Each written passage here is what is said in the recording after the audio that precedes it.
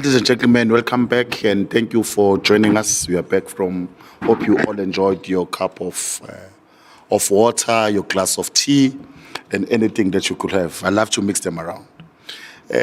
We are now coming to our next session of the day one session, and I did indicate that we've got a panel of young people who I will not be responsible for the facilitation of that, but I think I must declare that before I step out, I've been misled and told that my job will be the most shortest and easiest. Probably the latter could be true, that is short, but it will prove, as you will see and hear, the most difficult and extraordinary person I must introduce here, whose CV, even just at reading, I think I do qualify to get probably an honors or at least a junior master's, get some credits towards it. Because her rich portfolio, of course, does indicate that I need to be closer to being eloquent enough to read some of these difficult words. I'm here to introduce our facilitator, whom, of course, will introduce this beautiful panel, looking stunning. She holds a PhD in chemistry, and I think it starts there. Once you start saying chemistry, everything that follows, it won't be easy. This was just not an ordinary chemistry. Her areas of interest are physical and inorganic chemistry. Her research focuses on the development of photocatalytic and nanomaterials based on the synthesis of carbon-based nanomaterials, metal and metal oxide nanoparticles, as well as the biodegradable polymers for the use in the development of smart photoactive nanocomposites applied industrial wastewater. Am I close to what you did? Okay. I don't want to misrepresent your interest. I tried, eh? So this is like I have passed the matric, just to introduce her. Let me proceed. She earned her master's in chemistry, which she obtained as well with cum laude from the Northwest University, where she worked on the synthesis of nickel and cobalt oxide nanoparticle grafted on the multi-walled carbon nanotubes and graphene oxide for the detection of hydrocarbon pollutants in water. Still okay? Okay. I want to make sure. I've been deceived and I don't want to lie about your stuff. Additionally, her research involves negotiating and engaging with various stakeholders such as the private companies, the public sector, and affected communities to find attainable solutions to the real-world problems or challenges. Dr. Bokhanyo has been awarded highly competitive awards and grants such as the Sasol Inzalo Fellowship, the Northwest University Postgraduate Bursary, the NRF Skills and Innovation Fellowship, and also the Institute of Nanotechnology and Water Sustainability, which is still holding until last year, from 2016 to 2020. She also won a first prize in the 3rd International South Africa-Taiwan workshop, which was held in 2018, and was also shortlisted for the Mail and Guardian South African Top 200 Young South Africans. That was in 2020. Just in the midst of COVID, when you get nominated. Icon.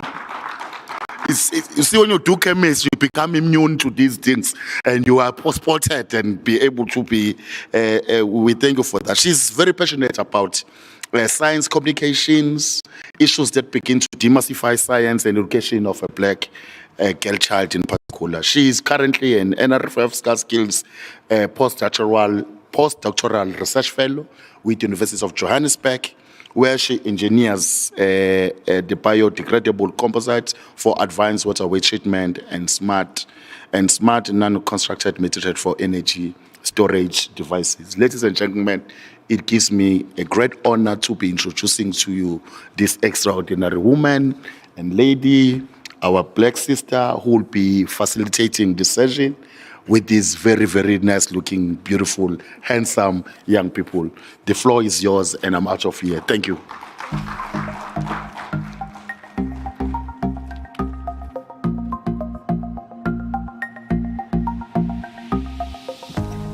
Good morning. Am I audible to everyone? Thank you for having me. Good morning, everybody, all protocol observed. Now I feel a bit like a fish out of water. I was asked to facilitate the youth panel dialogue today under the theme for this year's World Population Day, reaping the youth demographic dividend. So the question that was posed to us when we were prepping was, did we equip you to reap the demographic dividend? And what else is needed? So I was born in the 1980s, the mid-1980s, and I feel strongly that children born in the mid-1980s are special ones, especially in South Africa, because those were literally, we lived the best years of our lives, childhood, adolescence, and youth was spent during the first quarter century of our democracy. And what a time it is to be alive. Yesterday we had a very interesting conversation with the panelists that were here, and a lot of it, I found myself sitting in my chair, squirming in my chair and getting a bit of heartburn because I was like, okay, they're saying all the right things, and as far as public policy implementation goes, everybody's failing. What's going on? Everybody's failing. They're talking about all these great ideas, but are we doing it? Is it happening? Are they actually getting it right?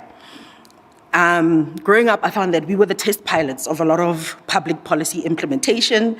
For example, we were the first to get co-ed sex education. It wasn't a thing, but we were the first. We were the first to go to Model T schools. We were the first to participate in STEM Saturday school projects to make engineers because we wanted to create a knowledge-based economy. We were the first to be with the UN South African Girl-Child Alliance. We were the first to see GMOs, cloned plants and animals. We're the first to see children, or we're the first to be the children that have been born from mothers who are taking PMTCT treatment and ARV treatment. Some of them have lived, some of them have not. We were the first to get the HPV vaccine when it was brought to South Africa. We saw the decriminalization of sex work and marijuana. And, we've been test implements because our democracy is new. And I think when I was a little younger, I'd be a little angrier. But you grow up and you realize that, okay, it doesn't help to be angry. There are people, Jacques, Pierre, the people in charge who are writing all these big books, and they're really trying, and so we're the test and implementation. And I guess, and as far as advocacy goes and getting the job done, we're the subjects to see if we'll actually get it right in another, NDP 2030?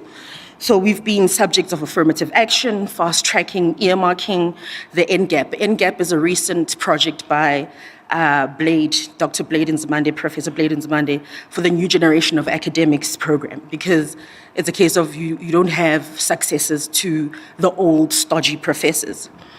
So from a personal perspective, I love being South African and living here, and I'm not going anywhere, really, because this of, no, we're leaving, nothing works, it's not the thing.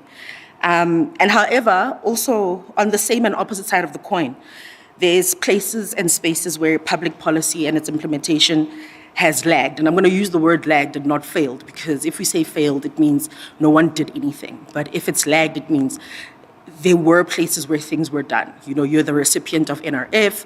Government has made private corporations to give bursaries. You were the recipient of that. You've been to Saturday schools. You were the first kids to go to technical high schools. You've been fast-tracked. Things have worked. So there are places where things definitely have worked, and in other spaces they've lagged. And I guess that's why we're here today. And part of sitting down and having a conversation is about seeing where we could do better. So I'm not here to lambast government about the challenges and impediments to public policy and its implementation. I think you're more experienced and you know better the complex machinery between the great ideas and getting the job done. So today we have 6 youths, 5. I'll no longer be youth in November, but we've got 6. We have 6 youth today who are going to narrate their personal stories and tell you if they are really equipped to reap the youth demographic dividend. And afterwards, please engage them in a discussion. Thank you. So the first speaker I'm going to introduce Sharon Mkhale. She was born in Tshwane, Gauteng, and is doing her final year of medical school at UCT Faculty of Sciences. Her passion lies in advocacy, surgery, and mentorship. And she's often takes on leadership positions because she believes that it's only when someone decides to be actively part of a solution that we can fix a problem. She's held numerous positions in leadership as a transformation officer at the Rochester House Committee, the Cardiac Society Executive Committee, the Health Sciences Students Council chairperson, SRC International Students Chair, and she's been the ambassador for the Nelson Mandela Children's Fund. And one of her greatest achievements was being named one of the 100 outstanding youth leaders at the Nelson Mandela Youth Parliament in 2017. And her latest achievement being the establishment of an AfriFund at UCT dedicated to assisting African international students from disadvantaged backgrounds with university debt. Sharon? Thank you so much, Dr. Diseko, for that brilliant intro. So that's me, Sharon Mkhale. So in terms of being equipped to achieve the demographic dividend, I'm going to speak specifically about health as one of the 5 pillars, specifically mental health. And I feel like in that aspect, we've really been lacking. Just to give a little bit of background context on why specifically I went for this topic. As a health sciences student and as a young person in university, we're encountered with mental health issues on a daily basis. When I rotate through psychiatry as part of my course, I meet young people my age who are struggling with psychological issues. Even people who come in with general medical problems come in also with a lot of mental health issues, which are compounded by social issues. So this year, SADC reported that 30.6% of students in the past 12 months had thought of suicide. And then 90% of all teen deaths in South Africa, 9%, of all teen deaths in South Africa are due to suicide. So this points to a very big issue, which, was highlighted here and there during, the presentations this week. Specifically, Mrs. Zulu's presentation also did speak to mental health.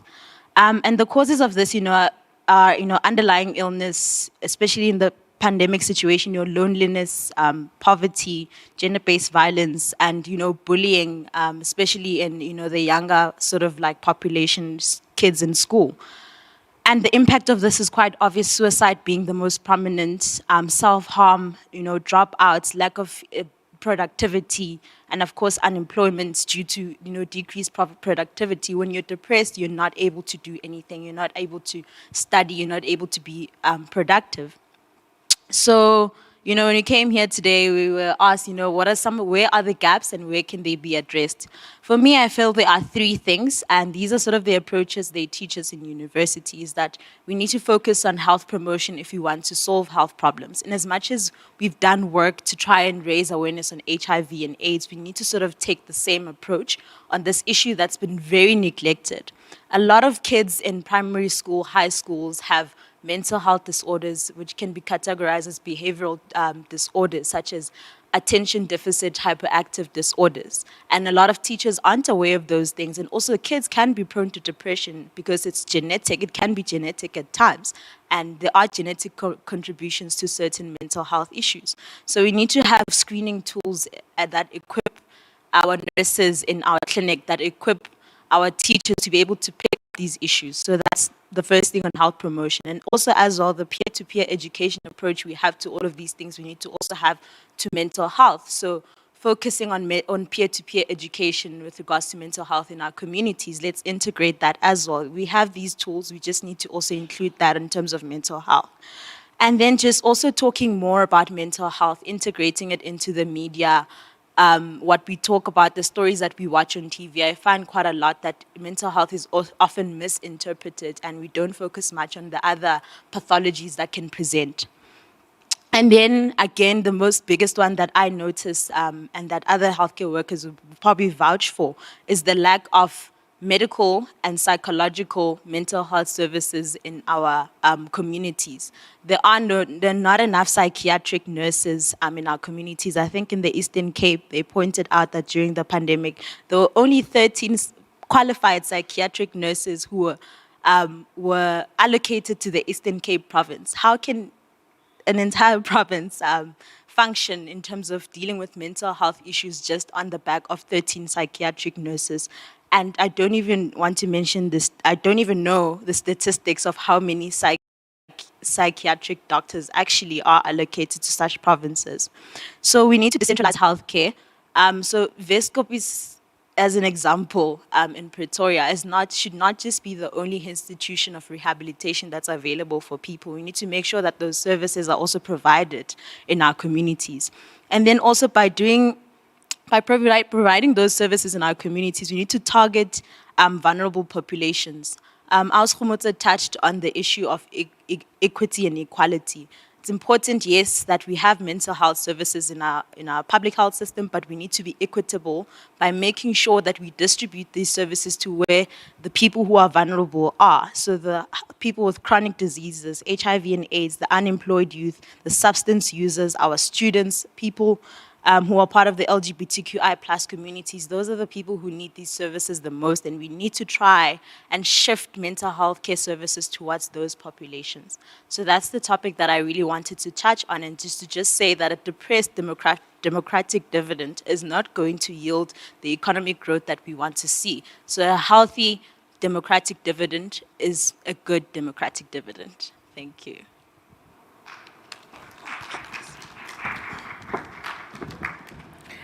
Thank you, Sharon. Are there any questions from the floor, comments to Sharon about the issue she's addressed? We've got health, DSD. So, Sharon, a question that I have is, as a young Black woman, I found that growing up, a lot of my friends now were in our mid-30s, and they're only now realizing that they need to go see a therapist. So you find that when you do then come home and say to your parents, Mommy, I need to go see a shrink, or I need to go see a therapist. She says, why, what's wrong? So are you not finding that, or in your experience, especially as a medical student, that there is a lag in communication, especially intergenerational communication between parents and children, about it's okay to see a therapist? Because the issue also with mental health challenges is that it's not like a broken arm.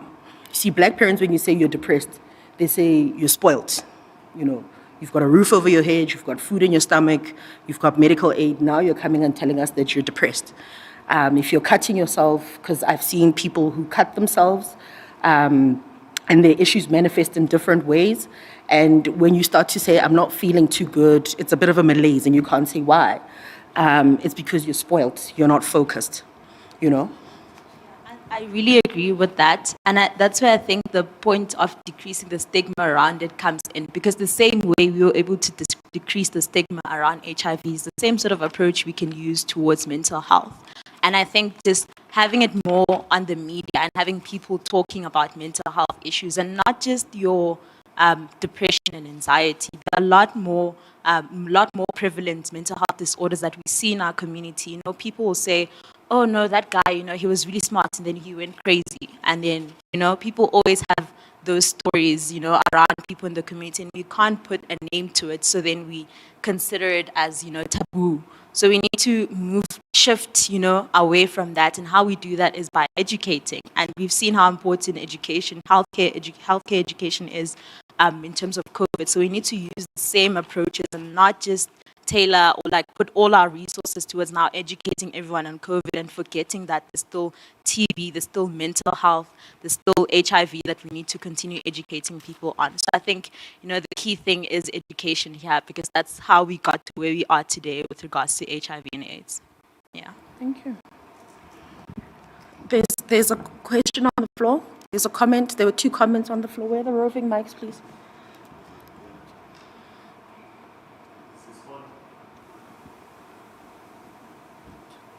One, two. Yeah, with us, we start testing mic 1, 2, 1, 2.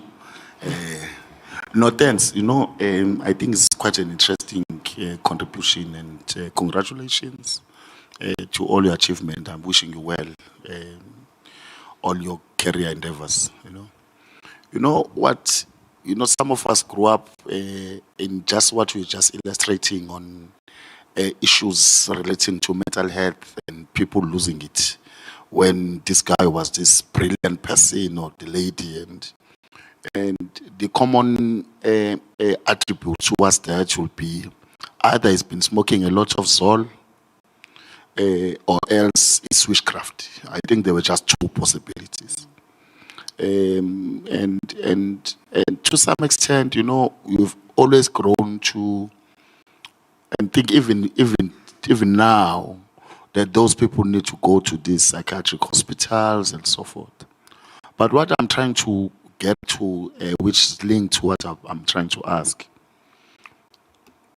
it's quite interesting that nowadays we begin to see the emergence of izangoma and traditional, even amongst the celebrities. I don't want to mention names here, but it seems to be cool now. These sangomas are tweeting, they're on Instagram, and they're very trained. It's no longer that scary sangoma with half chicken on the head, and you think, you know, these people are cool.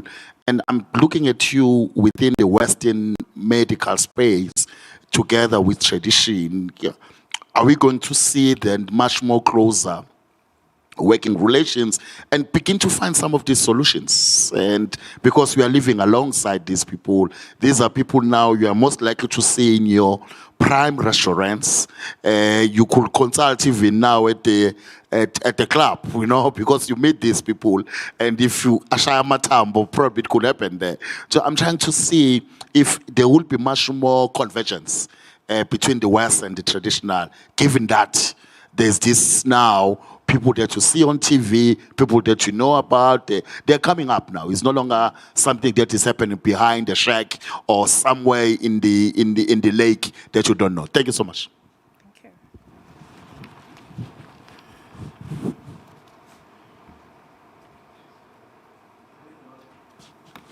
One, two, one, two. Thanks a lot. You really touched a very beautiful topic. I wanted to pose a question. Do you see any connection between spirituality and mental health? And also, my experience also with practitioners like psychologists and psychiatrists, I've realized that in most cases, they don't seem to be well trained to deal with this spectrum of mental health, because it varies so much from one person to another, to the point that I've observed in some few facilities where they treat people with the mental health. If you go there, for example, one sick person once went for treatment, they give them medication, and he says, I think you're giving me too much sleeping pills, 7 pills, this thing can affect me. And the nurses will just be dismissive, because they have a perception that you probably, you have lost your mind. But in that case, you'll find that, the person came to the hospital driving himself, can still speak sense. I don't see them very helpful. And the other challenge also that I want you to reflect on these facilities too, I've realized that there's just over-reliance on drugs. And Voltaire once said, doctors prescribe drugs they know very little about to people that they don't even know much about, which in itself can be a challenge. I just want to read that quote for you just quickly in a second. Just a second.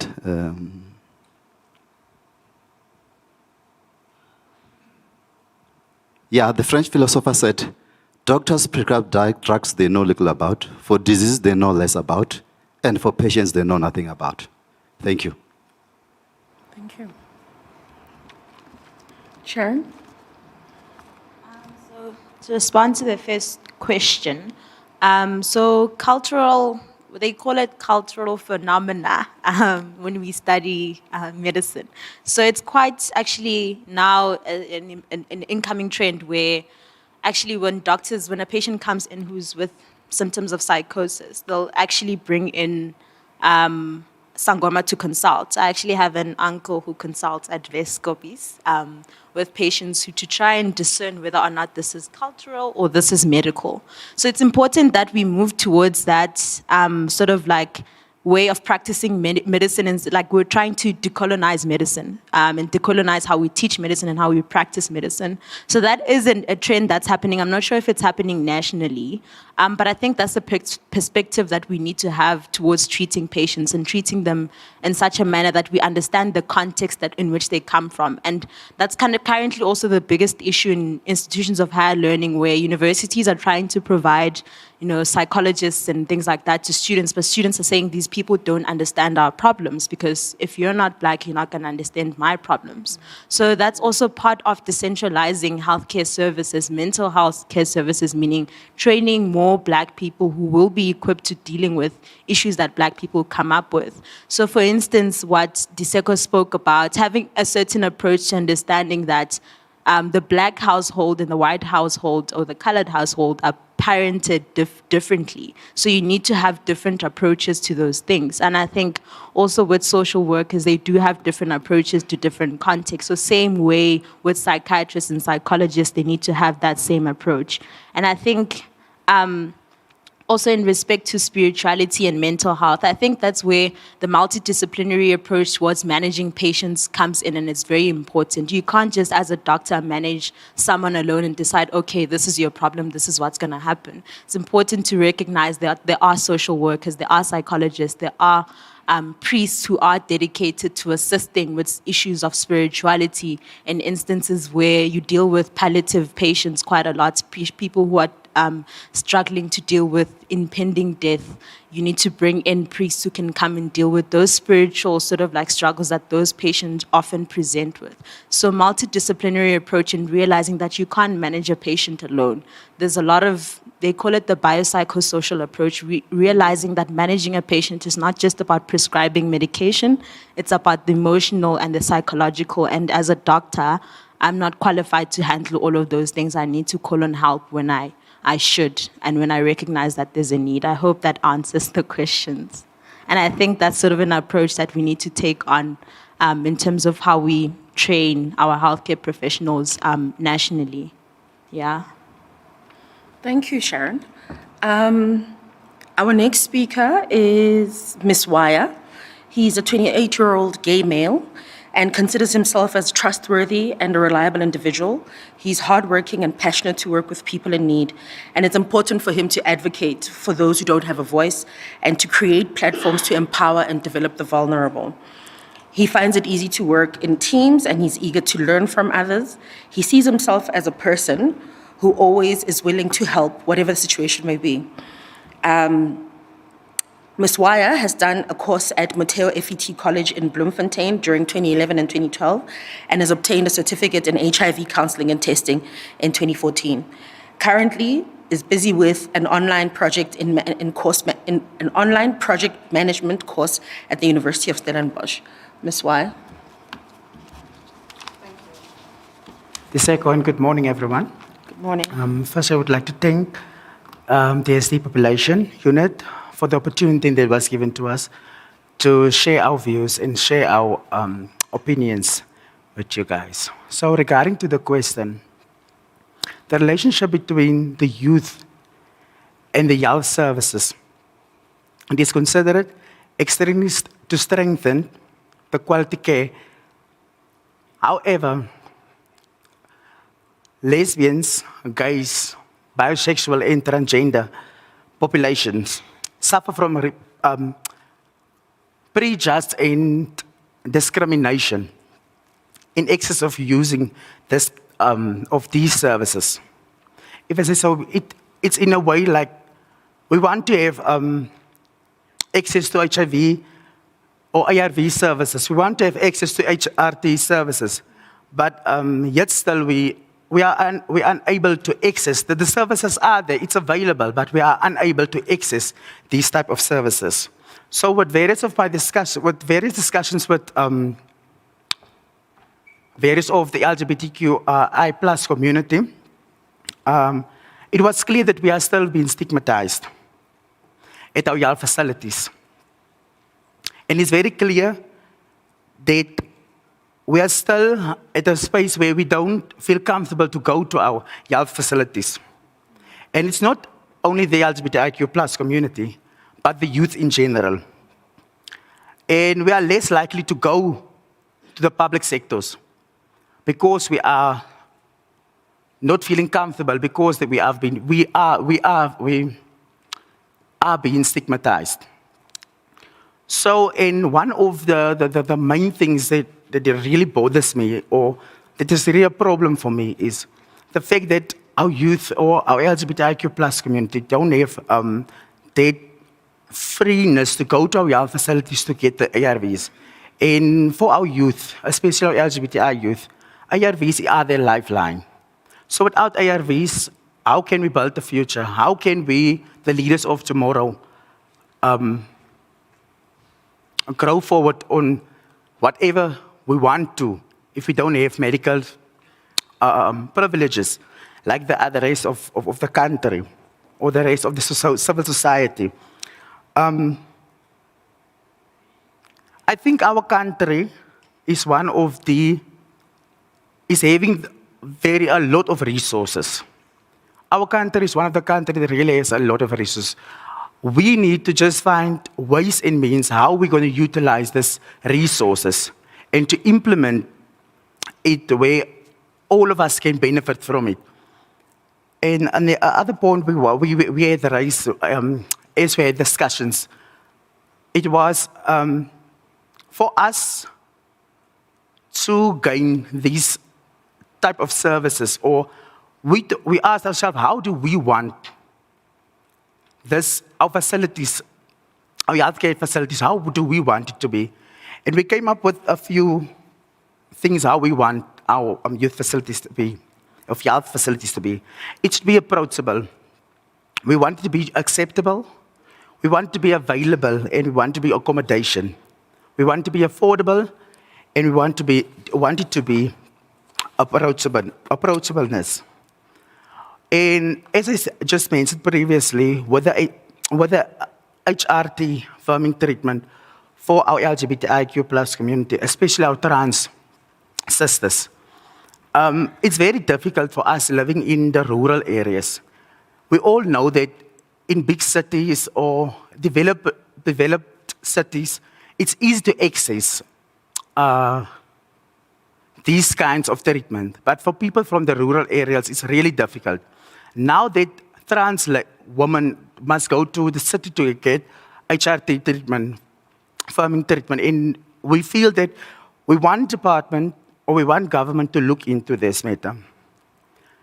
We must look at our rural areas to provide our people with this kind of services, or our youth with this kind of services. We should also implement effective policies when it comes to LGBTIQ plus youth and access reproductive health services and facilities in an environment where high quality health and education provision is possible. We want people or young people to begin to see themselves as capable citizens and also active agents of change. As someone once said, and I firmly believe in this is a quote that I really love: the health and wellness of the youth are the health and wellness of our nation. So let's take hands and form an unbreakable chain. Because it's only when we are going to take hands as youth, as LGBTIQ plus community, as in general just everyone, it's only then when we can form a unity and stand for each other and be there for each other. Thank you. Thank you, Ms. Wire. Are there any questions from the floor? Commentary?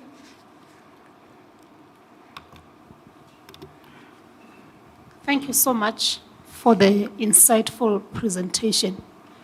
I actually want to comment rather than ask a question. I will highlight the COVID-19 period. Ne?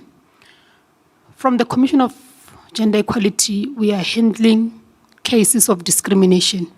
So now I'm going to zoom into the cases of discrimination against the LGBTI community.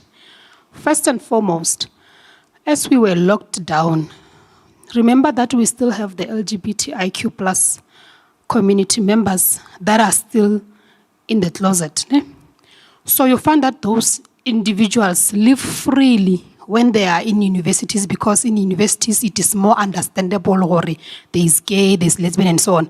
Whereas in your deep rural, it's just a case, it's just a taboo. So now it's an issue of, when we go home, you pretend to wear skirts so that mommy cannot notice. And then when you come back to the university, you are free, you can exercise your sexual orientation and so on and so on. So now that they were locked home, then they reached depression.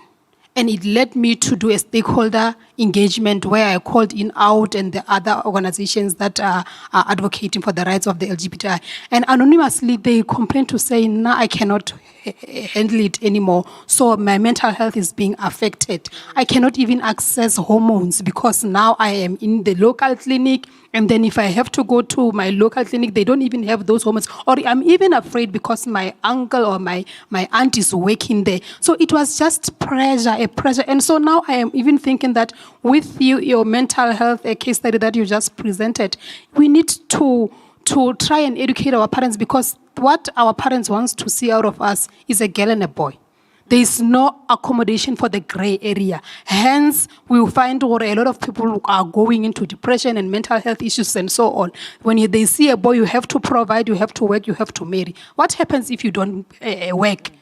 It means you're not going to marry. It means you're not going to be a boy, something like that. So we need to start a discussion from our homes to say there's these things. Yes, we know what they were binaries, but as we evolve, things change, and we have to have a way of accommodating such. So I appreciate your presentation, and I understand where you're coming from, and I need all of us, all the departments, to join hands together and ensure that we advocate. We advocate for the rights of women, we advocate for the rights of the LGBTI, we advocate for the rights of everyone. It's all about human rights, and if we are together, we can conquer and we can ensure that the services that we provide are equitable. Thank you. Thank you. There's another question at the back.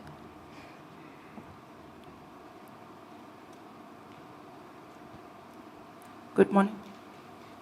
1, 2. Okay. Good morning. Morning. My name is Dimakatso. I am from an organization called Power 4. I'm grateful for the presentation that just went out now. I'm the I from the acronym. I'm an intersex person. So I'm born with both genitalia. I'm born with a penis and a vagina. So the norm is a male and a female. People are used to women and men, meaning I'm always excluded. Even the I is from the acronym, for me it always stood for invisible or ignored. So not having my bathroom from school, because it's always a toilet for a boy or a girl, but there's no toilet for the Makatso. I do exist. There's people born like me, we do exist. So already that does cause a mental problem. So facilities, that is supposed to be there because for the fact that doctors know that we do exist. That means there should be a toilet for people like Dimakatso.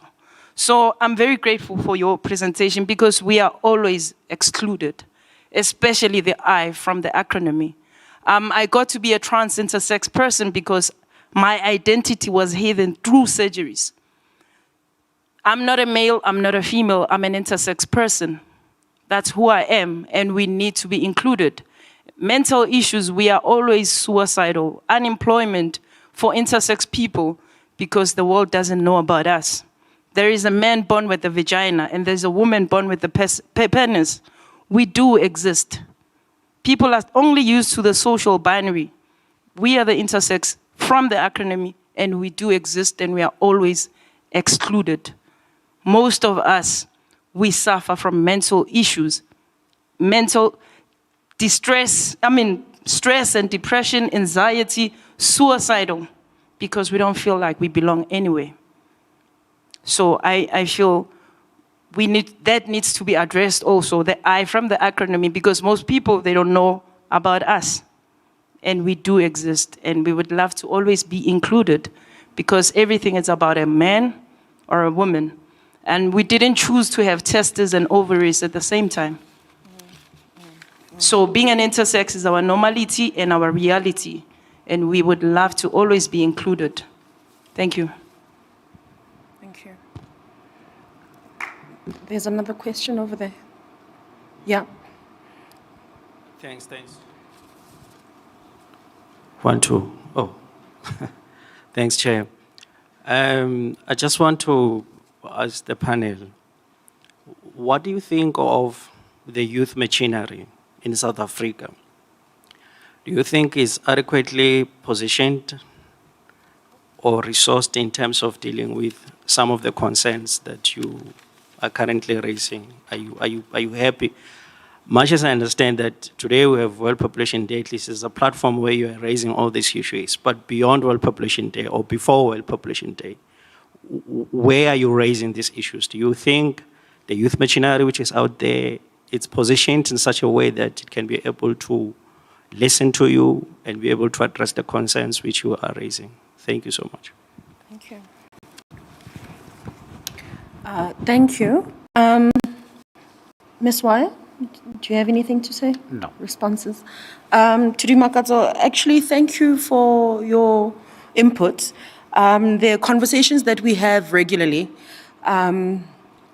This gentleman over here, he's the one that calls us out and calls us to task on bigotry, because you could be very well educated, but you have your bigotist tendencies, unaware, well aware, and so on. And the conversation I always have with him is LGBTQIAP, whatever, don't ask what I'm doing behind closed doors.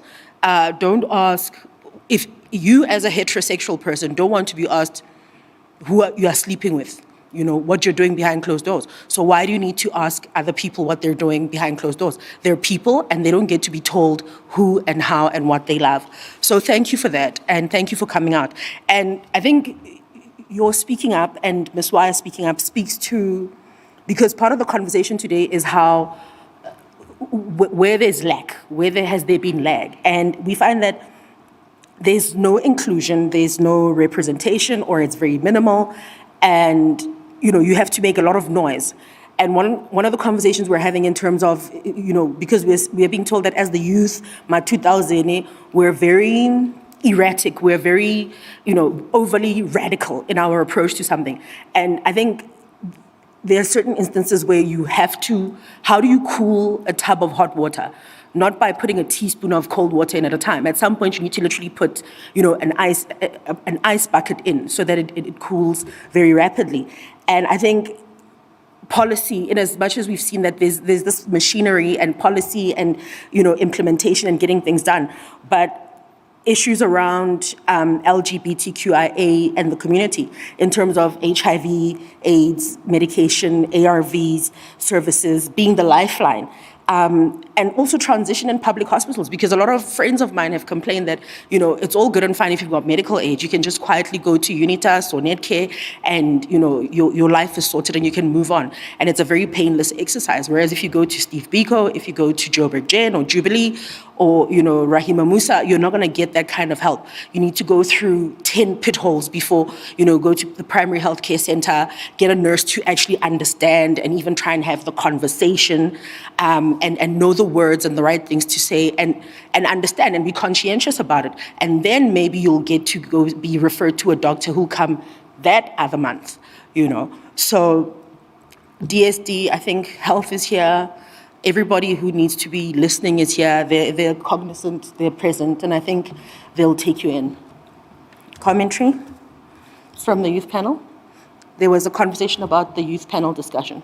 Just to respond to the gentleman's question, I'd like to respond to you as a heterosexual black man, a cis heterosexual black man. I'm straight. I was born with this body. I behave the way society expects a person in this body to behave. I wear pants. I shop from the boys section. I'm a straight black man. To answer your question about the machinery, I think it's all there. I think the resources are all there. I think the ideas are all there. The problem is with the individuals that are responsible for signing off on the programs that give the LGBTQI community the human rights that the rest of us have are people from a different era who don't quite understand or who aren't prepared to grapple with a world that isn't strictly heteronormative, in a world that has gender fluidity and sexual orientations that are different from what they know, from what they understand. I think we still have a lot of people who are in positions of influence and power, but because of how they think with regards to these particular issues, they don't get the kind of attention that they deserve, even though the resources are there, even though the machinery is there. So my problem is primarily that the people in those spaces, the LGBTQI community at national, provincial, and municipal and local level aren't being represented by other LGBTQI people. Thank you. Thank you, Matupi. Our next speaker is Ms. Tracy Lee Fredericks. She's a voluntary radio presenter at Partners in Sexual Health. It's a platform where she voices young people's issues across South Africa. And Tracy Lee is a self-defense instructor. And she believes in interacting and training with young people within the sexual and reproductive health and rights, as well as self-defense empowerment. And she represents young people at provincial and civil society youth sector as a chairperson. She was born and raised in Kraaifontein, Cape Town, and through youth works within her ministry and community, she has led to empowering others and being part of a change. Tracy has done studies in psychology at the University of Western Cape as in the process of completing her degree. And her aspiration in life is to become an advocate for change within the community and a linkage to care for everyone seeking help. Tracy Lee. Thank you. I just want to leave you guys with a quote that I wake up every morning and remind myself with. Do not go where the path may lead. Go instead where there's no path and leave a trail. By Ralph Waldo Emerson. And with all young people that I interact with daily, I keep on telling people, we all have problems. There's issues everywhere. What are we doing about it? What do you want to do about it? So that's what I motivate myself with every day. I tell myself, before I try to complain or before I try to look at something, what can I maybe do about it? So I was very nervous before I started the speech. I was thinking, oh my word, what words do I need to put in here? What shouldn't I say? What should I say? But then when I was looking at everybody sitting in front of me, I was thinking, but I'm sitting in front of young people. In young people that is on our level, that is willing to hear us out. Young people that is willing to help us. So thank you for that. So now I firmly believe that the only solution to any issue young people are facing is by taking charge of our lives, by addressing our situation and taking action in order to improve our access to resources and transform our consciousness through beliefs, values, and attitudes. And just one of many issues I'd like to touch on is gender-based violence. And we can speak about it every day. It's in our headlines. We've heard our president said it's our second pandemic we're dealing with. We can talk about it's wrong. We can talk about the boy child, the girl child, and what we're facing. But why aren't we speaking about what we're willing to do? Why aren't we speaking about taking it from a youth perspective, going to the ground and actually seeing what, as victims, perpetrators, or bystanders, young people will experience all different types of gender-based violence as they grow up. Young people, women and men, boys and girls, LGBTIQ+ community need support systems and safe places to develop a positive attitude towards relationships in order to challenge our beliefs and support violent behavior. Young people don't condone violence, especially physical violence, but they quickly to justify it under certain circumstances, including if a partner cheats on you or if they're flirting with someone else. Furthermore, the belief that girls can provoke sexual violence, I think that it's underestimated, that people are not touching on the stigmas attached to sexual violence and the victim blaming. That is a very essential topic because when we face the challenges, we always ask, but why? Or what happened? rather than asking the person, are you okay? How do you feel? But we quickly to ask someone what happened. Where were you? When did this happen? And there's numerous factors, like I mentioned, that we as young people can constantly complain about, and as many would say, attack government on. I know the officials will always look at young people and be, oh, we're ready to listen to the complaints today. But a wise woman once told me that if you have time to whine and complain about something, then you have time to do something about it. So I acknowledge and I'm thankful for the space that we were granted here today. I'm thankful for all the efforts from all the spheres of government. I've been listening yesterday and I was actually proud of every sector of government for what you spoke and how you acknowledged all of us. And you acknowledged that there will be things in place for us. But however, there's not enough focus on the concerns and the concerted and sustained attention that young people deserve. Even opportunities for youth in the policy and decisions that affect them. And I spoke just before I was exposed to the SRHR sector, I didn't know anything about it. And someone told me that you need to make an effort to know things. But then again, isn't it a 50-50? The same way that COVID-19 hit us, we shine light on it with immediate effect. It was headlines, it was accessible everywhere. There was a pamphlet, it was on your phone, you got SMSs. So why isn't the important news also in the same direction? Why isn't young people also being shown on all these platforms, this is how you access a policy. This is what the policy is. This is the youth policy. This is how you can access it. And in order to maximize the potential of young people, a multi-sectoral framework should be established that considers SRHR, sexual reproductive health and rights, as an aspect of their development. So we need to understand how young people can contribute. And I know that the idea that young people cannot contribute as much as people that have studied in the field, people that have actually worked 40 years in a sector, should actually stop. Because, as previously mentioned from the health sector, that we cannot thumb suck things out anymore. The generation has changed. So we might think, when you're sitting in the office on top, you might think that condoms, HIV, those are the major topics right now, but when you actually come down to the ground, you'd see that STI is actually the issue.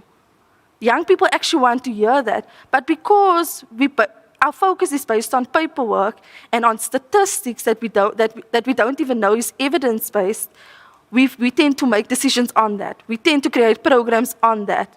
So as a suggestion, when you do create programs, when we do create interventions, policies, actually consult the young people of the communities. Consult them and ask them, is this policies appropriate?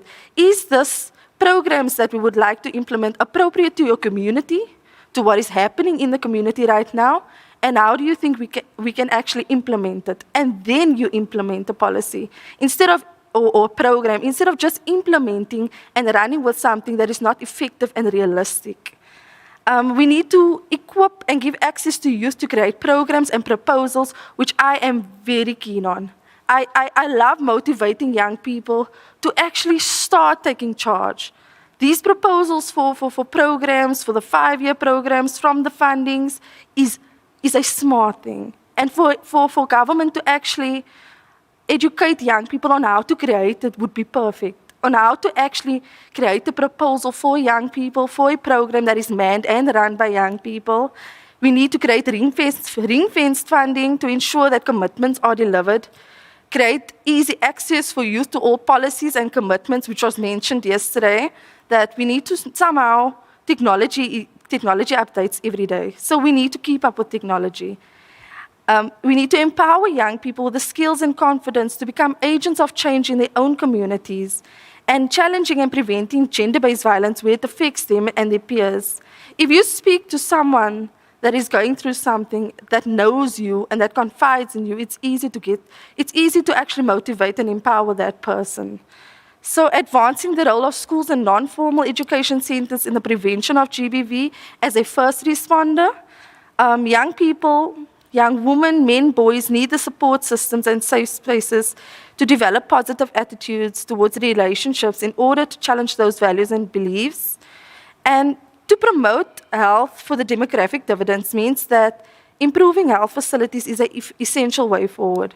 Health workers and facilities are really leaving our youth behind. And I think each of us is going to mention it. And we will constantly mention it because that is a major challenge for young people. And I do commend that the government has been trying. There is facilities that are separate places for the youth to go to, for their family planning, for any assistance, but it's not everywhere. And that's what we're actually persisting that you implement in every health facility. Health workers are not trained on SRHR. They're not trained on how to actually speak to young people, on how to speak to the LGBTIQ plus community. They're not trained on how to actually handle situations, as they mentioned in the mental health, as Ruwain also mentioned. Health workers should be our first step. And they mentioned yesterday that there's a beautiful course on the SRHR that's taking place. Why isn't it compulsory that the health workers take it first? Why isn't it compulsory that the people that is actually dealing in combating these problems take that course so that they can actually realize what they need to do and how they need to actually assist with the problems? The same way the Department of Education avails internships to the youth for working in schools is the same way that government can actually work with the health sector for young people to be in facilities. And I had a talk with young people, and they told me that they want to be in the facilities. Have a youth section in a clinic would be perfect. If a young person goes to a young person and they can direct you, I think that cuts one barrier. We tend to maintain certain norms because we always done it that way. And I always tell myself that, and I even tell my mother, them at home, that I say, you grew up in an era. It's not like that anymore. So you need to start listening. And I know that there's policies in place for everything, there's laws in place, there's structures in place in how you need to do it, but we also need to be open to change.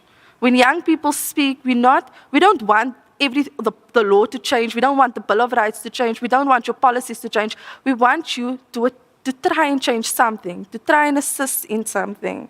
So we require government to be open to new ways of doing things. Having young people in a group can be refreshing and can help you work more effectively. So make these platforms available with consistency, not just World Population Day for us to be sitting on this panel. Next week we should be getting a call to ask, okay, how can we assist you? The following month we should also get a call and say, there's a program in that area, do you not want to assist the government officials there? So we need more platforms like these with young people. So we need to have a seat at the table at decision making. Social media is not only a tool for opportunity, it's a tool for growth. Last year at the World Population Day, we met a brilliant young person that created the 350 grant, the 350 grant, how you need to apply for it. And that is amazing what government did. So why can we not do that for the young people as well? Why can we not create a tool where young people can contact young people that is actually trained in fields of SRHR, and where we can respond to them on that. WhatsApp is our first tool, where we can respond to it. And if it reaches our limit of expertise, we can then take the young person to a further health facility or to a respective person that they need.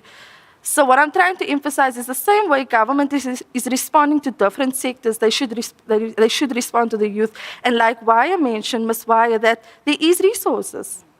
We just need to aim it to the right direction. We also just need to see how we can make use of it.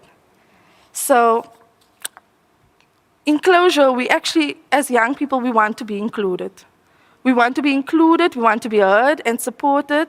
And Ms. Lamini mentioned that evidence can only be based on realistic issues. So we need to start at the ground because nothing about us without us. So we need to sit there when you tick a box, we need to sit there when you come up with an idea, and we need to sit there when you actually want an opinion. And that is it from me. Thank you. Thank you, Tracy. Are there any questions from the floor? Comments? The roving mics, please.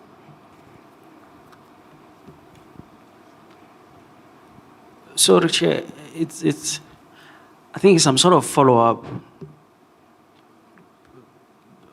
on the question that I've asked earlier on. Mm-hmm. But I'll ask it differently now. We are coming from municipalities, all of us here who are seated in this room.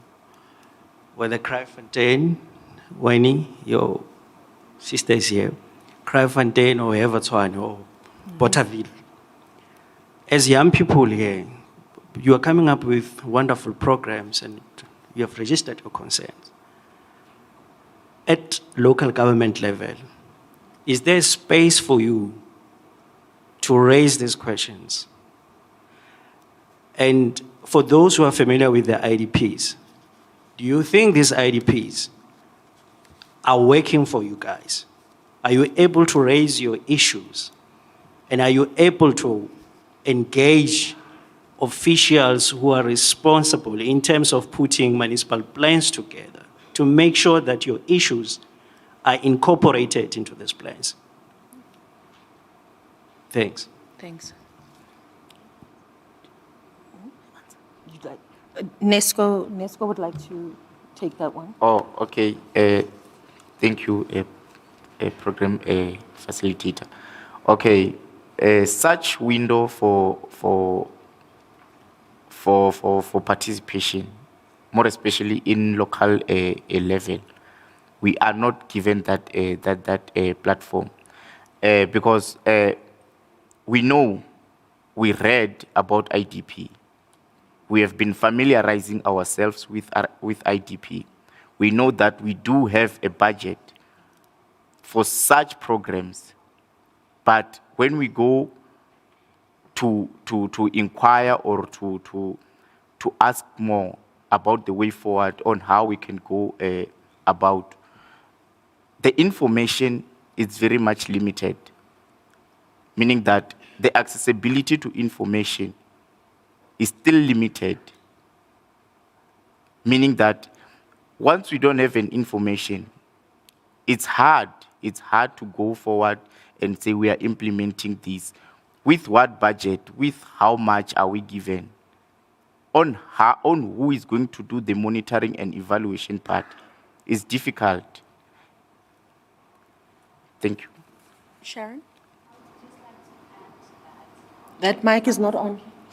I would just like to add to that. So I live in Bronkhorstspruit, which falls under the Tshwane municipality. And I think when the IDP budget came out for 2021, 2022, I did actually send a comment on it because it was posted on the Tshwane website and they said, send your comments via email. And they did actually follow up. I was quite surprised that there is actually a follow through on your comments and they tell you this is going to be presented on this day and this is how they go through the comments and adjust things, whichever they do. But I think it's just the process is there and there are people who are looking at public comments that are coming in, but it's not put on social media where young people are. It's not put, well, on television where, you know, the older people in the communities are. So if the information is there and the processes are there and the policies are there to say, if we implement a budget, we need to have this certain duration of time where we call for public comments. I mean, like I only just by chance came across the article on the Tshwane website that said, oh, comment on the IDP budget. And then I commented on the health section because I was interested in that. But it's not implemented everywhere else, surely not in the Western Cape, surely not in other provinces as well. So it needs to be a process that's put in public. So if you are going to implement programs and policies, you need to implement young people, you need to find young people. And you're asking about where are young people talking about these issues. A lot of people, young people on social media, I'm pretty sure each and every community that we are from has a Facebook page where community so-and-so, so young people are on there commenting about, oh, there's load shedding. Do you guys know what happened? Someone died. All the announcements come through those pages and government is not utilizing the platforms where young people are on, which is social media. So how you get in touch with us is by using the platforms that we're on and by also using our language to talk to us. The same way you use a specific language in talking in your business meetings and speaking in your policy engagement meetings. There's a certain language you need to, certain approach you need to take with engaging with young people.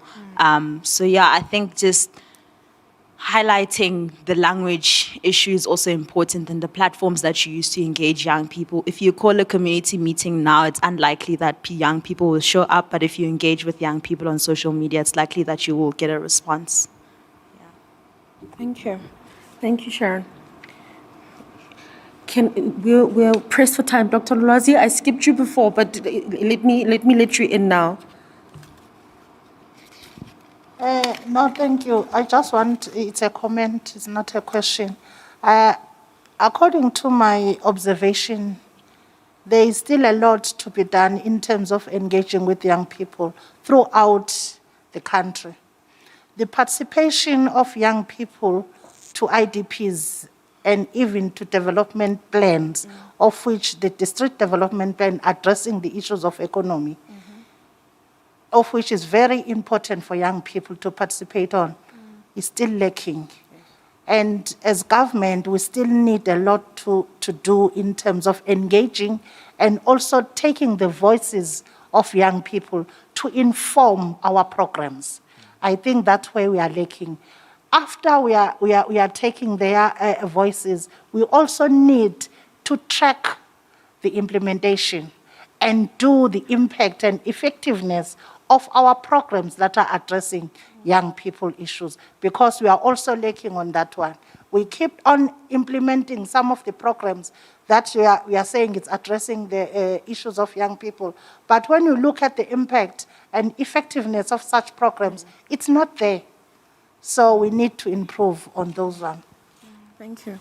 So then the core issue there is then that peer group programs and sexual and reproductive health programs and services need to evolve, one, and also municipalities need to also preoccupy themselves with the soft issues, because it seems like they're primarily preoccupied with issues of infrastructure and service delivery. Our next speaker is Thabiso Molopo. He was born in Mpumalanga, Buhlebesizwe, and he's from a family of 7 siblings. He's a double amputee, and he lost both his legs when he was 8 years old. And before that, he used to be a prolific football player. But because life was unpredictable, he lost both his legs. And after that, he used to live in fear that he would not become anything in life. And he spent most of his life trying to understand his disability because it hasn't gotten any easier. But now he can say that he has better understanding, and he hopes to change communities on how they see persons with disabilities. He has a strong feeling that we should all be treated the same, no matter your physical challenge and how you're built, how you're born. One day he wants to be remembered as someone who fought and wanted to bring change in society through his hard work, commitment. Thabiso Molopo is an actor, a speaker, an entrepreneur, and occasionally he's an MC and a freelance journalist. Thabiso, the floor is yours. Thank you. Hello, everyone. Like she said, I was born in Mpumalanga. So let me get to the point. Well, after my accident in 1996, when I had to go back to school, I was deprived the opportunity of not going back to school, which obviously had the long-term consequences of me matriculating late and whatnot.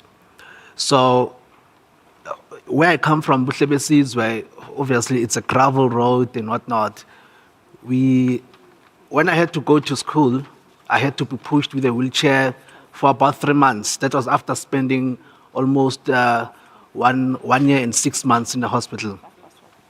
So I had to be pushed to school and whatnot. After that, the principal said, after 3 months, 4 months, he said, no, Thabiso, we can no longer accommodate you here because the wheelchair, there's no good access for it and stuff. So I had to go back home and stay home for the rest of the year, which is another almost me losing some time of studying.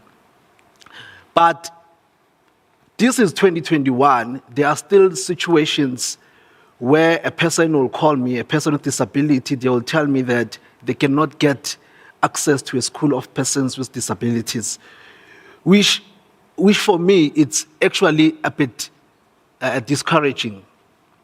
Another point that I wanted to bring out, it's an issue about, I use prosthetic legs, artificial legs. Of course, I've had the privilege of getting one of the best, but what about a young man from Evembe, young man from Ntunzuma, who doesn't have the privilege of getting the funds to get those legs? For example, when you get the legs from the Department of the Public Sector, the hospitals, when you get the legs there, sometimes they will not be comfortable. They will pinch you. You'll end up having sores. That's why you'll find most people, let's say this person does not have enough funds to buy the legs. They get the wheelchair for some time. Then they'll get the access to the legs, which I've used before I got these ones. You'll get sores. You would not be able to walk. It will be a very much a terrible experience. So I feel that the government needs to introduce a space where all these facilities will be accessible to everyone. Here I'm talking about also the issues of enough disability schools.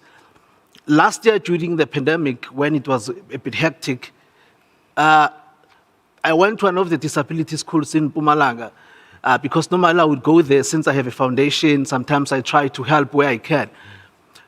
The classes were so packed.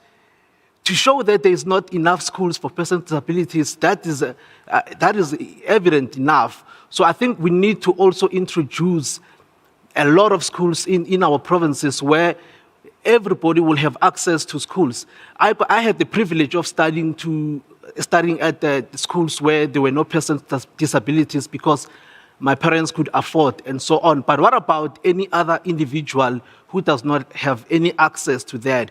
What about any person who does not have, their parents were not, they don't have enough resources to take them forward. So today, my point that I'm trying to bring is that they need to reintroduce things that are going to accommodate persons with disabilities. Another point that I wanted to bring on, which is very important, there's this regulation that was introduced some time ago about BEE and so on.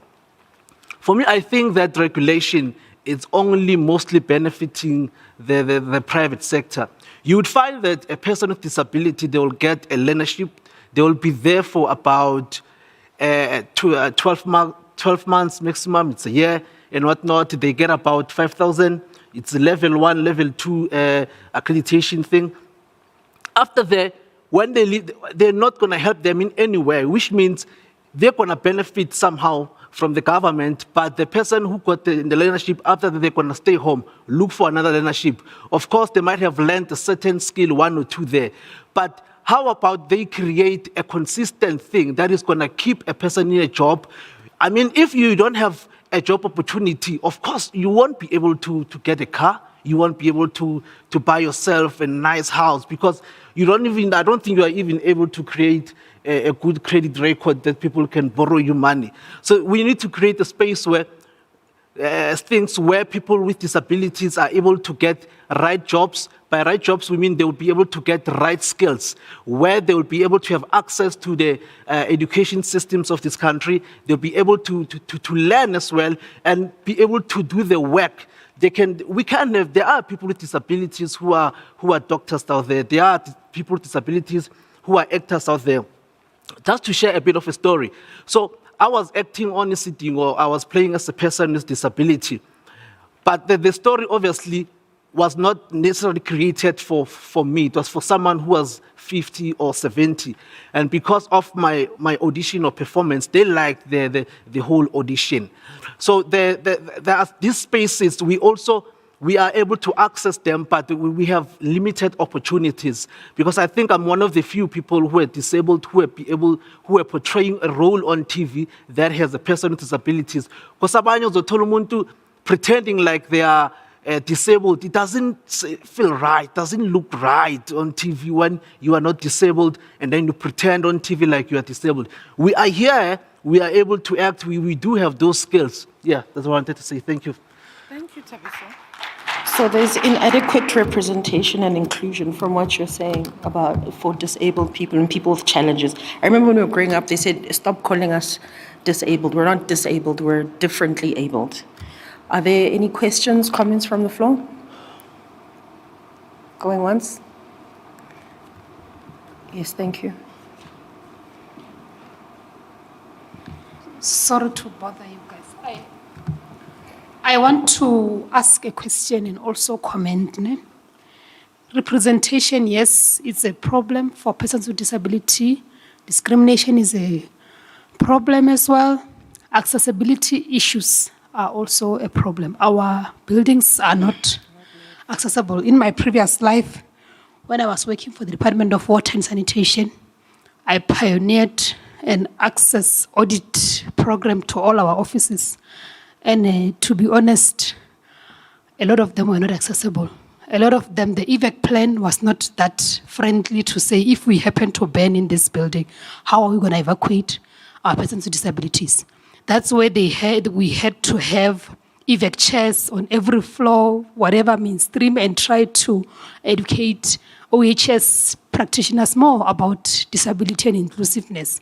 So now my question is, when I was still in this disability sector, we were saying we have to do away with disability schools. Why am I saying so? When they are away at their own schools, they miss an opportunity to integrate with the able-bodied children. So that was what we were arguing against, to say, I have a sibling who's a person with disability. He goes to Helen, France for the most of her time. That person misses the opportunity to bond with me. And then when she comes home during holidays, it's a mockery because the other children around the community, they are not used to her. It's like a puppet or something like that. So we just said, you know what, within the mainstream schools, we need to empower and create awareness on these very teachers that are there to accommodate these learners even within the same group so that they don't miss the opportunity to integrate mix up with the others. So if we are creating their own world, I think it is for advocacy, but we were arguing that maybe you can assist me in that sense. So I think I remember teachers were they were recommended to do a special needs course, which later was called an inclusive schooling or inclusive teaching and learning. So I don't know, are we still going that way of having their own schools and then not being integrated with the mainstream population? Or what should be the Department of Education, if it's here, maybe they can highlight on that one, or even DSD. Because really, if we are going to be, remember, even the schools, if you can check, they are very, very far from home. It's impossible for the child to wake up every day from his home to the center. It means sometimes it's 2 hours away. So can you see how that child misses the bond with the family and everyone else? So I just want us to be clear on this one, because really we all used to argue it a lot. So maybe you can highlight me there, since I have left the space. Yeah, I think with that one, I think it's going to depend on the kind of a disability the person has.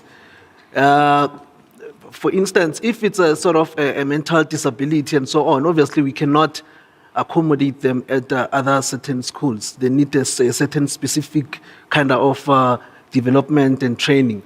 But if someone like me, let's say physical disability, let's say the hand, no limb or whatever, I think they can be accommodated. Like myself, I did my primary at there was no disabled person there, even in high school. So I've never actually been in an environment where I study with a disabled person. So I would agree with you, but with regards to the physical disability, so it depends, yeah, because some might be deaf, some might be blind, and so forth. So they need different resources for different disabilities. Thank you, Tabiso. Because we're pressed for time, I've been prompted for time. I'm not going to take questions, so please engage them during lunch. I'm going to introduce our next speaker, Nesco Miyambu Langutane. He's 24 years old. He's from Limpopo, around Vuwane, Balangane. He's a postgraduate student at Northwest University, the Mafikeng campus, and he has a bachelor's degree in population and development studies. He did his honors in population studies, and he graduated cum laude, and he's currently finishing off his master's in population and sustainable development at NWU. Previously, he worked under Colisa Management Service as a research field worker to collect data for early grade reading support. And the organization was joined by USAID to collect data for monitoring, evaluation, and analyzing the project, which was implemented to improve reading and writing style among learners in primary school within the Dr. Kenneth Kaunda district and Ngaka Modiri Molema district. Right now, he's also a research assistant at NWU in the Department of Population and Demography. And he's been a graduate assistant at Population and Demography, and he's a supplemental instructor, a tutor. He won the best poster presented during the Population Association of South Africa conference that was held at the University of Venda. And he presented a paper that he wrote with his lecturer, Ms. Miriam Ngake, titled The Correlates and Prevalence of Female Genital Mutilation Among Women in Mali. Nesco, over to you. Yes, thank you, Program Director, once again. Okay, I will reflect back to what Diago said about demographic dividend is not a gift. It is earned. It is earned through investment. Such statement, I can sustain it by the quote by Denzel Washington, which said, anything you want, good, you can have. So claim it, work hard to get it. When you get it, reach back, pull someone else up. Each one, teach one. Don't just aspire to make a living. Aspire to make a difference. With the high rate of teenage pregnancy in South Africa, it is very much important to invest in their health. South Africa continues to experience an increase in teenage pregnancy. During this COVID-19 pandemic, the rate continues to increase. One may say that it is due to lack of accessibility to family planning, which is true, and lack of information, which is true. We know that some parents at home find it difficult to talk with their children about sexual, reproductive, and health rights. It still remains a bottleneck for those parents to talk about the sexual, reproductive, and health rights, because they feel like they will be humiliated. And there are lots of studies or literatures which are done in regards or in relation to teenage pregnancy. Some includes economic factors, household factors, and also age at first sex. I won't touch many of them since we are running out of time. Okay. The 2016 Demographic and Health Survey, South Africa, estimated a total fertility rate of 2.6 children per woman in 2016, of which it shows a decrease from 1998, which in 1998 it was 2.6. It was 2.9. However, the district health information system used by the public sector found that 13% of deliveries occurred in the public sectors in 2018 and 2019, of which those deliveries were among teenagers before the age of 19 years. However, there are lots of factors which are associated with teenage pregnancy.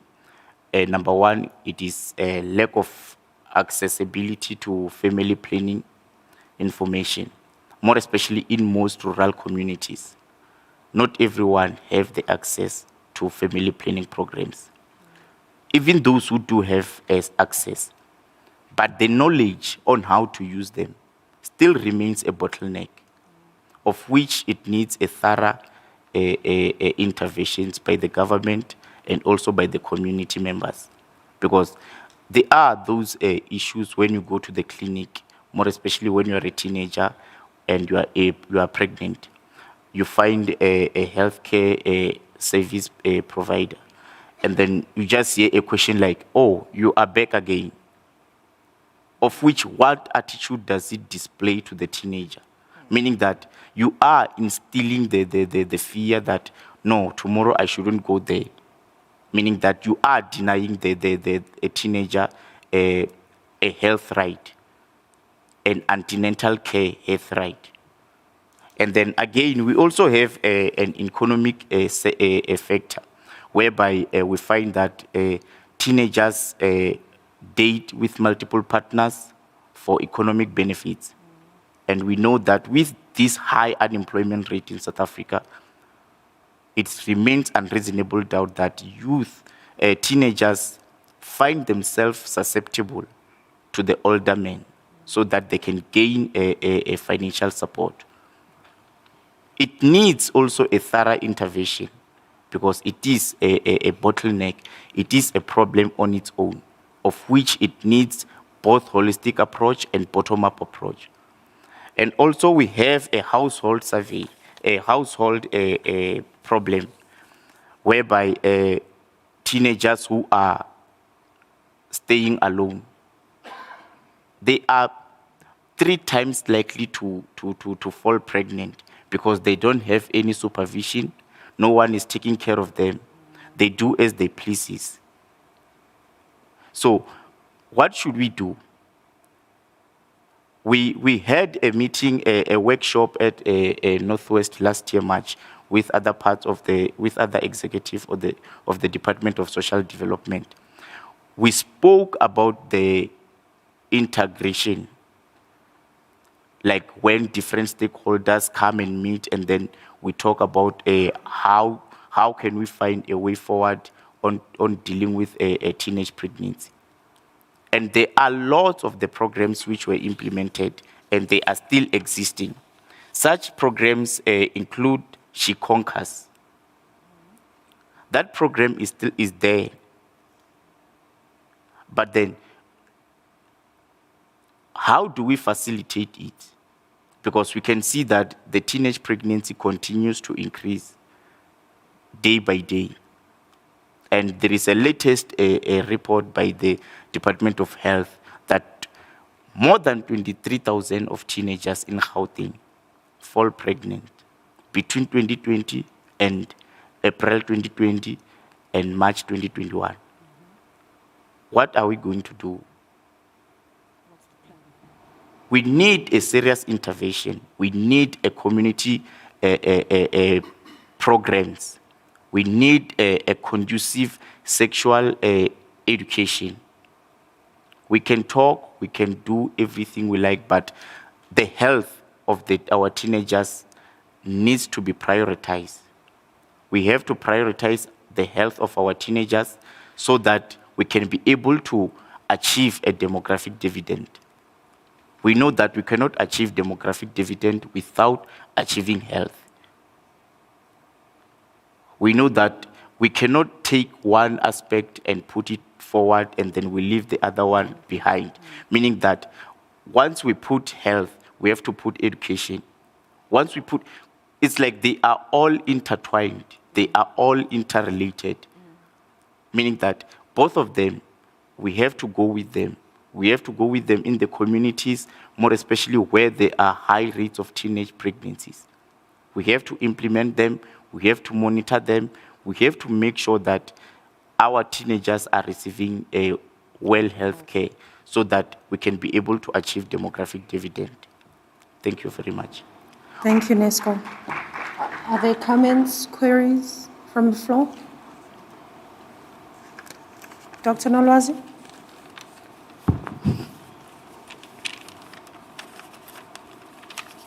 Thank you. The issue of early pregnancies is really affecting the society. When you look at the teenagers who have just gave birth from 2020 to 2021, from the age of 10, their mothers are teenagers themselves. What it says, as social development, as civic society, there's an aspect that we need to attend, the causal factor, the family unit.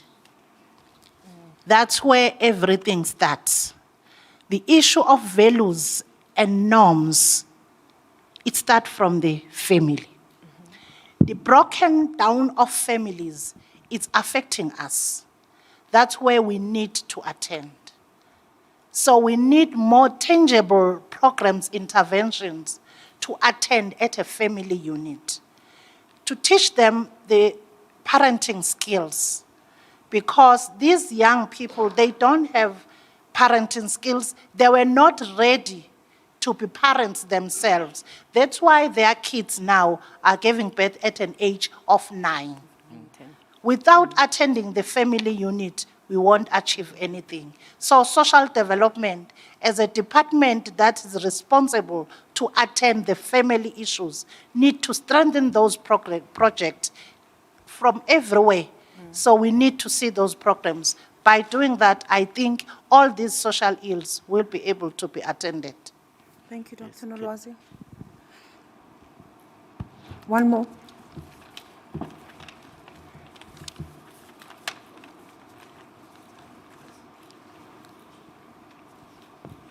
Yeah, just to add on what Doctor has said in terms of creating programs, I reckon that when it comes to teenage pregnancy, the focus is on a girl that got pregnant. It shouldn't just only be about the one who got pregnant, because both of them, male and a female, they are both pregnant.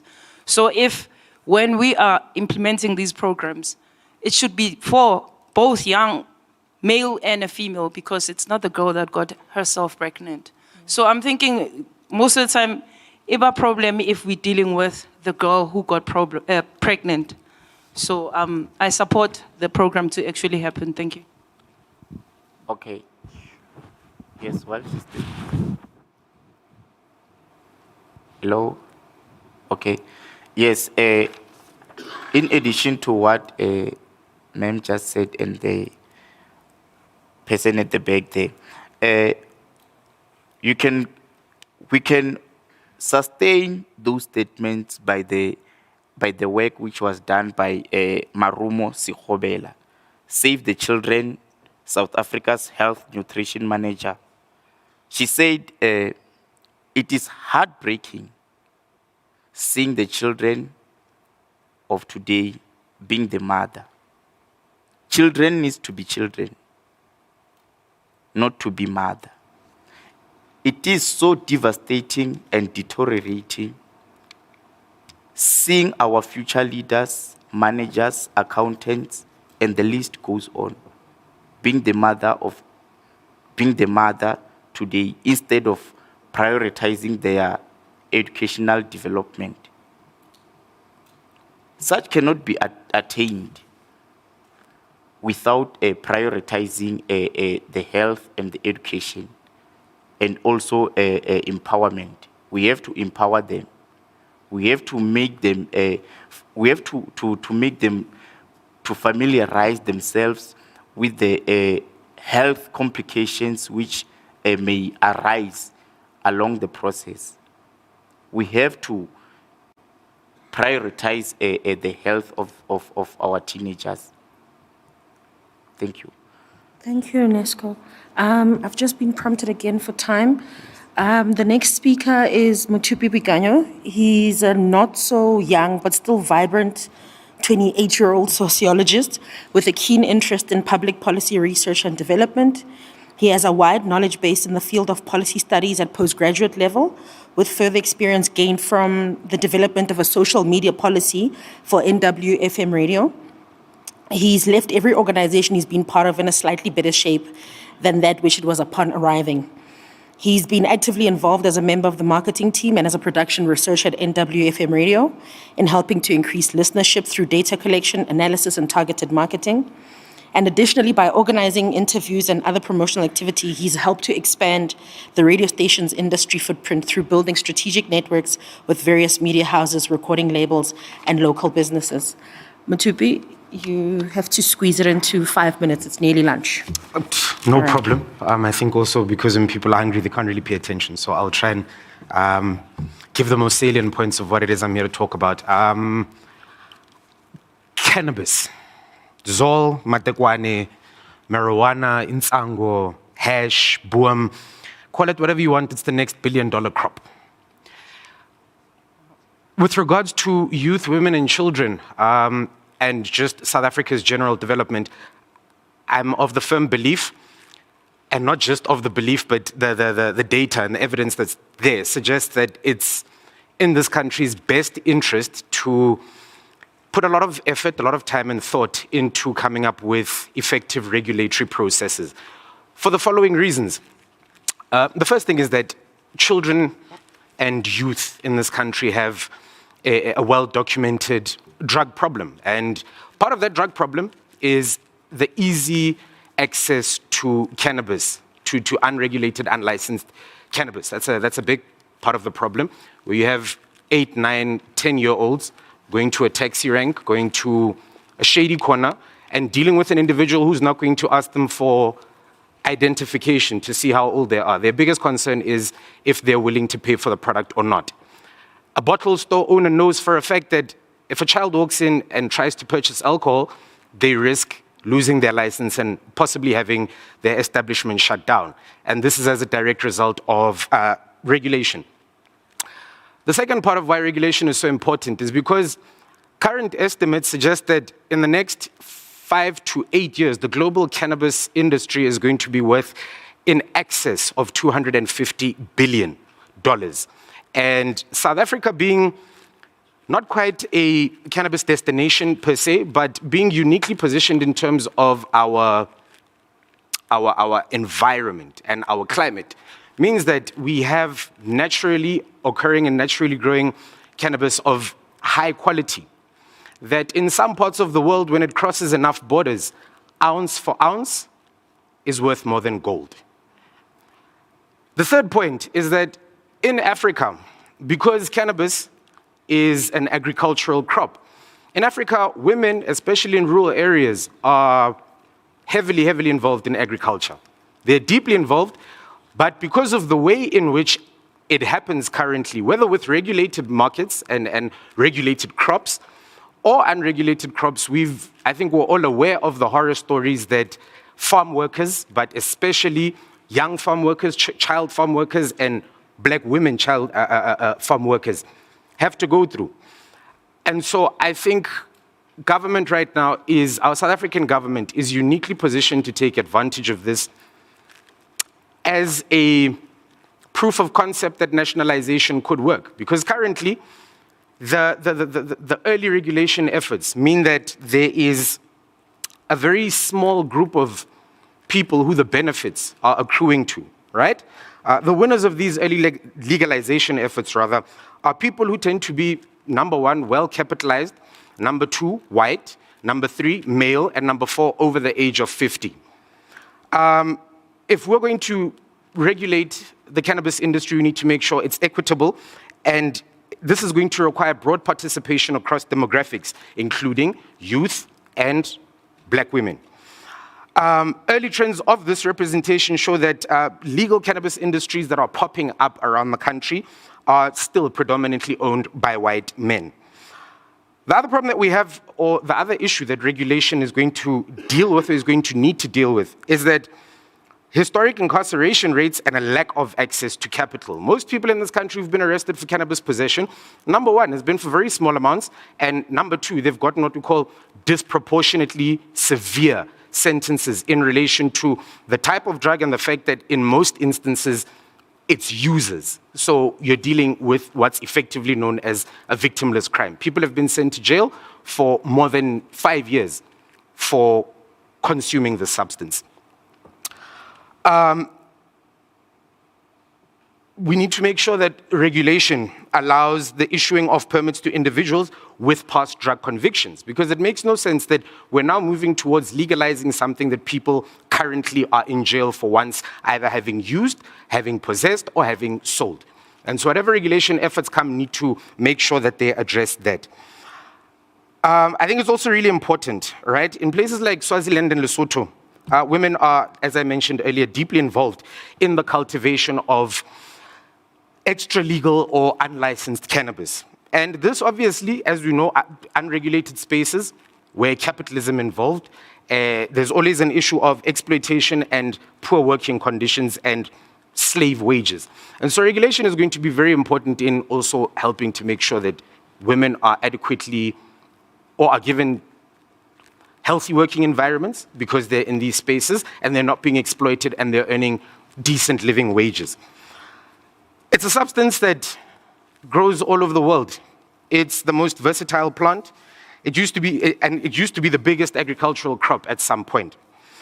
It's the most robust, durable, and natural soft fiber there is to be found on the planet. At some point, it was used for fabric and textiles, for lighting oils, for medicines, and paper. Something interesting that some people don't know is that the first paper mill in America was actually based off using hemp. So it's quite ironic that in 2021, we have to try and figure out and navigate complex, complicated, I guess, cultural terrains, because that's really what this speaks to, is where different ideas and different cultures surrounding this substance clash about how we need to move forward with it. And so for me, I think the most immediate way that government can deal with this is by creating cannabis incubation hubs. In the same way business hubs exist, where you have a person that has, or an individual who wants to start a company, a business that needs to be supported up until it can crawl and then walk and then run. I think our government is in a position where it owns a lot of land, where we have a lot of unemployed STEM graduates who happen to also be women and who happen to also be young. We have a government that can provide resources to create an entire value chain from seed to sale, from planting all the way to the dispensary, that can involve Black women who are already in this agricultural space, as well as science, technology, engineering, and mathematics graduates who can apply their qualifications and skills either to the processing, to the cultivation, to the business modeling and the business processes. We can also use women who are in legal spaces to help navigate the regulations and the legal terrains that are in this space. I think if government can make sure that they regulate cannabis properly, it's going to, number one, make sure that it's taken out of the hands of children, because as we know, it's a psychoactive substance that impacts how your brain develops. And before a certain age, it's very bad for children to be getting a hold of this substance.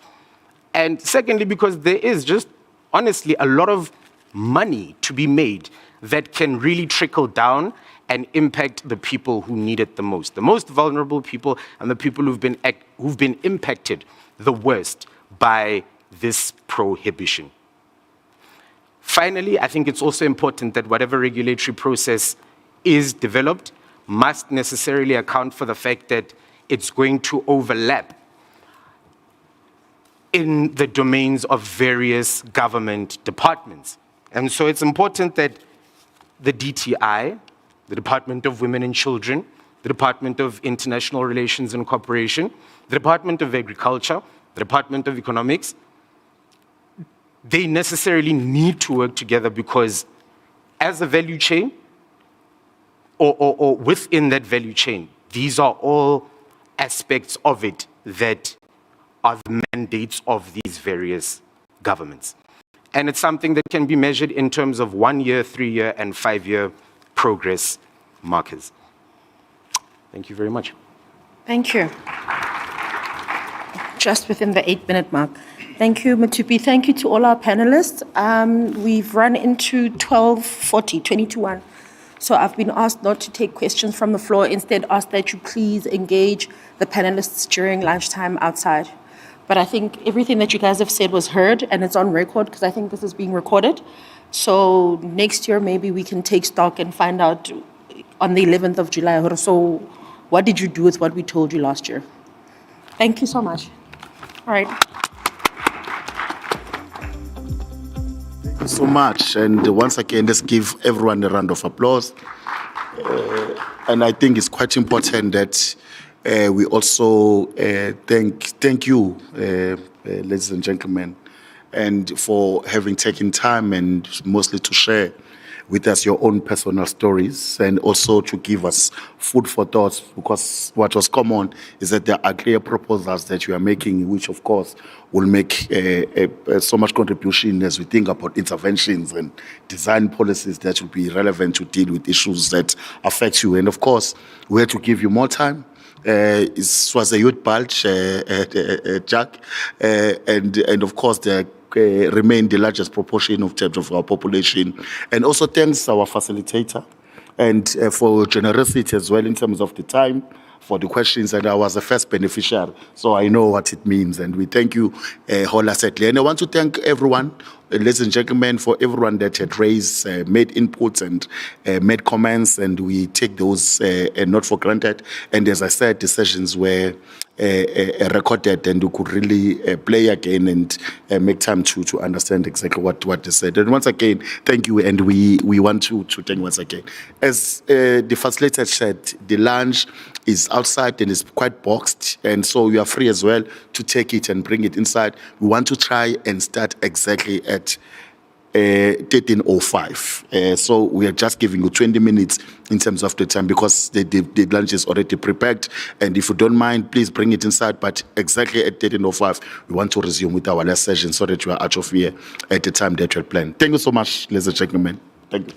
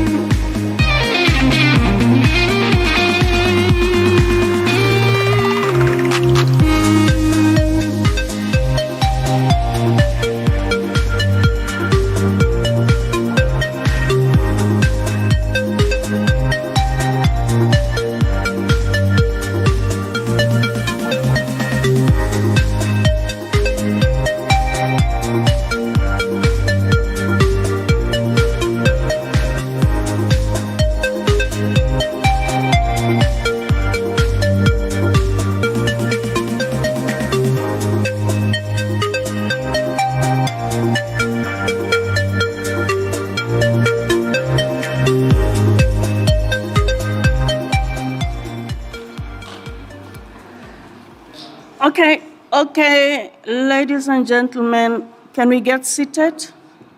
I'm going to start now. Good afternoon, everyone.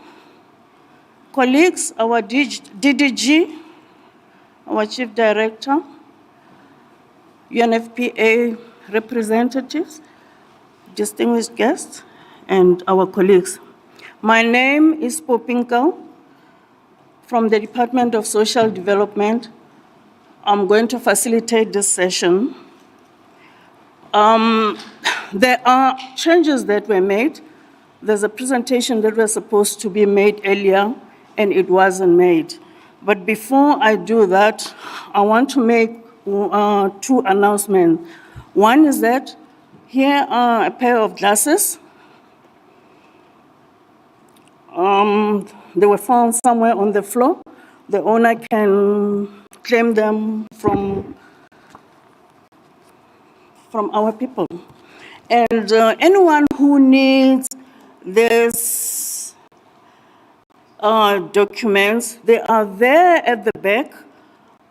You can have 2 copies or 1 copy, which you require. This afternoon, we were supposed to have 4 sessions, and we are going to have presentations. We are going to have 5, as I indicated earlier. And we are going to have a presentation from Buiswa Mpini from Department of Education. And we are also going to have 4 presentations which addresses exclusion, inclusion, exclusion and inclusion in the labor market, and which particularly affect young people, and how we can harness inclusion to reap the dividend. We will invite questions and comments after all the presentations are made. And without any delay, I will call Buiswa Mpini from Department of Education to address us.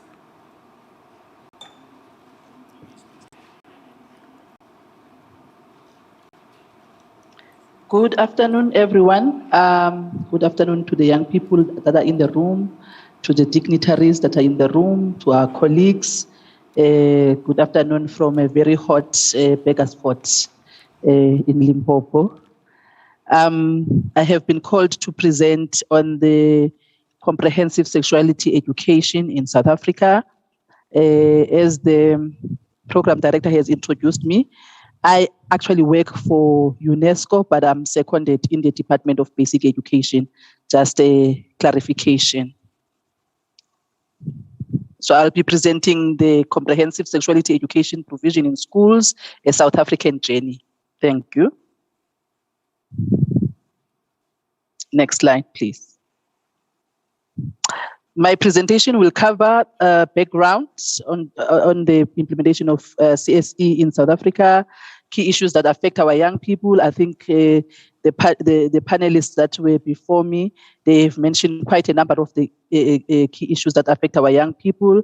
Then I will talk to the framework, to the policy framework of the Department of Basic Education that has led to the implementation of CSE, briefly share what is CSE, and then explain the difference between CSE, comprehensive sexuality education, and sex education, so that we can dispel some of the misconceptions that are in the public space. And then I will also talk to briefly why Department of Basic Education is implementing CSE, then how is CSE implemented through the curriculum, the CSE scripted lesson plans, the core messages that are in the scripted lesson plans, what is the target in schools and the focus, and then the CSE implementation through the co-curricular programs of the Department of Basic Education. Then end off by talking to some of the misconceptions and myths that were in the public space, especially at the height of the opposition to CSE in the country, and then talk to evidence how CSE is working and the lesson learned. Thank you. So basically, the Department of Basic Education is responsible for plus minus 25,000 schools, where we have a plus minus 12 million learners in grade R to 12 in the 9 provinces. As a sector, we are aware of the number of adolescent girls who have sexual relationships with older partners, and that these incidences continue to increase. Another challenge is that early and unintended pregnancies in South Africa among adolescent girls between the ages of 10 to 19 remain a challenge that undermine the basic education sector's mandate to make sure that all learners complete the basic education. The General Household Survey in 2018 indicated that pregnancy increases as the age of adolescent girls become older, where we see about 28% of adolescents between the ages of 17 to 19 experiencing early and unintended pregnancies. And out of these girls who experience early and unintended pregnancies, only a third stay in school and return and come back to school after pregnancy. The country in 2017 reported that about 7.9 million of people of all ages are living with HIV. And while HIV infections, while we saw that HIV infections among adolescent girls have decreased to 1,300 per week, we still maintain that they are still very high, as the adolescent girls and young women are disproportionately affected by HIV. And as a country, we are still falling short of our targets that we set in 2012. Also in 2017, the country started to see an increase among males of the same age group as the adolescents, of about 11% of new HIV infections. And then also the last SACMEC study, which was done, of course, in 2013, which we need another new information, indicated that in South Africa, grade 6 learners have knowledge to prevent HIV of less than 40%.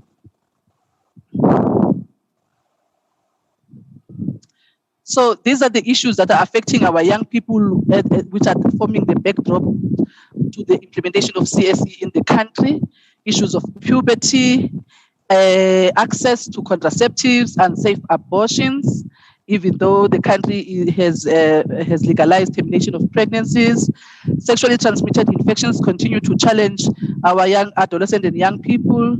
Issues of sexual orientation and gender identity continues to be a challenge in the sense that our LGBTQI communities are vulnerable to discrimination and stigma.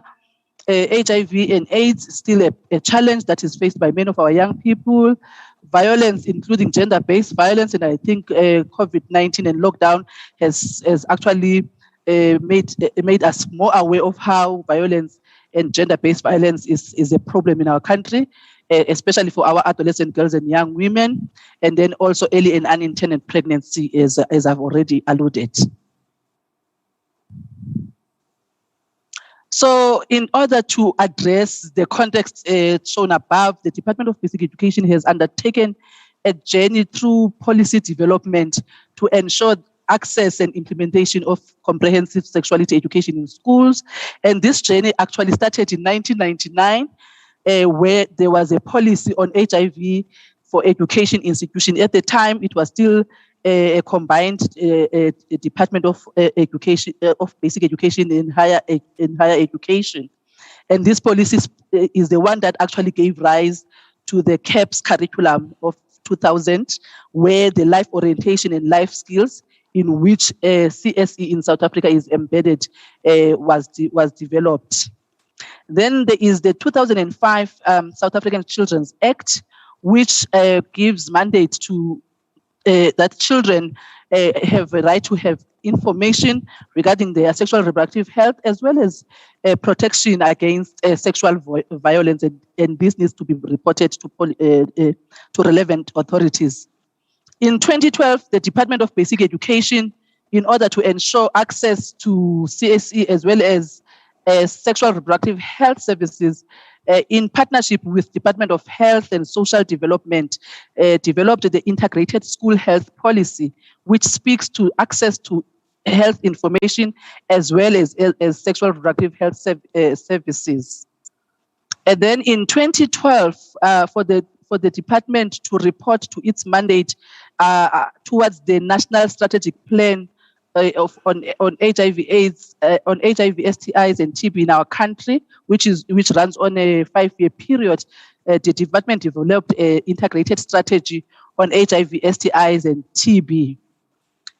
And in 2013, the country endorsed the commitment called the ESA commitment, which is the Eastern and Southern Africa commitment, between which is an interministerial commitment between health and education and other ministries working with young people and mandating countries in the SADC region, in the ESA region, to ensure that adolescents and young people have access to CSE as well as sexual reproductive health services.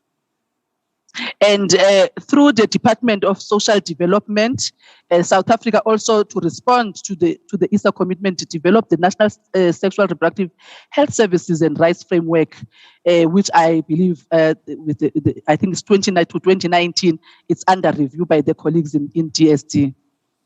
And then also our country, currently now, I think the policy has been revised and finalized, the National Youth Policy, which speaks to the Youth Agenda, Development Agenda 2020 to 2030 now. And it is also for this policy that the Department of Basic Education wanted to meet the mandate of ensuring that young learners in schools receive CSE.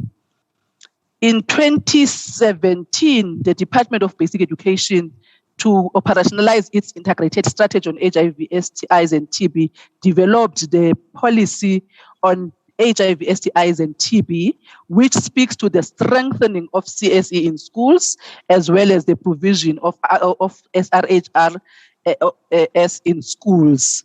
And in 2018, to respond to the issues of school-related gender-based violence, the DBE also developed the protocols for management and reporting of sexual violence in schools. And these protocols also speaks to the issues of learners having access to knowledge about how to prevent sexual violence, which is key in CSE. And then in 2019, DBE, to operationalize the provision of sexual reproductive health services in schools, in partnership with social development again and health, also developed the standard operation procedures for the provision of sexual reproductive health and social services in secondary schools. So what is comprehensive sexuality education? A definition from the UNESCO International Guidance on Sexuality Education 2018 defines CSE as a curriculum-based process of teaching and learning about the cognitive, emotional, physical, and social aspects of sexuality. And CSE is offered in formal and informal settings, and it should be scientifically accurate, culturally relevant, based on human rights approach, age appropriate, and development appropriate. CSE aims to equip children and young people with knowledge, skills, attitudes, and values that will enable them to realize their health and well-being as well as dignity. It aims to help adolescents and young people develop respectful social and sexual relationships, and to help them consider their choices, how their choices affect them, as well as affect the well-being of others, as well as to understand and ensure the protection of their rights throughout their lives. The difference between sexuality education and sex education is that sexuality education addresses relationships, it's developmental and age appropriate. Therefore, it's recommended that at certain age, certain information must be given to young people as they are developing, and that is relevant for that particular stage they are in. It does not compromise the innocence of the child, and it addresses the whole person. It addresses issues of psychology of the person, emotions, mental and physiological aspects. It also includes morals, life skills such as decision-making, communication, goal setting, and also values. However, sex education, which I think when opposers of CSE are opposing the curriculum, are actually thinking of sex education rather than CSE, is that it teaches the how of having sex and mostly focusing on the physical aspects of sexual activity. And it's actually more a job of a sex therapist, and sex education is not offered in schools, but CSE is offered in schools. Why CSE? The international guidance on sexual education from UNESCO provided evidence across the globe where that showed that CSE has positive effects, including improving young people's knowledge and improving their attitudes related to their sexual and reproductive health and behavior.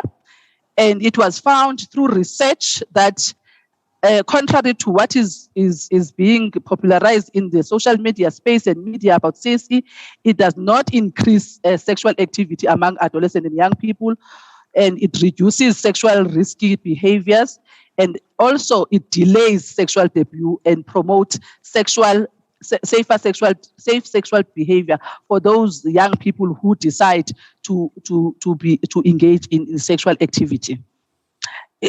Also, it was found that abstinence-only programs are not effective in delaying sexual initiation or reducing frequency of sex or reducing a number of sexual partners. Therefore, it's important that when we are teaching CSE, we must be comprehensive and providing young people with all the options when it comes to their sexual reproductive health, rather than just focusing on abstinence.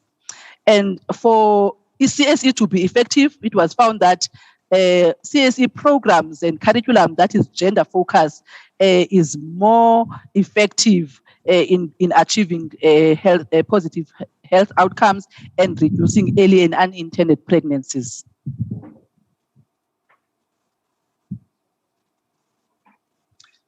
So the Department of Basic Education implements CSE, as we have seen in the definition, that is a curriculum based. It implements CSE through the curriculum. Since 2000, it was implemented in the life skills and the life orientation curriculum assessment policy statement. However, over the number of years, the DPE was observing that despite the fact that we were implementing CSE in life orientation and in life skills, the high HIV incidence among young people and adolescent girls and young women in particular continue to rise, as well as the fact that the HIV prevention knowledge is still reported to be low. And we, as a sector, we also noticed a challenge around high early and unintended pregnancies, which in 2013, they were reported to be over 99,000. And recent statistics provided by Department of Health shows that we've had over 132,000 deliveries in the year 2020-2021. Because of these challenges, the Department of Basic Education then decided to strengthen the sexuality education content in the life skills and the life orientation curriculum using the international guidance from UNESCO through financial support from USAID. The scripted lesson plans, which were developed to strengthen the content on CSE, are aligned to the CAPS on life orientation and life skills, and they are age appropriate and provide certain topics on CSE according to grades, and they were pre-tested as well as and revised and post-tested to be implemented and integrated in the curriculum in schools. What are the core messages that the CSE through the scripted lesson plans wants to achieve or wants to relay to young people, the department? For the grade 4, 5, 6 learners, the core message is around that I have a right to choose. I must respect my body and the body of others. I have a right to choose good friends. I have the right to say no and the responsibility to respect the no of others. I care for myself and we must care for each other. And also I have a purpose in life and I matter. who I am matters. Thanks. For the grade 7, 8, and 9, the safest choice is not to have sex. You have a right to say no to sex in any situation. If you choose to have sex, use the condom every time. Stay faithful to one partner at a time to protect yourself and your partner and your community. If you are having sex, get tested for HIV and other STIs. And both men and women are responsible for prevention of HIV, STIs, and pregnancy. In terms of the scripted lesson plans targeting in groups and grouping in schools, in terms of the intermediate phase, the ages is between 10 to 12. The focus of the scripted lesson plans is on safety of learners, to empower them against abuse, bullying, as well as linking learners to psychosocial services. For the senior phase, your grade 7 to 9, the age group between 13 to 15, the focus is on risk reduction, contraception, HIV prevention messages, prevention of gender-based violence, and provide more information on learners to make right choices and linkages to health services. And for the further education and training, okay, so for the older grades, all the adolescent in the schools is still focusing on risk reduction messaging, contraception, supporting learners to finish their matric, and leading a productive life post school, as well as linking to health services. In terms of CSE implementation through co-curriculum programs, the Department of Basic Education, through partners like Global Fund and USAID, implements the Adolescent Girls and Young Women programs since 2013, which provides a supportive environment to keep girls in schools through health sessions, homework assistance, home visits, as well as access to linkages to SRH services. In addition, the department had developed a series on breaking the silence on CSE, which is meant for broadcast by SABC1. We have been promised that it will be aired by January 2022, and the department is hoping to launch this series by the end of November. This series is providing an opportunity to have the broader community to understand what CSE entails, and to also continue to have broader conversations around the implementation of CSE in schools.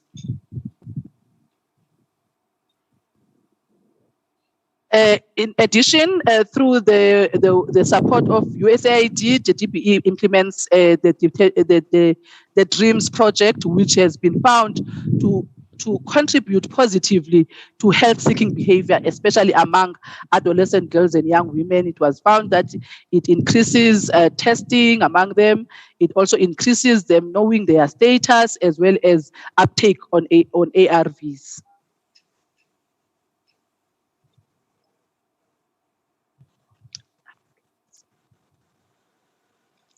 The other co-curricular programs is the Let's Talk campaign on prevention of early and unintended pregnancy, which is supported by UNESCO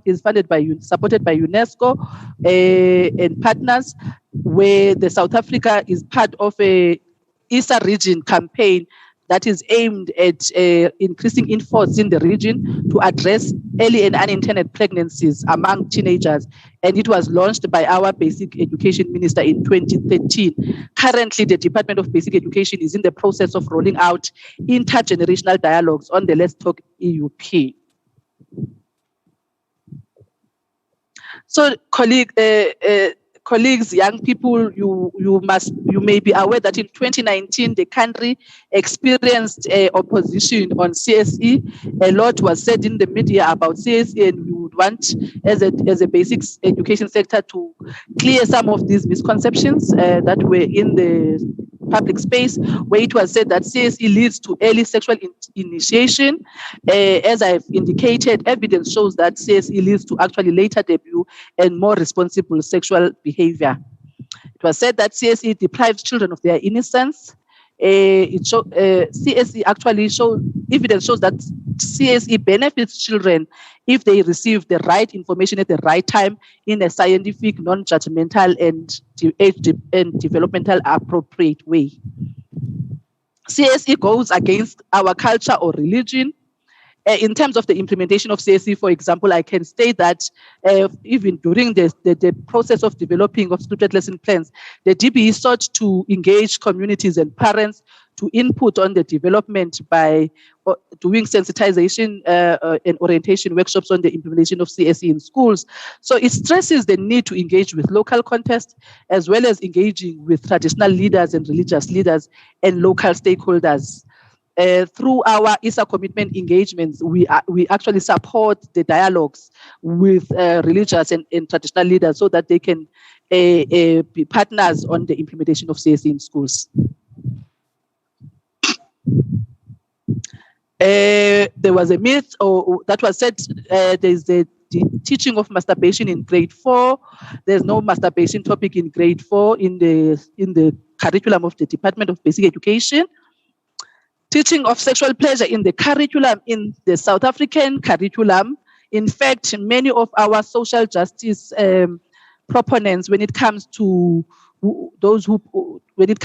teaching of adolescents and young people on CSE, criticize South Africa on this one, because our focus is not on sexual pleasure, but the CSE is implemented in order to prevent HIV, STIs, early and unintended pregnancy, healthy life, promoting of healthy lifestyle choices, and avoidance of risky behaviors using a rights-based approach. So the social justice proponents say that we use a very disease-prone approach to implementation of CSE, but that's what is in our curriculum at the moment. Teaching of UNESCO ITGSE. So there was that belief that in South Africa, the CSE curriculum is the ITGSE. No, as I've indicated earlier, it's the life orientation, which is based on the South African context, which was developed in 2000 already. The ITGS is just provided guidance in terms of topics that needs to be covered at what phases, and that's what the DPE did to strengthening the CSE content in the scripted lesson plans. It is the role of parents to educate children about sexuality. CSE recognizes the importance of parents playing an integral role in teaching their children on sexuality. However, in the curriculum and in schools, it's supposed to complement the role that parents are playing at home. But we know in the South African context, not many of our parents are able to speak to our learners about about their sexuality. Therefore, the Department of Basic Education through CSE sort of bridges that gap. The CSE is using pornographic imagery. In fact, at the time, the DBE had to release the scripted lesson plans for people to interrogate them. They had access on them online to check on the images that were in the department, because they used the department officials who understand curriculum development processes to ensure that the content that went into the scripted lesson plans was actually of correct standard, not pornographic in nature and no offensive. Teaching of types of sex in the curriculum.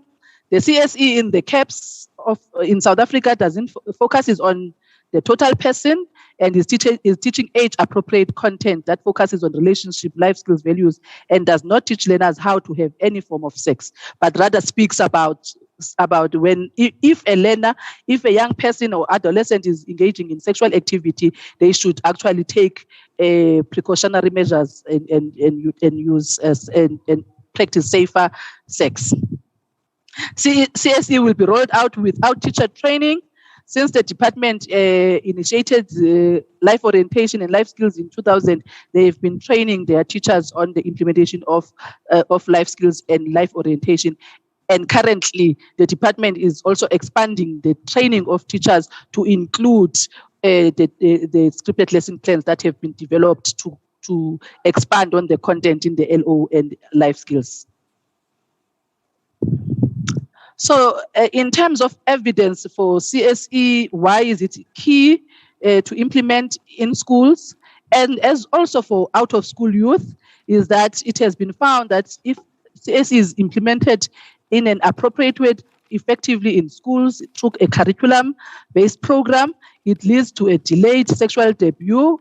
It decreases frequency of sexual intercourse for those young people who had already started engaging in sexual activity. It also decreases the number of sexual partners as it speaks through messages around being faithful to one partner if you decide to engage in sexual activity.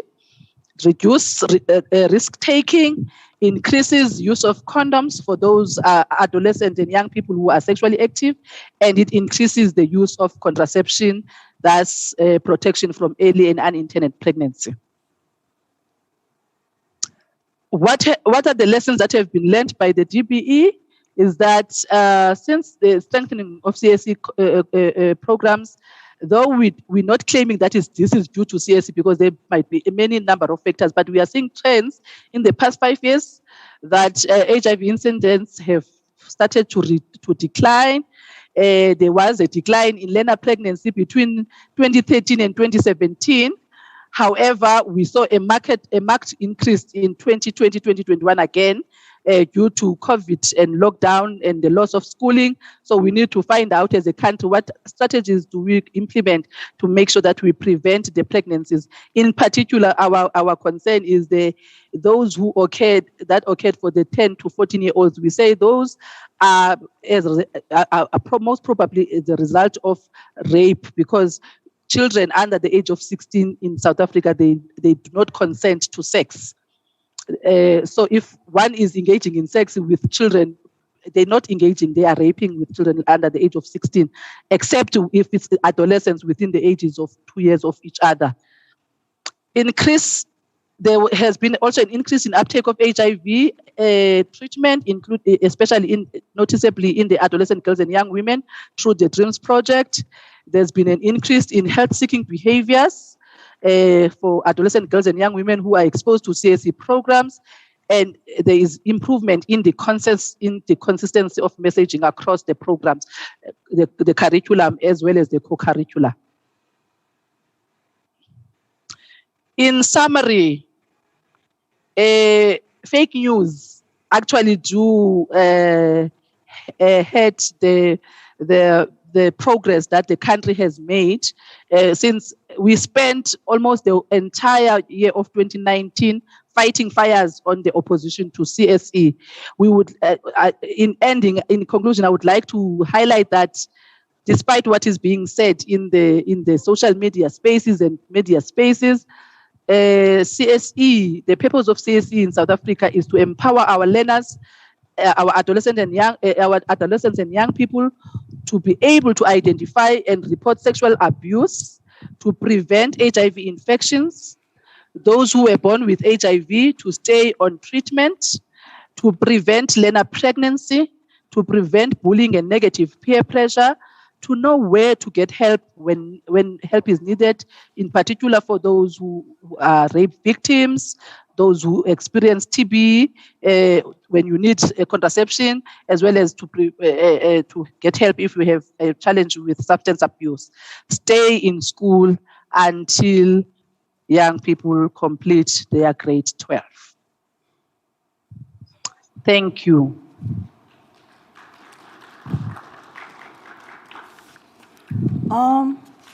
Thank you, Buisa, for your presentation. We will take questions and answers at the end of all the five presentations. Allow me to introduce Mr. Rob Eckert. I hope I pronounce his surname well. He is the head of monitoring, evaluation, and research at Harambee. Harambee Youth Employment Accelerator is a not-for-profit organization that works with business, government, and civil society to develop innovative solutions to address youth unemployment. Rob leads monitoring and evaluation research, as I have said, and learning at Harambee, and works to demonstrate Harambee's impacts. Prior to working at Harambee, Rob spent over a decade in management consulting at Ernst & Young in South Africa and beyond, where he was an associate director and responsible for talent management advisory services for sub-Saharan Africa. Rob has a master's degree in industrial sociology and an MBA from the University of Witwatersrand. His topic or his presentation is on employment strategies for young people, and we are eager to learn more about what Harambee offers young people and all the innovative strategies. Thank you. Over to you, Rob. Thank you, Poppy, and good afternoon to everyone. I thought I'd kick off, and perhaps the production team can just turn my next slide over for me, with Herschel's story, just to kind of illustrate the point. So Herschel is a young woman who lives in El Dorado Park. She is one of a family of 7. There is no one in employment in her family. She is 22 years old, and they all depend on the social grant from her grandmother. She has been looking for employment for a number of years now, and was lucky enough to secure an opportunity with the Department of Education's teacher assistant program at the end of last year. So she landed a teacher assistant post that lasted until March 2021. And then, unfortunately, that came to an end, and she fell back into unemployment. And, you know, in talking about employment strategies, I think it's really useful to understand Herschel's story, because it really represents the story of so many young South Africans in our society today. And that is a story of these long periods of unemployment, followed by sort of short increases into jobs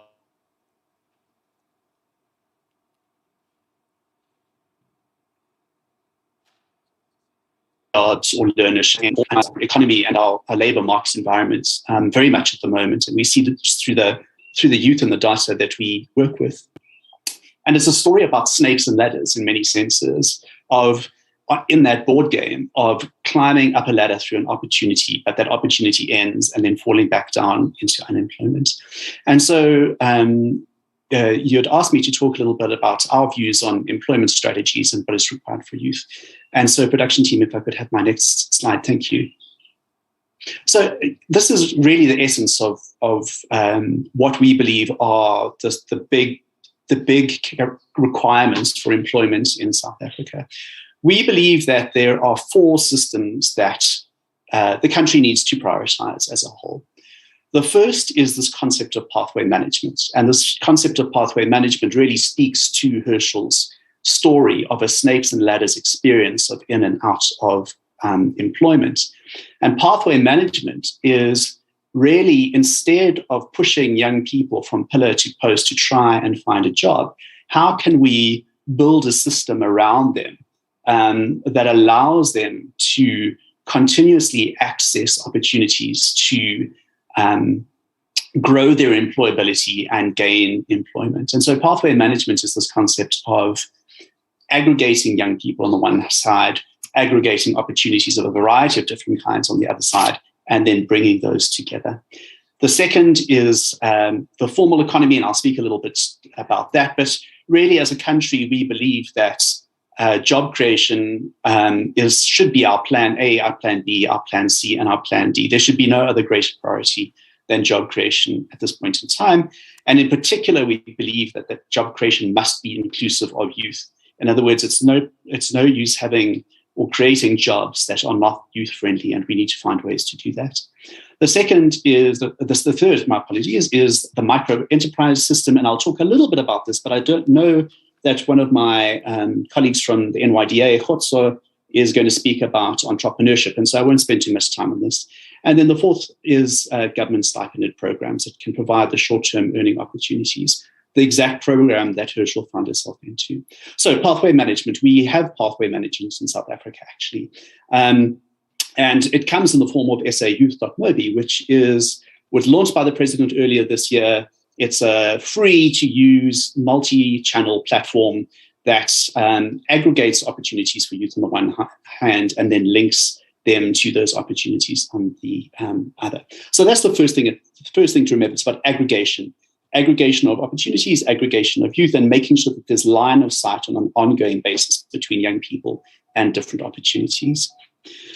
To work, and my next slide really speaks a little bit about that, and I think it really speaks to this what we really need to grapple with when we think about youth unemployment. To work effectively, it has to represent a partnership between all avenues of society, between government, between stakeholders, between business, government, and civil society, in terms of the opportunities, the different opportunities that are provided. We know the size of the youth unemployment crisis in South Africa. We know that no single institution is going to solve that problem by itself. And so critical to the success of pathway management is this idea of being rooted in partnerships and multiple partnerships.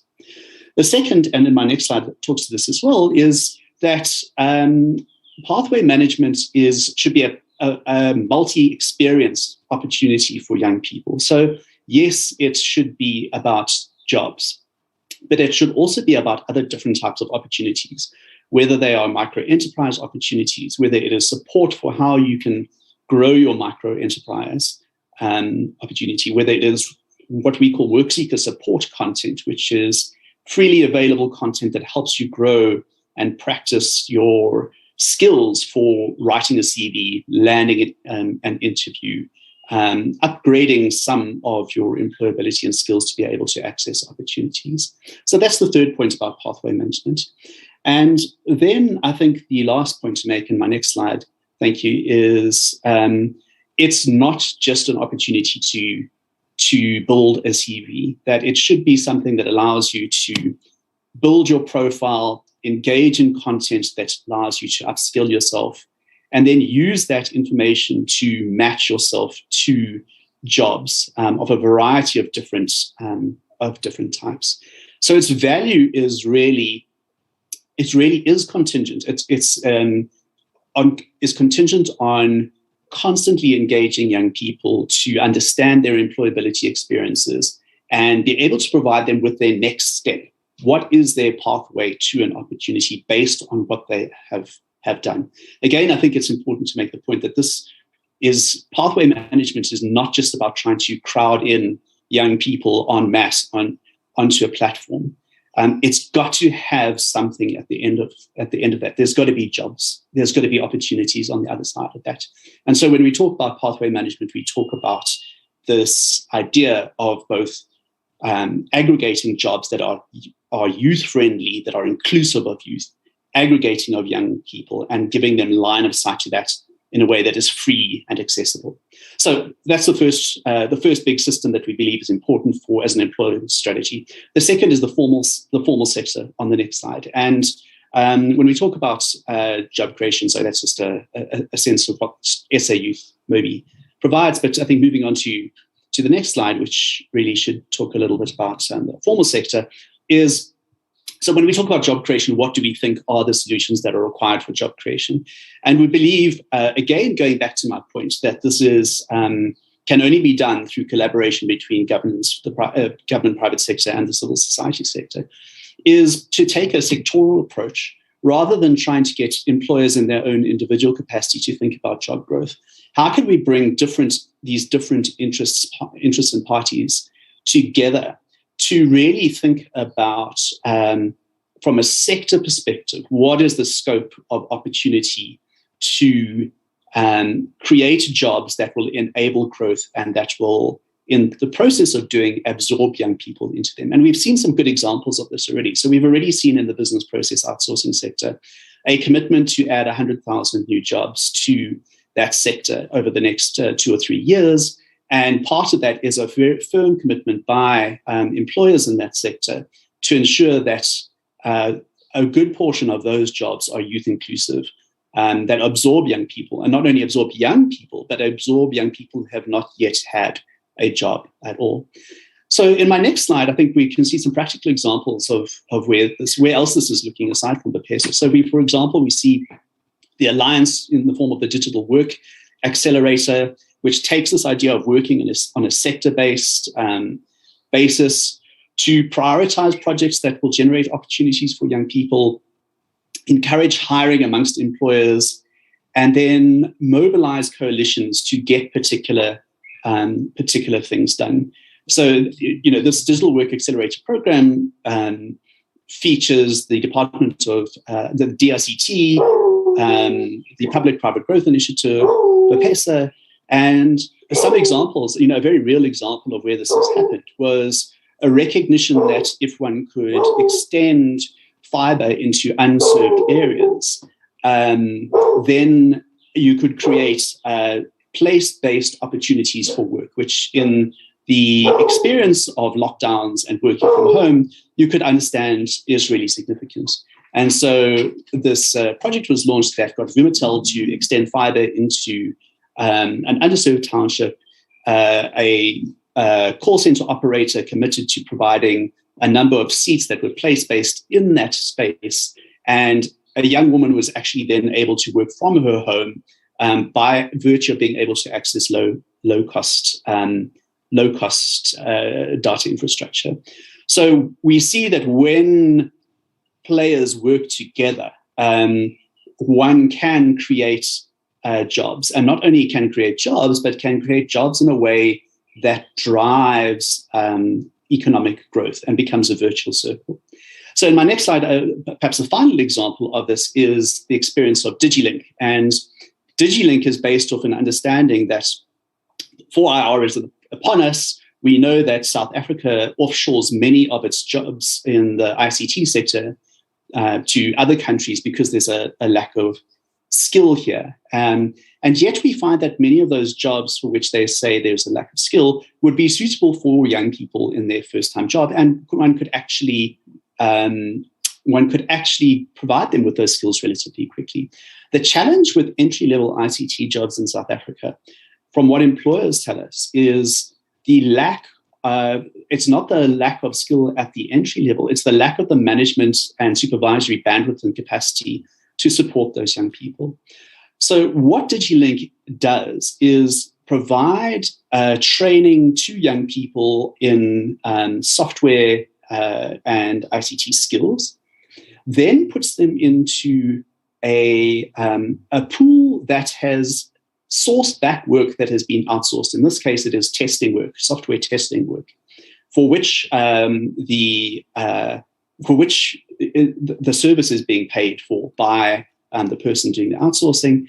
And they then have a chance over a period of a number of months to really gain live work experience by servicing real live work for a provider, building their skills and having that first work experience in a managed and controlled environment. That isn't a job in and of itself. It's very much intended to be an accelerator and an apprenticeship for 12 months, after which they spin off and are hired in the labor market. And we've seen our first cohort come out of DigiLink right now. They have all landed jobs, averaging around 15,000 Rand a month. And they were all young people who, in the South African context, we would consider as excluded. So this idea of finding short ways to build skills, but also ways to build skills that are in desire in the economy, and doing that for young people who are unlikely to be able to access skilling through, say, tertiary education institutions. Thank you. My next slide speaks to this third system, and I said it because Porter is going to speak to this. I'm not going to speak to this too much, but our third system for prioritizing for employment is this idea of micro enterprises, young people who are hustling. And really our belief is that what we need to do is to get young people off the bottom of this hustling ladder, this enterprise ladder, where most young people fall, and get them to sustain their businesses and build their businesses to become more and more formal. And so we believe there are three things that need to happen for this to be done. In my next slide, we'll just point that out. The first is we need to get young people hustle ready to provide them with the building blocks to be able to grow their income. Secondly, we need to provide them with support to access the support they need. And then thirdly, we need to create market linkages, provide ways to get them to be able to access customers who can find their service offering valuable. In the next slide, and then I think the next slide is just to point out that there are a number of different initiatives on the go at the moment, work that's being done by R Labs, Money for Jam, but there's a lot more work that needs to be done in terms of forging market linkages. And then in my last slide, thank you, is this idea of public employment programs. And as I mentioned earlier, the DBE is a great example of this, of providing a stipended program at 3,500 Rand a month, the minimum wage in South Africa. Incredibly valuable experiences. And I think in the space, the work that needs to be done is, number one, making sure that public employment programs are suitable for youth and absorb youth. And number two, about being very deliberate that those programs provide the skills and information that young people need to be able to use that public employment program as a stepping stone to access more work and other opportunities. And so that's the conclusion of my presentation. Really, to summarize, 4 systems we need to prioritize for employment for young people over the next 5 to 10 years. We need to manage their pathways and be able to do so at a collective and aggregate level. 2, we need to grow jobs in the formal economy. 3, we need to get young people in micro enterprises to really start formalizing those micro enterprises and provide them with support. And 4, we need to make sure that our public employment programs are inclusive of youth and provide them with the skills that will allow them to access opportunities in the formal or the informal economy. Thank you very much, Chair.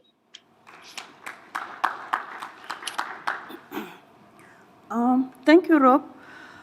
I think this kind of information is very important for our young people, and we need to popularize it further so that even those in the deep rural areas can access this kind of information, because I am definitely sure they do not have that kind of information. Okay, our next presenter is also online. Jabu Mabobo is an Executive Director of South Africa Business Development Forum. Jabu has extensive local government knowledge with an impressive ability to communicate professionally at high level with public officials and politicians. He has a proven organizational, administrative, financial, marketing, and project management skills, coupled with coordination involving managing, developing, and motivating team members to achieve their objectives. As a strategist, Jabu has ability to diagnose and solve complex problems, which involves planning, prioritizing tasks, solve complex problems, which include planning,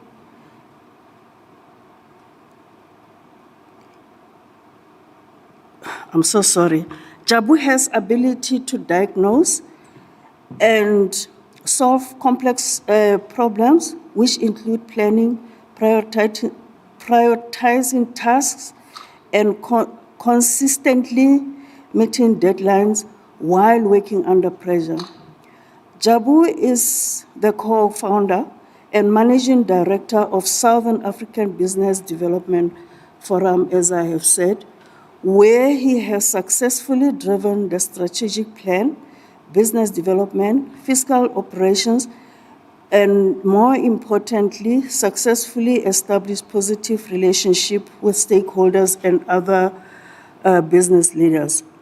He led the team of the South African Business Development Forum directors in establishing Memorandum of Understanding and implementation plan for intra-trade and infrastructure development with the Zambian government, which government has now officially declared it shall form part of the government programs. He served as a founding chief officer for ZIM South Africa Forum, and the mandate was to drive and facilitate investment into Zimbabwe, and is credited for inventing a slogan, Zimbabwe is open for business. Jabu has a couple of certificates from University of Pretoria's Gordon Institute of Business Science, GIBS, in global executive leadership development and in finance for non-financial managers, and he has certificates in project management and marketing management. Jabu's presentation will focus on social development as a catalyst for social integration. Over to you, Jabu. Thank you very much. I'm audible.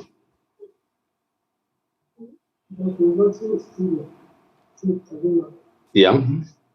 No, thank you very much. It will be important to start a little bit and take us back to South Africa before 1994, as it is on the slide. And South Africa before then, there were Bantustans or homelands which were established by the then apartheid government, and it was areas to which the majority of black populations were moved to prevent them from living in the urban areas of South Africa. It is the history that we all know, and it was meant specifically for segregation that took place throughout the history of South Africa during the apartheid era. And the segregation was defined and imposed by separating the various ethnic groups and keeping them apart through ethnic, racial, and religious and gender groups. And these were led into the homelands. If we can go into the next slide, because this just gives an overview of the message that we want to get to. There were 10 homelands in total that were created. Just to recap on them, it was the Transkei, Bophuthatswana, Ciskei, Venda, Gazankulu, Kangwane, KwaNdebele, KwaZulu, Libua, and Xwatwa. This we just want to give the what we call the born frees that were born in 1994, who might not have all this history because it is not that readily available in our schools. The Bantu stands or the homelands were established by the by the apartheid government, and where the majority population were moved to prevent them from living in urban areas of South Africa. Segregation took place throughout the history of South Africa due to apartheid, and we know, I think we've gone back to the same slide. You can move into the next one, please. Sorry about that. And we know that with those homelands, they were given their own parliaments and they had their own opposition, and it was to preserve their own culture in a separate democratic sort of in an apartheid government. So when that was abolished post 94, all those homelands, the 10 of them were now configured into 9 provinces. Which is the Eastern Western Cape, the Northern Cape, Free State, Gauteng, Mpumalanga, Limpopo, KwaZulu-Natal, and Northwest.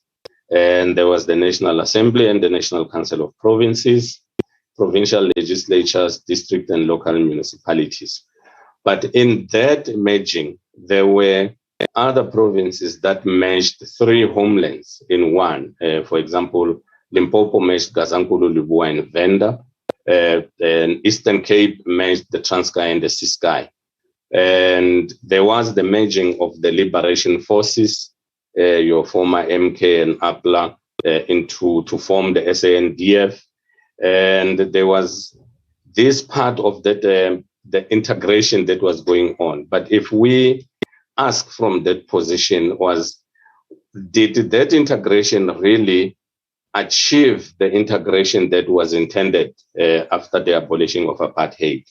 The retainees from exile who came in back to the country with borrowed culture from their various host countries, the apartheid atrocities that were they adequately dealt with through the TRC and the Government of National Unity under President Mandela. So these are the questions that I want us to put in our subconscious as we go on, because they will be relevant for that. So when President Mbeki took over, he focused on the driving and the integration of the NEPAD, and he was credited as the father of the African Renaissance. And his focus was on driving the foreign policy by the vision, the African Renaissance. He encouraged South Africans to embrace an African identity and so to promote the continental political and economic social renewal. He also to reintegrate Africa into the global economy. Mbeki urged Africans to adopt the democracy to fit their own specific conditions without compromising its principle of representation and accountability. Further challenged them to discover a sense of their own self-confidence. This led to the opening of South African borders to the rest of the African countries, and our African brothers and sisters came into the country, into a South Africa that was still trying to find its new identity after that which I've touched on in the beginning. We can go on into the next slide. So when look at what is happening in the continental space, there is now the Africa Continental Free Trade. I'll link all these as we go on, so just hang on a bit. It was launched officially on the 1st of January as an exciting game changer. It seeks to have Africa as one market and Africa trading amongst herself. And what you will see, which we have bolded at the bottom there, it's beyond trade. The pact also addresses the movement of persons, labor, competition and investment, and intellectual property. So this is also adding into the South Africa that is still trying to find itself. The South Africa, if you move into the next slide.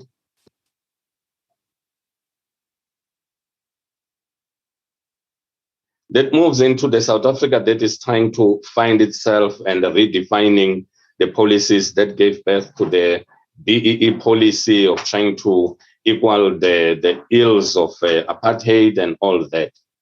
But it's moving in a fast-paced world, which we call the VUCA world, which is volatile, uncertain, complex, and ambiguous. Volatile meaning suddenly and unexpectedly becoming violent. Uncertain meaning not able to be relied on. Complex, it's hard to understand or deal with. Ambiguous can be explained in a different and contradictory ways. Now, we look at what just happened, the COVID-19 pandemic, which resulted in the closure of our borders and many job losses due to businesses shutting down. The looting and burning of businesses, mainly in KZN and Gauteng, burning of trucks, and that we're going to Durban for import and export purposes.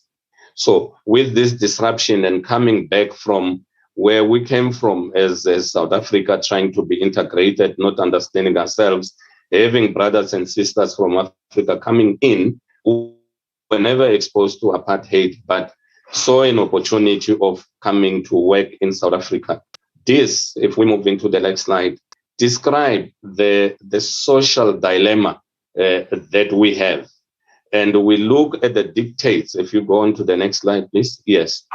We look at these dictates that come in with the above mentioned social challenges by the host country.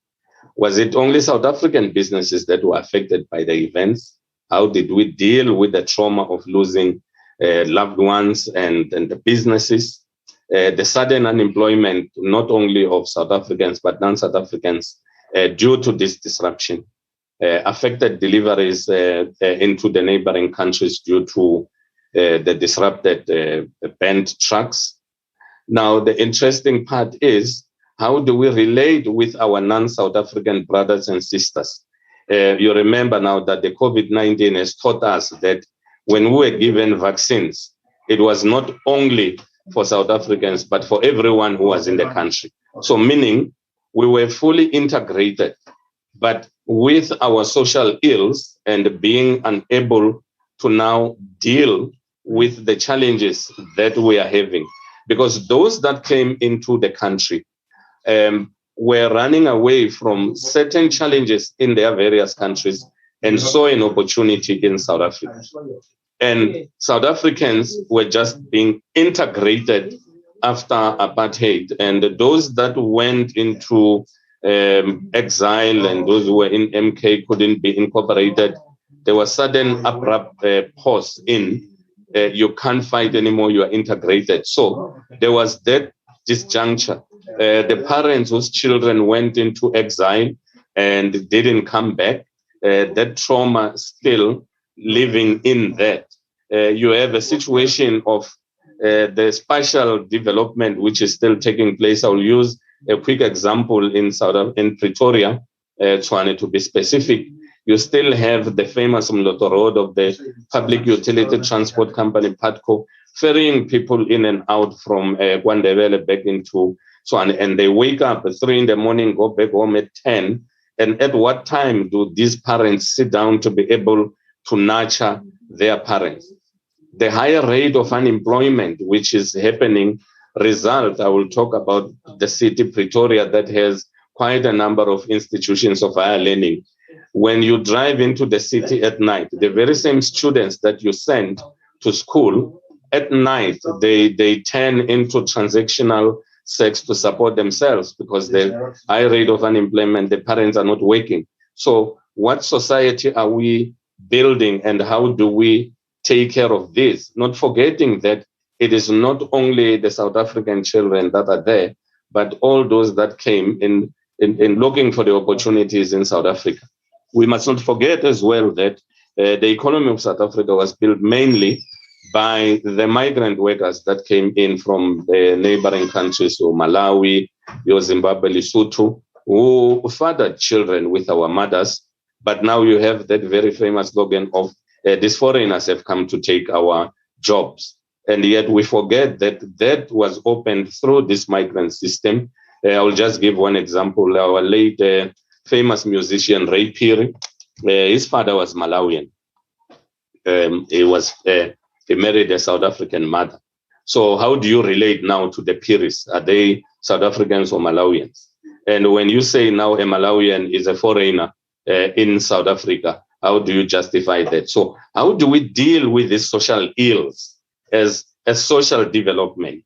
And now with the continental free trade that has been signed, that is opening up the borders for free trade and the free movement of goods and services, how do we address this? Because it is rightfully seeking business opportunities in an environment which is still in a social dilemma, still trying to find identity.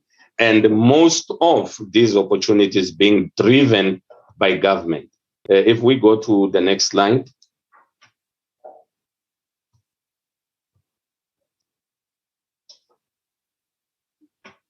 So if we look at the social development, the national department, when we understand it, that national department's primary mandate is to drive strategy, and with provincial administration and municipalities implementing the strategy.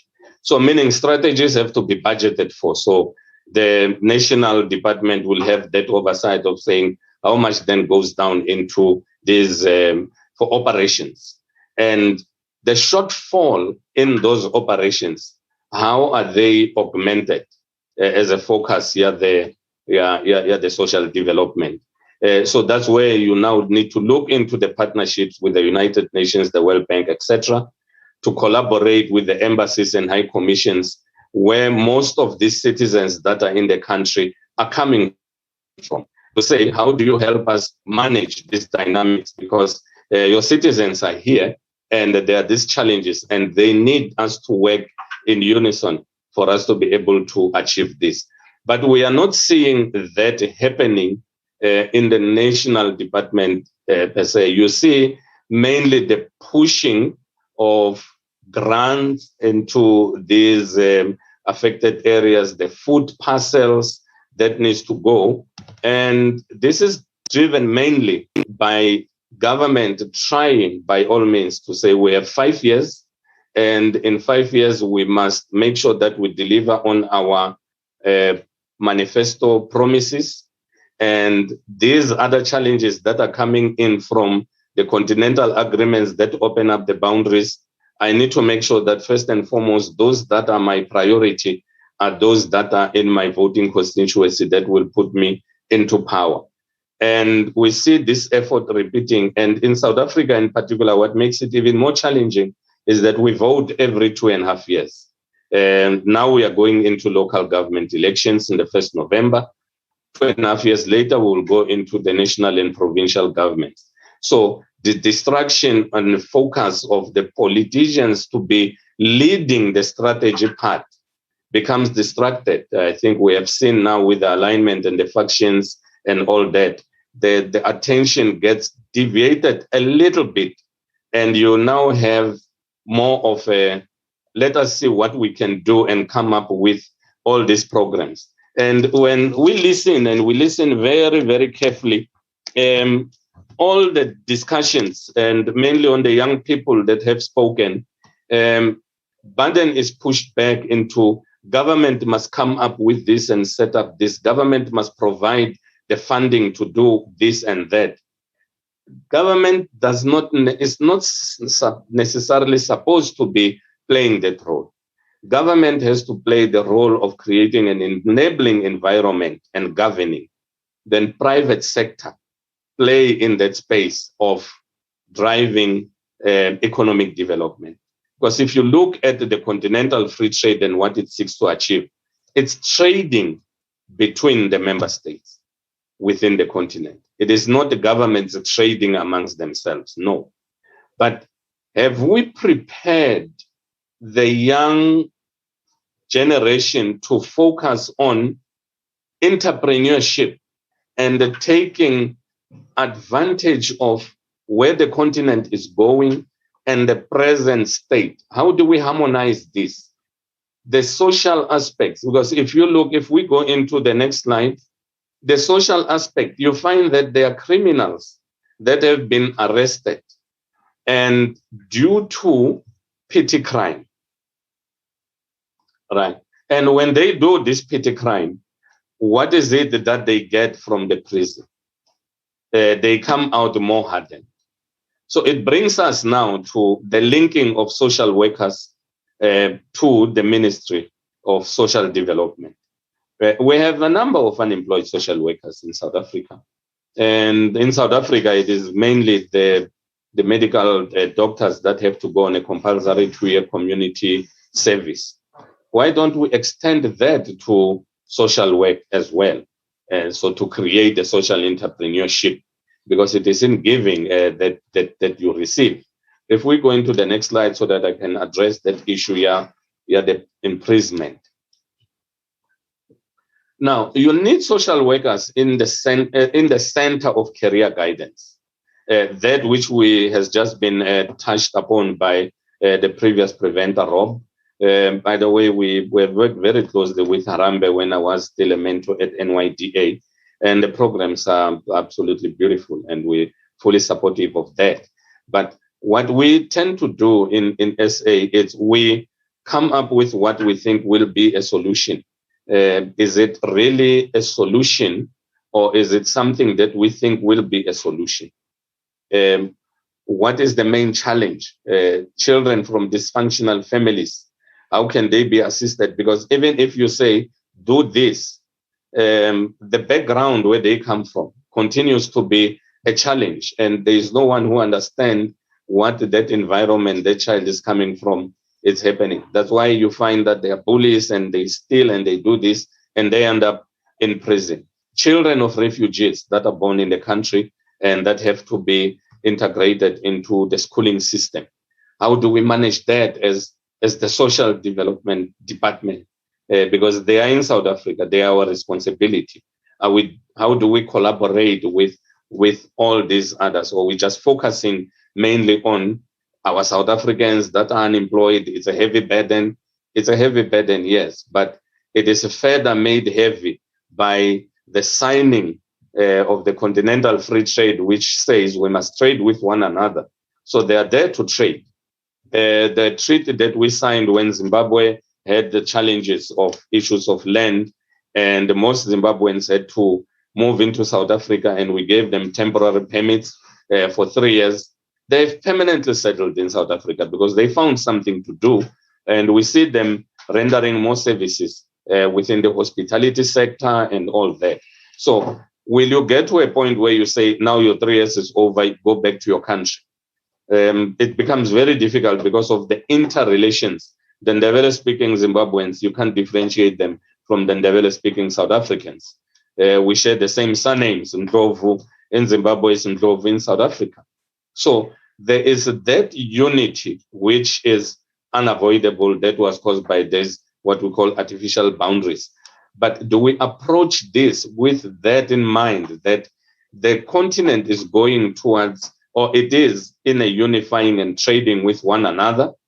Or are we still looking at these problems in isolation and hard at work as South Africans, and we continue to isolate the high commissions and embassies that are there to assist us? Do we present programs to the United Nations? Because they have to unite us as nations. That's why they are even headquartered in Pretoria, to look into that part. Do we sit with them and say, as South Africa, here is a challenge, we are sitting with our diplomatic corps, and this is the challenge we want to fix. We want to disseminate information of training. The issues of land, what we were saying, you can move to the next slide, please.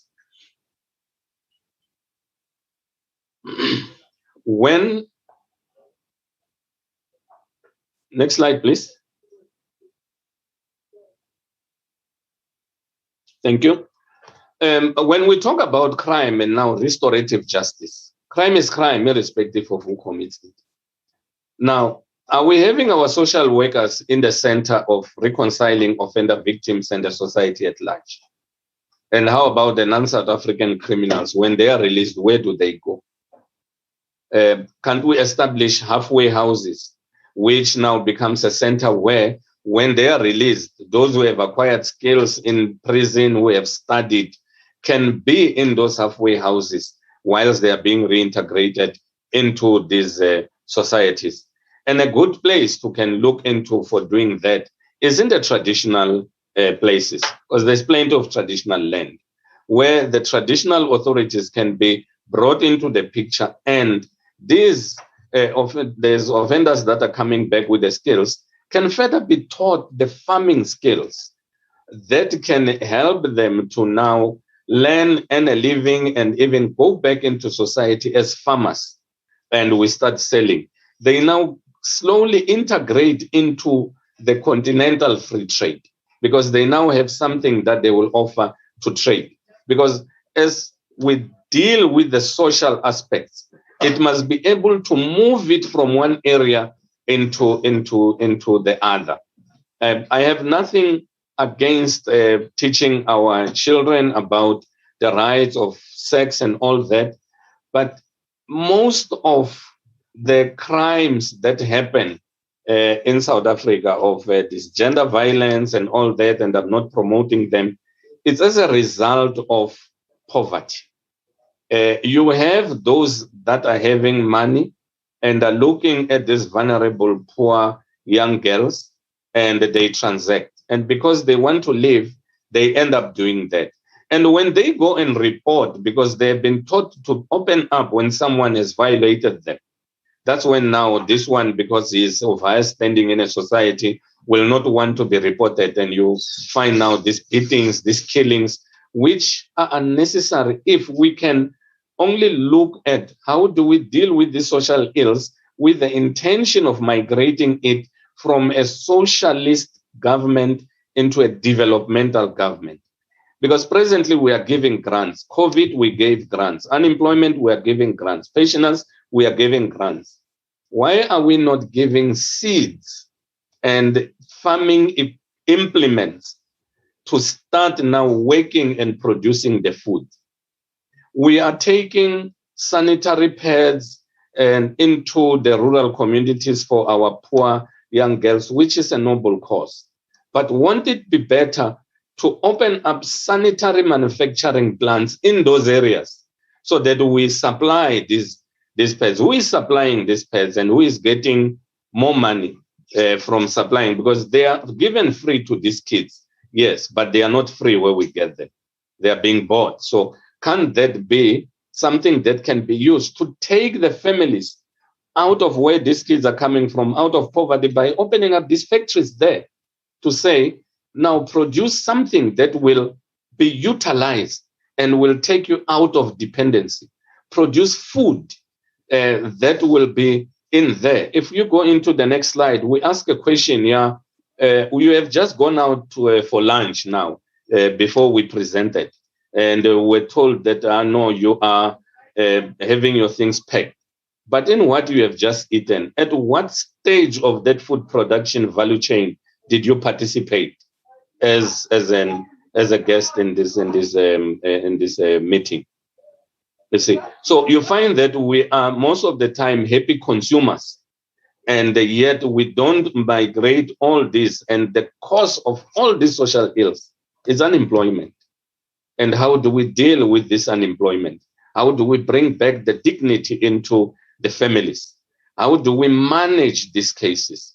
So the entrepreneur side of our social workers, we can put them into businesses, work in close collaboration with the Minister of Small Businesses through their CEDA and the NYDA to make sure that we give them whatever training that is required.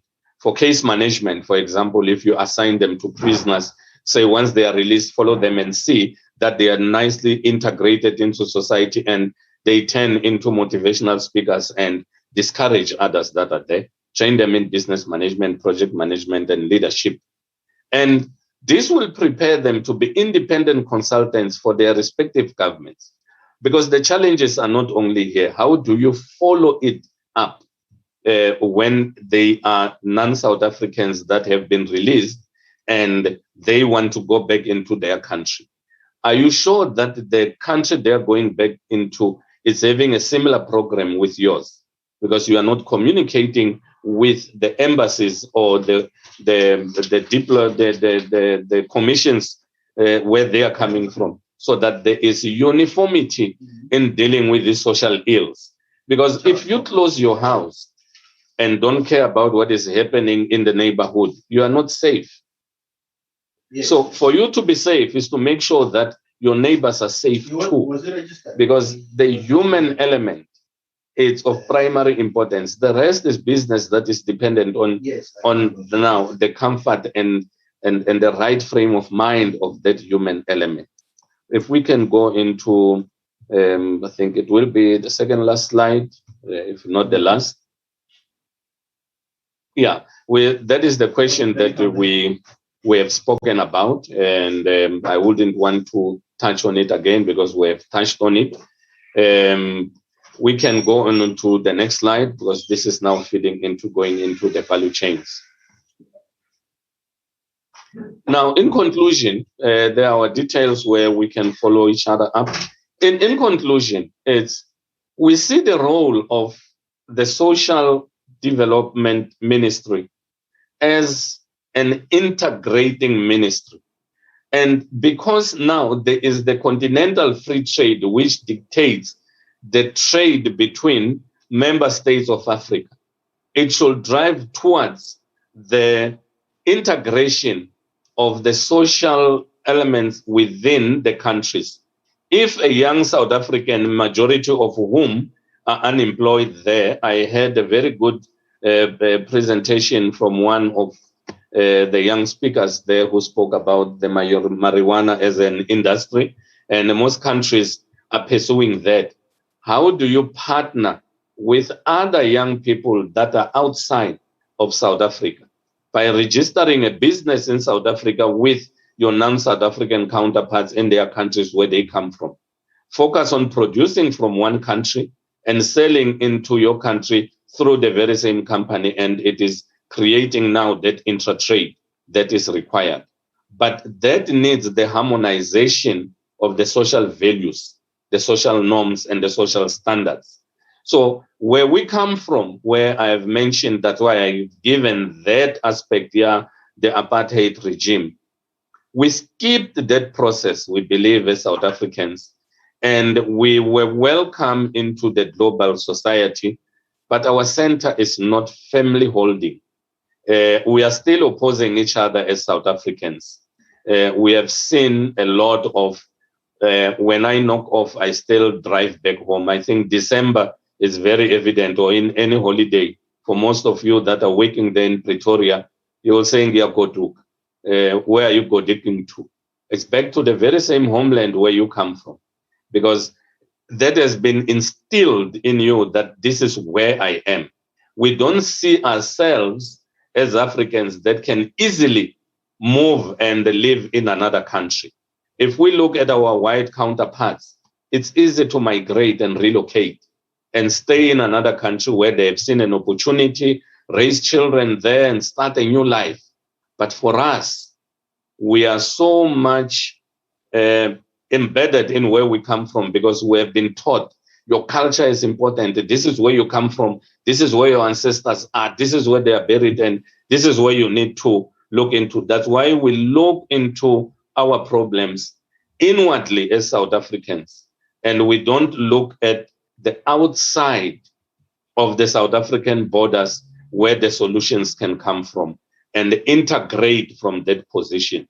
So we want to submit that the role that we see as the department playing to be a catalyst of the regional integration should be in now driving the common social values of the SADC region.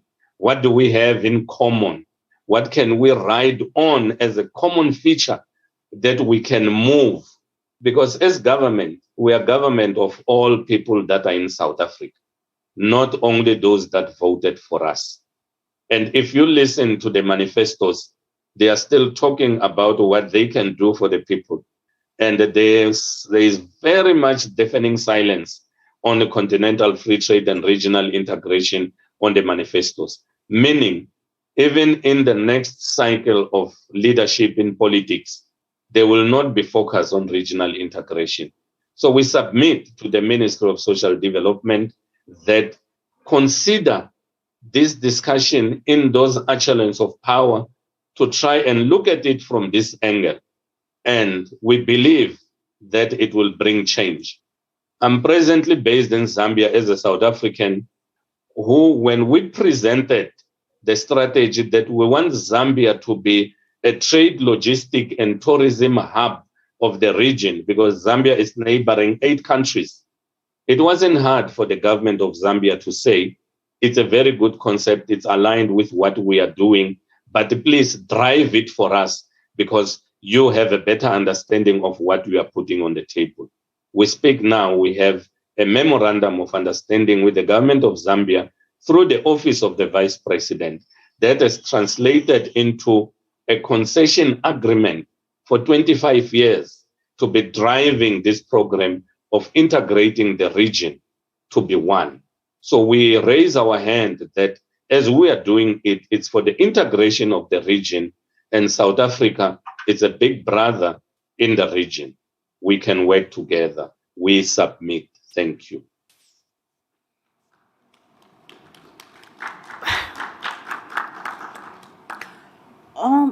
Thank you, Jabu, for your presentation. It is very comprehensive, insightful, and thought-provoking. And I think we have learned a lot, and we will stay for questions and answers at the end of the session. Can I now introduce to you the next presenter? It is also online, Professor Mark Collinson. Oh, really? Okay. Okay. Okay, sorry about that. I am going to introduce to you Mr. Khotso Kobo, National Youth Development Agency, from National Youth Development Agency. Mr. Khotso is currently Head of Research, Knowledge Management and Innovation at the National Youth Development agency, NYDA. He has worked in various industries, from being an investment banker, management consultant, trade services specialist, and a social entrepreneur. He studied international trade relations and leadership between SADC and the European Union in Germany. It is in Germany where he spent the greater part of his career developing skills in trade, environmental lobbying, business and trade, including fluent command of the language. Also worked for the German Chamber of Commerce and Industry in the Department of Export and Import Trade. He then worked for the British Chamber of Commerce as a trade advisor. He is passionate about innovation, business, and good governance. Prior to studying and working in Germany, also worked for the USAID, where he was a policy analyst examining the complexities and overlapping policies within the Southern African region on key areas of agriculture, transport, energy, water, and sanitation. His presentation is going to focus on entrepreneurial skills. And also, can you give us a presentation?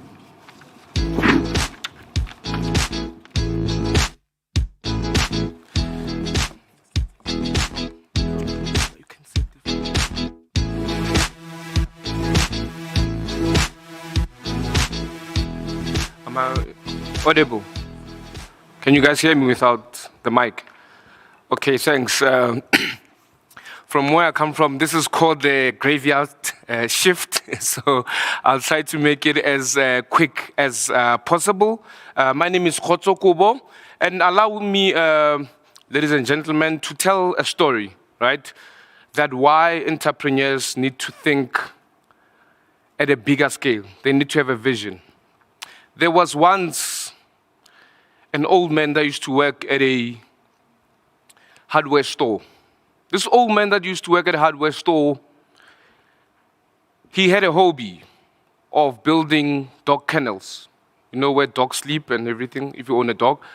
So he once approached his boss to say, because I work at a hardware store and I've got this passion, I'm passionate about building dog kennels, can you please, when you have wooden cuts that you haven't used, can I please take the wooden cuts and on my spare days, I can build these dog kennels. So what happened was, every day, the boss said, yes, of course you can do that. Every day, he took a wheelbarrow and put these wooden cuts, and he passed through the shop. Every day, he took a wheelbarrow, put the wooden cuts, then he passed through the shop, then he went to do his thing and build his dog kennels. The security guard stopped him once and said, you know what? I want to see if you are maybe stealing something in these wooden cuts. So he digged and fetched this wheelbarrow to see if maybe, in case he's leaving with some of the stuff in the shop, only to find that he's not leaving with anything, right? And the security guard used to stop him, right? They do a double search, thinking maybe he's stealing something. So after 6 months, this gentleman passed away. After he passed away, the boss of this hardware store went with the colleagues to go give condolences, to pass their regards to the family. When they got to the family, they found out that this gentleman, in the last 6 months, was actually selling wheelbarrows. I know it's late, I'll let that sink in. It's social distancing, so you can't tell someone. Eh? You can shout to them. Whoever understands that. The point is, for 6 months, instead of taking wooden cuts, he was stealing a wheelbarrow per day.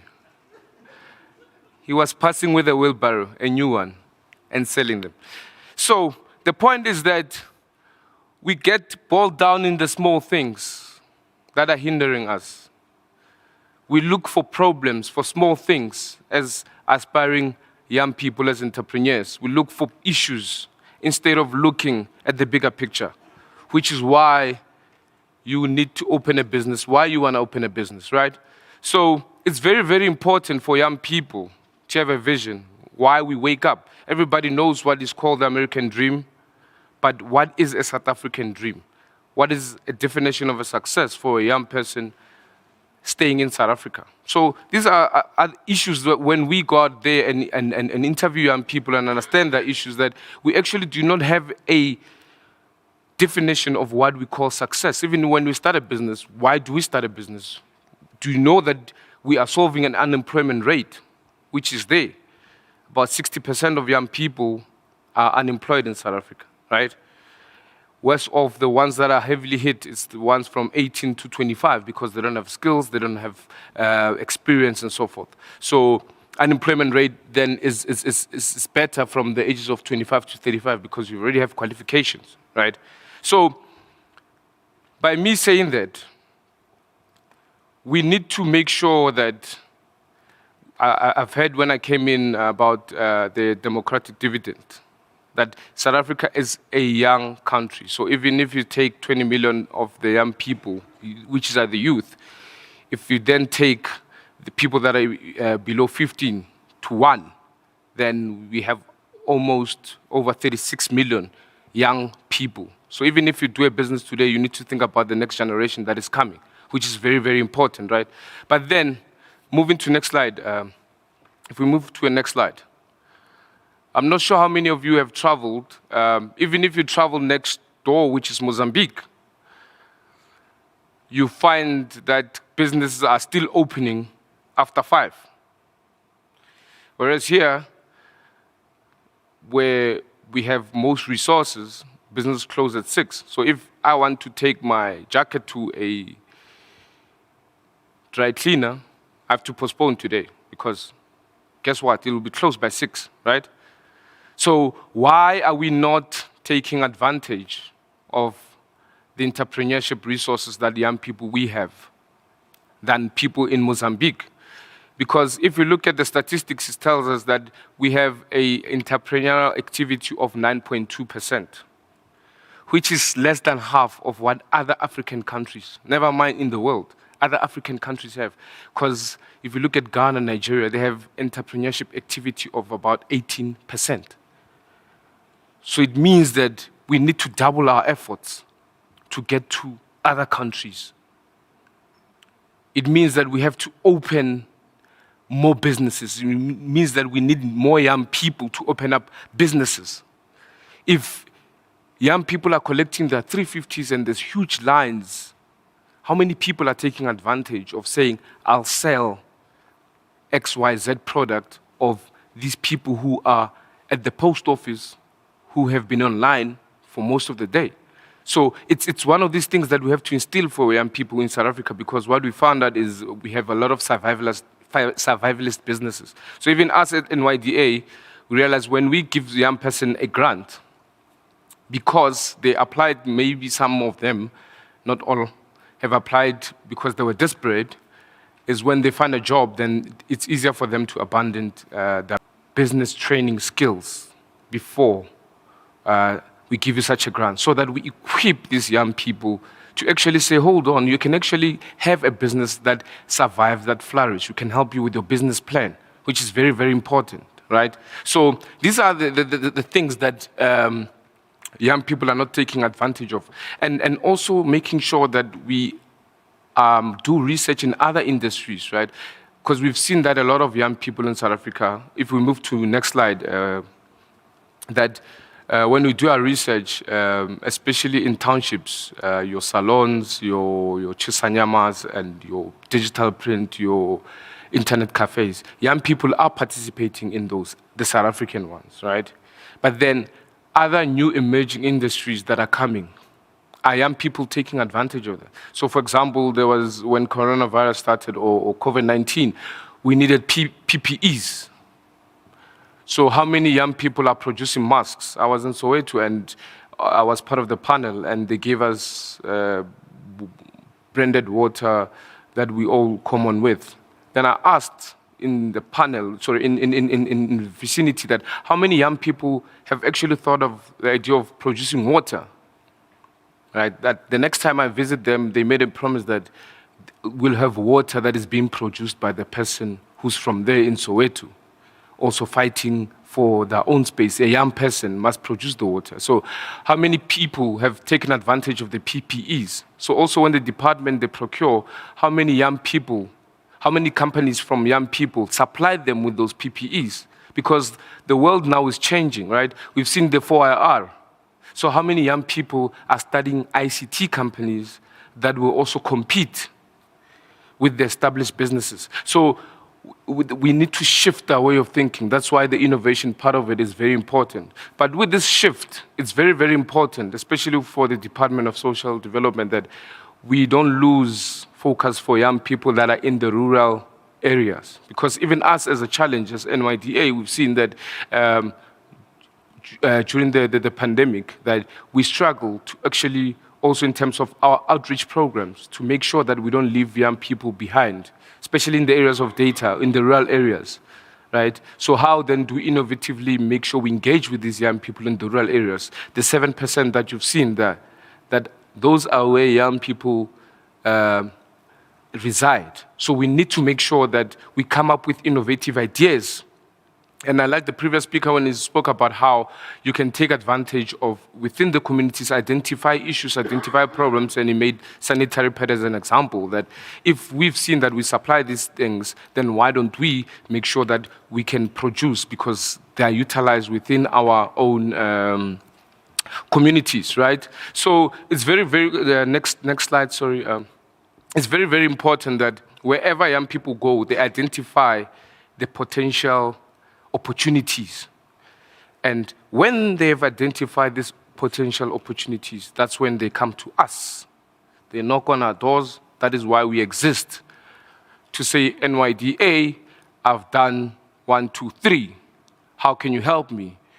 How we help you is through the entrepreneurial skills, right? And one of the MOUs that is critical that we're trying to have with the Department of Education is to introduce the entrepreneurship courses in basic education, because that is very, very important, right? These concepts, these cash flows and everything, so that young people, whenever they already come to us, they know these concepts. They already have an idea of what is a business, what is an entrepreneur, how you manage your cash flow, how you manage your time management skills and so forth. So we teach you that, we get through the program, and then even the previous speaker spoke about mentorships. So he was part of our mentor as well, where he was mentoring young people. So through the NYDA, because it's very, very important. If you have a business, you need to make sure that there's a mentor that mentors you on how to run a business, how to make sure that you allocate money for the business properly and stuff like that, and how to do a business plan, how to make sure that your business becomes sustainable, right? Which is very, very critical. And without fail, most of the time when we travel and understand young people and they come to us also for assistance, we realize a lot of people, if you ask anybody, even in this room, who wants to start a business, one thing they'll tell you, the issue is what? Funding. Am I lying? I'm not lying. Everybody will tell you funding. But is funding the issue of you having a successful business or starting a business? And most of the time, it's no. If you have something that is worthy of a person who's going to buy your product, already you will have the funding. The funding is mostly at the end, because if you piloted whatever you're selling, if it's in demand, it will sell itself. You don't need to get the funding to navigate. But most of the time, we realize that funding is actually at the back end. But then we do provide the funding. NYDA is one of the few institutions that actually gives you a grant. So we don't give a loan. If we give you a grant, you are not expected to pay us back. But how you pay us back is employing people within your business, because that is how we're going to fight the unemployment rate. If there's 10 companies, they all employ 10 people, then it's 100 young people absorbed into the economy, right? So that is the thinking. And we also work with our sister development finance institutions like your CEDAs, your CFAs, because we realize that actually some of the people that come to us in terms of the scale of their businesses, because our cap is 250,000, they actually need more. Some of them have started with us also, and then they want to scale up. So that is where then we can assist them to link them up with other institutions like your IDCs, your CFAs, your NEF, to create opportunities for them. Because now they've graduated. They no longer need the 250. They are employing more people. They want to scale up. So then we knock on the other doors of your CFAs, your CEDAs, your NEFs and IDCs and so forth. So collaboration with us is key. We've seen that it's easier to make sort of a one-stop shop where we can give a person information centrally so that they can be able to apply to this platform and to also assist them in these platforms. And we've tried now to also make sure that everything is going digital. So we've introduced an ERP system where you no longer have to come to the NYDA physically to apply for a grant. You can just go online, it does your own assessment, and then it gives you the necessary steps of where and how you can apply for these opportunities. So if you want to start your cannabis business there, my brother, so you can do an assessment. I'm not sure whether they fund the cannabis yet, but I'm sure at a later stage you'll be able to apply for these processes and for assistance. So it's very, very important, right? And one thing that is, when we listen to young people, they complain about the red tape, right? And it's not just only for us as NYDA, but for everything. I mean, even when maybe they're applying for the 350, they said maybe red tapes and so forth. So we try to improve the system. We try to collaborate, even with the department. It's very important for us to collaborate because they have a database of young people who are earning 350. Our mandate is to give these people who are earning the money to say, hold on, you can actually start a business. This is what NYDA offers. Even through Harambee, through the employment initiatives. That is what the thinking is, to say you have a database of young people that you serve. How about then we piggyback on that? So collaboration, I think, with all the department is very, very key in having correct MOUs to assist young people. Because that is where the issues are. If we assist young people, we've seen through the unrest, this was mainly young people participating in such activities. So when we absorb young people, when we create an enabling environment for them, then it becomes easier for us also to achieve our goals in terms of a society, and young people can also employ other people. Because that's the whole point. I think everybody wants to start a business, maybe they want to buy their own car or house. But I think at a bigger scale or at a bigger mandate is to make sure that it's job creation. Whatever you do, wherever in your business you are, make sure that it can be able to absorb young people, especially from previously disadvantaged communities, right? I've mentioned that I was part of the committee that wrote the 25-year review of South Africa. We were in the presidency, the youth component part of it. And it was very, with a heavy heart, to be part of the panel in the youth sector because post-94, we've seen that in terms of the rate of young people registering in the formal economy, it hasn't been to the point that it's needed, right? I mean, roughly now it's about 1.8 million companies, but for young people to be able to fully participate in terms of getting the benefits of what other these institutions offer, it's very mandatory that they register their business. Many people are informal traders. I mean, I was sitting in a restaurant and the waiter who assisted me sold me Archer, you know? And I asked him, have you registered? And he said, no, he's selling it from the boot of his car. So there are a lot of those informal businesses, but they cannot get the benefits of what institutions offer because they are not formal. So it's very, very important for them to be formalized, for them to be able to access all of this finance. Money is there. There is money, right? Maybe, of course, we cannot do everything as NYDA for 20 million young people because of the budget it's tight. But if we show you other institutions that can offer you assistance, then you'll realize that money is there. It just needs the right attitude, right people to connect you, to make sure that you prosper. So also making information accessible, which is, I think, for me, it's always been a challenge mentally within even myself. How do we tell people what to do in order to access these things? Easier, not having high-level talk, just saying, you need 5 things. These are the 5 things you need. This is you get in 5 days to streamline everything. If we reject you, we reject you. Not just this NYDA, it's any other thing. Across all development finance institutions to mainstream line all these activities so that when you apply to one institution, you can be able to apply in another institution with the same information, like how you do at a bank, whether you go to Standard Bank or African Bank or FNB or wherever. They want possibly the same things. It's whether it's 3 months banks. When you apply for something, they want almost proof of address. They want the same things.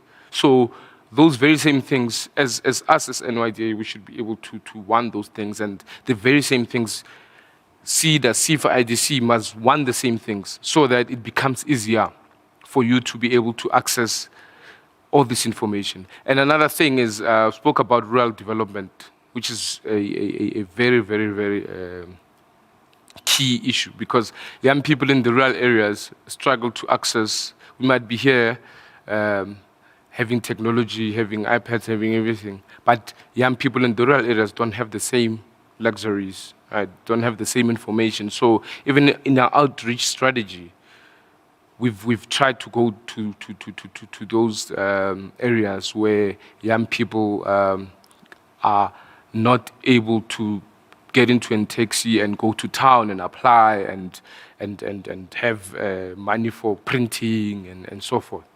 So it's very, very important for us to also make sure that we go to these places, right? Because when research was done, when we did research with the Department of Transport, young people in the township, if they're not working, they spend about 750 applying for a job. So that means taking a taxi, printing, CVs, going to an internet cafe, and so forth, per month. So, and departments are still wanting Z83s and so forth. So for us, it's making sure that's why things have to be seamless now, have to be paperless, so that young people are not bearing the costs of us creating, I think, a service.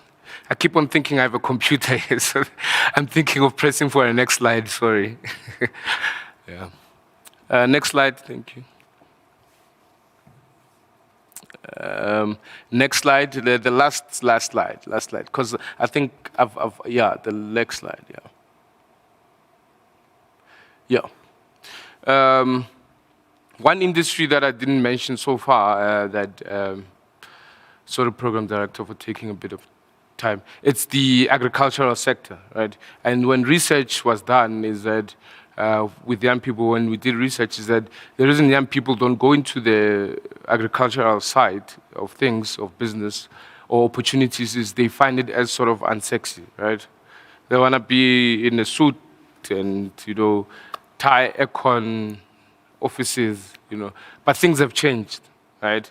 Things have changed. So most opportunities are, especially even when we did our MOUs with the Department of Agriculture, is to sway young people to those opportunities that are there in terms of financial assistance, because they are saying, wow, the young people. So we need to push them in the right direction. So the agri-sector business is the booming sort of business that young people must take advantage of, especially with the Department of Social Development. We need to have those partnerships to say what are the opportunities for young people in those sectors, right? It's very, very important. And I've spoken about the issue of entrepreneurship at the early age, or in private sector, in institutions where private sector must collaborate with the institutions to make sure that we create this curriculum of teaching young people about business and so forth. So I know I've spoken a bit fast, so I'll be here in terms if you want to chat further, so I'll be here. But thank you for the graveyard shift, and I appreciate it. Thank you for the invite. Yeah.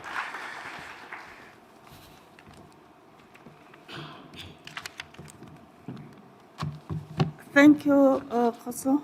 It was a pleasure to listen to you, and with a very informative presentation. Without wasting any time, I will invite Professor Mark Collinson to give us a presentation on rural South African youth migration, livelihood prospects, COVID impacts, the insight from the National Census South African Population Research Infrastructure Network, which is SAPRIN, and the Migration Health Follow-up Study.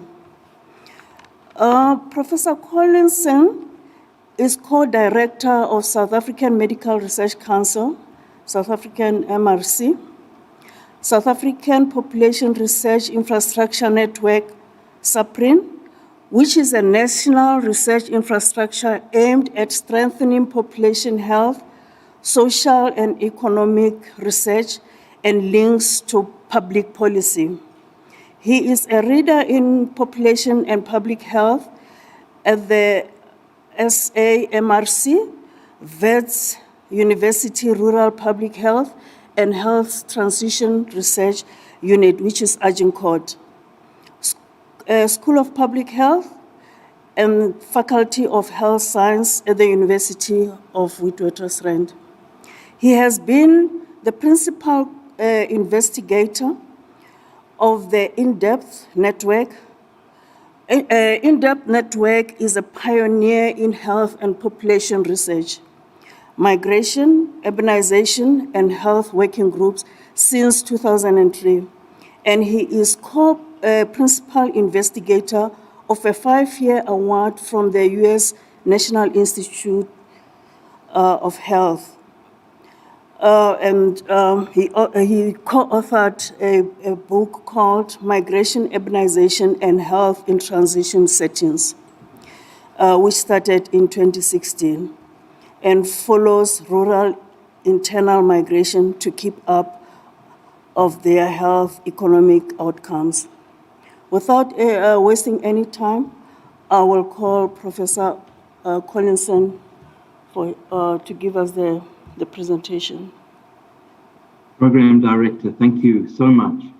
And really what a inspiration it is to have heard the few speakers that have been part of this session. Thank you. The whole day has raised very important challenges, and my message today is about the importance of migration for rural South African youth. There is a drive there that people are talking about, and yet migration can sometimes seen as, because it's a huge challenge, because it's linked to the terrible past that Jabba was talking about, the formation of the homelands, and the way that such inequality exists in the country, migration is often not seen as the vital thing that it is. And so for rural South African youth, I'm going to show you, and I'll move quickly through them, published and things, and I'm hoping to show you this drives home this message. Young people need to migrate, but there are obstacles, and COVID is a big one. So let's go. I think, thank you. I think push them all the way to the bottom. Thank you. One more. So the first thing that is changing sorry, back one, is from a population point of view, there are more young people than there have ever been. And I will show you how this looks in a population pyramid, which shows males and females of different age groups. This is important to show also how we are going to have a strong presence of youth in our South African population for a long time. This is why we're talking about this as a dividend, the demographic dividend. Then I'll show you how high levels of temporary migration among youth, yet how COVID has impacted on this in important ways. Next slide, please. This is a population pyramid, and it's the whole population of South Africa. It comes in about the middle of the period I'm talking about, which is about the last 20 years. This whole population is structured like this, and we are all in there if we were in the country at this time. But this was controversial because we've seen the band of people, the proportion of young people aged 20 to 39 is the biggest it's ever been. This was controversial because it showed even though our birth rates are low and coming down, there's still a growing growth of children under 5. And so this wasn't well understood. And next slide. And I think, give me the next slide. Right, so now this is an animation, 1 year by next. In this thing we have called Saprin, each year we can make, this is from 3 parts of the country, from Mpumalanga, where I'm sitting now, where it's very hot. I'm in Ekonhoek in Bushbuckridge. Then Dumama, which is in Limpopo, that's the middle. And then Africa Health Research Institute, KwaZulu-Natal. And the point to show is just like it showed you in the national population, we see the youth bulge coming up, and their children have now become a new youth bulge. And so there's a perpetual, I think, move on to the next slide, please. There is, you could say, a high proportion of youth that is even becoming reinforced by the next generation of a high proportion of youth. Right, now, those same places, I'm a sort of a scholar of these rural populations and representing this Saprin you see above me here. These are the populations listed here. Now, what I've tried to do here, you've just seen this in animation, but these blocks show that the whole population has a lot of people who are not resident in those rural areas, residents and non-residents, which means the bigger blocks in the middle, the blues and yellows, those are people residing in the rural populations. The orange and grays on the outside, and it's the same in all 3 of these rural populations, but especially Mpumalanga and KwaZulu-Natal. These are people who are living elsewhere. In population terms, we call these migration stocks, people who are away from home. And so this is vital to see. Next slide, please. Just the high proportion and the extent to which these are actually youth. Now, in this slide, I think, let me not say too much about the provincial level ones, but if you look at the top right, if we combine all of the data from these rural populations that we're studying, about 300,000 people, what we're seeing here is an age profile of temporary out-migration, which means people are leaving, but with the intention to access school opportunities, some of the very things we've been promoting in the last few sessions. We see how prominently this is youth, because the axis here on the bottom is age, a person's age. And so those peaks are around starting under age 20, and by the time age 25 or age 30 comes, the peak is coming down already. The age of moving are the young people. Next slide, please. Next slide, please. Now here, we still have age along the bottom axis. Now, I want to explain the importance of migration from an employment point of view. And earlier speakers were talking about this as well. Let's not be scared of migration nor migrants. Now, the top left, male permanent residents, these are non-migrants, and this is from age 15 up to 30, up to 34. In each age band, they're more likely to be employed, right? Who's employed? What's the percent employed? Around 40% of people, of males. And then on the next slide to the right, it's about 25, sorry, and the next graph, back to the next graph at top right is only about 25% of young women residing in rural areas are employed. But along the bottom row, this is the percent of the temporary migrants, similar to a labor migration story of the past, but now this is different. This isn't coerced by the state. These are people who are striving. They're looking for opportunities. 80% of the 30 to 34-year-olds and 80% even from 25 years old of the men, and of the women, up to 60% of the migrants are employed. So this is what's driving. Thank you. Next slide, please. Next, because that will give us focus. One more.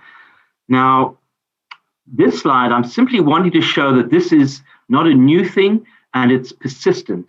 So this is the percentage of temporary migrants of the whole population, and of males and females. It's persistent and even increasing over the years of observation that we see here. Next slide. This is showing that remittances remain so important, that in the 4 years, spanning about 15 years of observation here, cash is remitted. There's other forms of remittances, but vital to see how the young people are sending money back to rural households where they can. That's a lesser proportion of the female migrants, because you saw lesser proportion of them are employed. But if we look at just who is employed, men and women are equally likely to remit.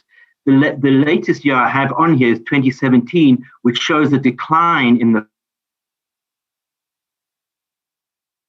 years in the last 2 or 3 years, tragically. Next slide, and then just go straight to the next one. I just want to not bog down in the detail. Here is just 2 things to note.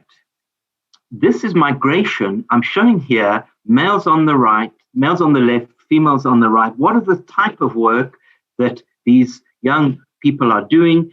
And also, how is this changing? And so unskilled work,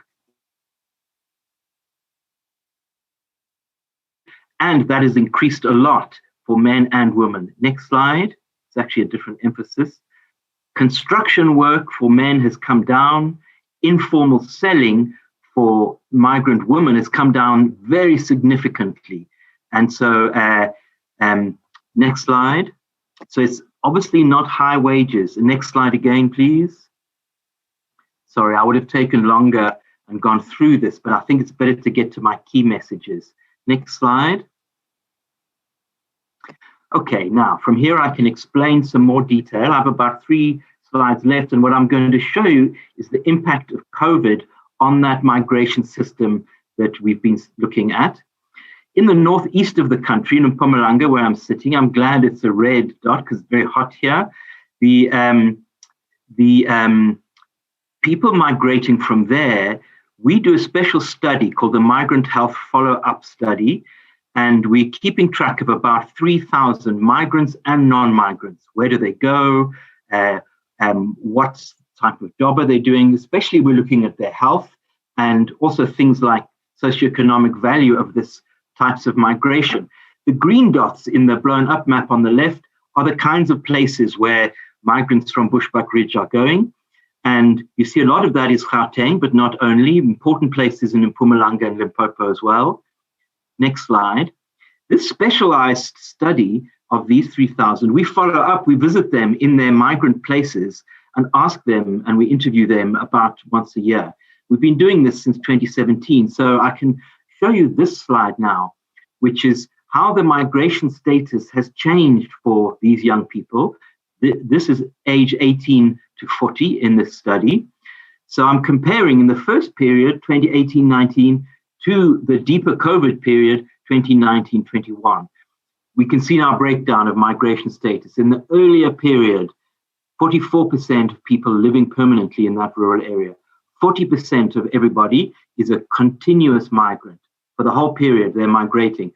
New migrants, 13% of this population becoming new migrants. And then there are returnees. What I was skipping through earlier was the age of some of the returnees are a little older, right? And that makes sense. People have time away and then come back. But then we come to the second period, which was just a year later.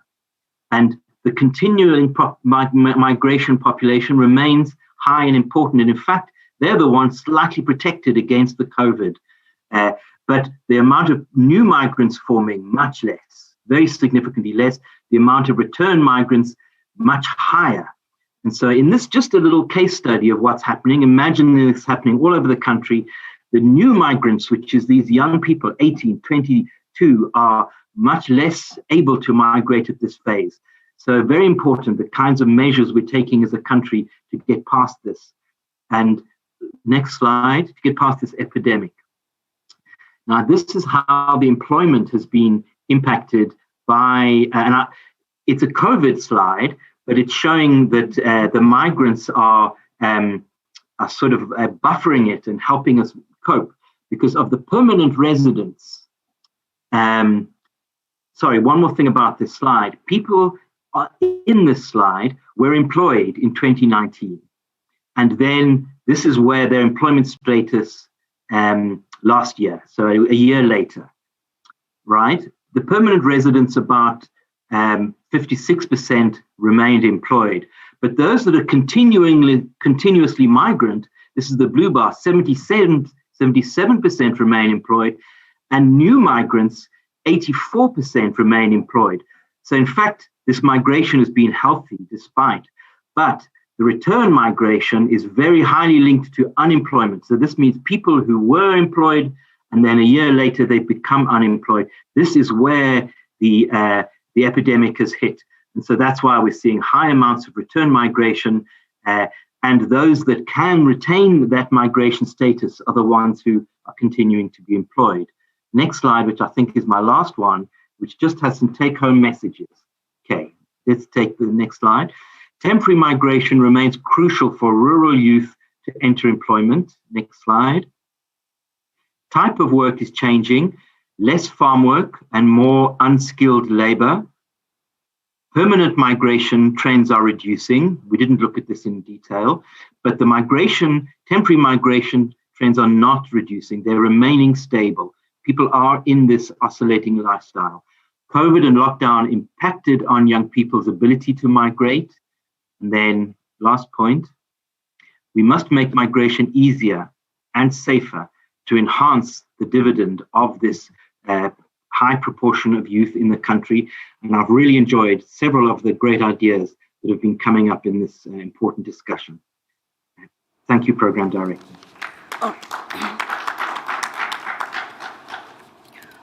Thank you, Mark, for your interesting presentation. Now is the time for questions, clarity, and any comments that we can have.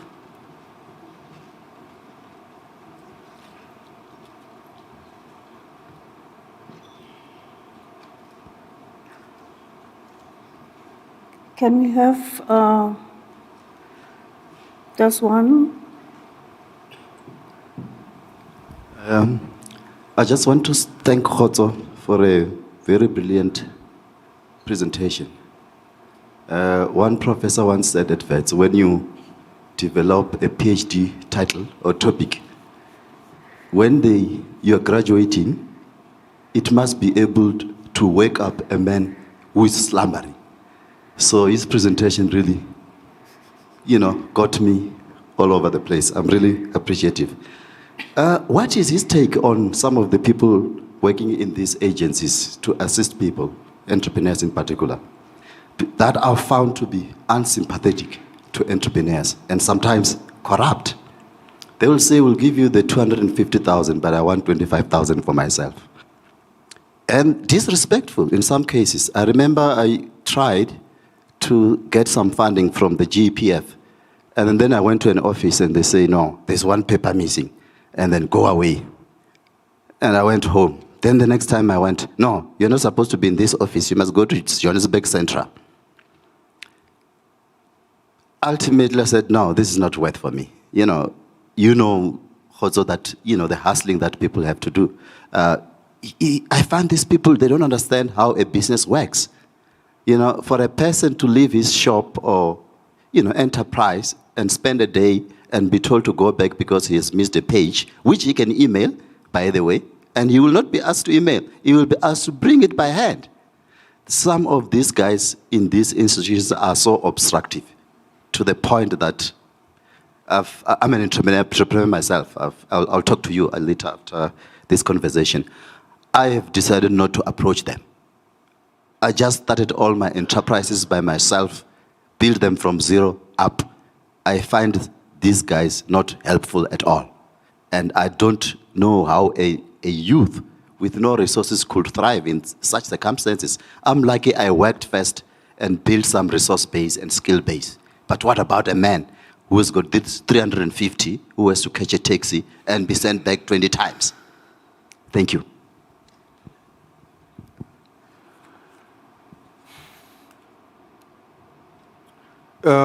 Thank you very much, Chairperson. I think Mpo has touched on a very sensitive issue because I think we are not addressing the biggest elephant in the room, which is corruption. I have seen in the township that I grew up in, young people are hustling. They are selling almost everything. You see, when you drive in a taxi or in your car, you find them in a hot summer day selling refrigerated water. All they need is just a small push to the right direction. And I think they will move to where we want them. But I think Mpo has touched on that. I want to talk to the point that was presented by, I forgot the name of the lady, but the presentation was from Harambe, Employment Strategies for Young People. She touched on the whole issue of public employment programs, whereby I used to work for Department of Public Works, EPWP, Expanded Public Works Program, which is, the objective is to divert public funding for infrastructure to use labor-intensive method to build infrastructure. And the program is targeted at employing or benefiting women, to a larger extent, youth and people with disabilities. And like what I mentioned yesterday, the challenge that EPWP is having, because one of the emphasis of EPWP is that the beneficiaries or participants of the program should be exposed to training, so that by the time when the project, for an example, if they were constructing a road, when the project is finished, they should be having a qualification or something that will allow them to be utilized as a stepping stone into a formal kind of employment. And we call that exit. Now, the problem is, it's quite difficult to exit EPWP beneficiaries, because I don't think we have spent enough time to engage private sector, to partner with private sector. I think we are comfortable and feel very much in a safe space when we engage on these issues as government. We haven't robustly engaged the private sector, which I think we should, because one way or the other, I think as a corporate, as a corporate entity, they have a responsibility to play in terms of ensuring that our young people are taken care of. There was also a point that I wanted to comment on. I think it's Professor Mabobo.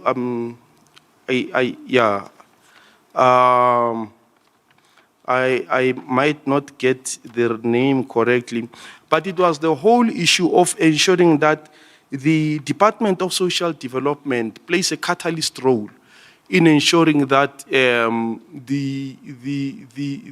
SADC country is able to trade amongst itself so that there's employment opportunities, spin-offs that which young people can benefit from.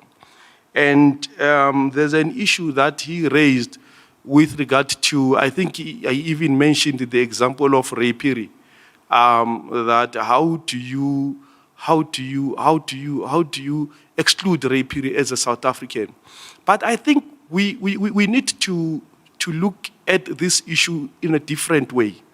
Yes, of course, there are agreements that South Africa has engaged with our neighboring countries, and we need to honor those obligations. But I think the biggest challenge is undocumented migrants.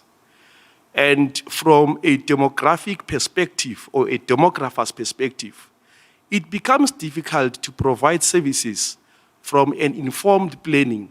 If you have a population of people that are undocumented, it becomes a serious challenge. For an example, one of the projects of EPWP, I think it was on the border of Swaziland and Mpumalanga. The project had a huge number of undocumented Swaziland nationals. And it becomes difficult to separate because isiSwati and in Nelspruit and isiSwati in Eswatini, they speak the same. So it's quite difficult. But then what we did, we engaged the Department of Labor, which is very much clear that at the moment you begin to open opportunities for nationals, foreign nationals outside South Africans, they should be bringing scarce and critical skills. I mean, EPWP jobs are very much rudimentary in nature. So if you open up opportunities for foreign nationals, whereas you have local people who could have provided a local service, because as a government of South Africa, responsible to take care, you are responsible to take care of your nationals. So I think we need to put emotions aside and begin to think strategically about this.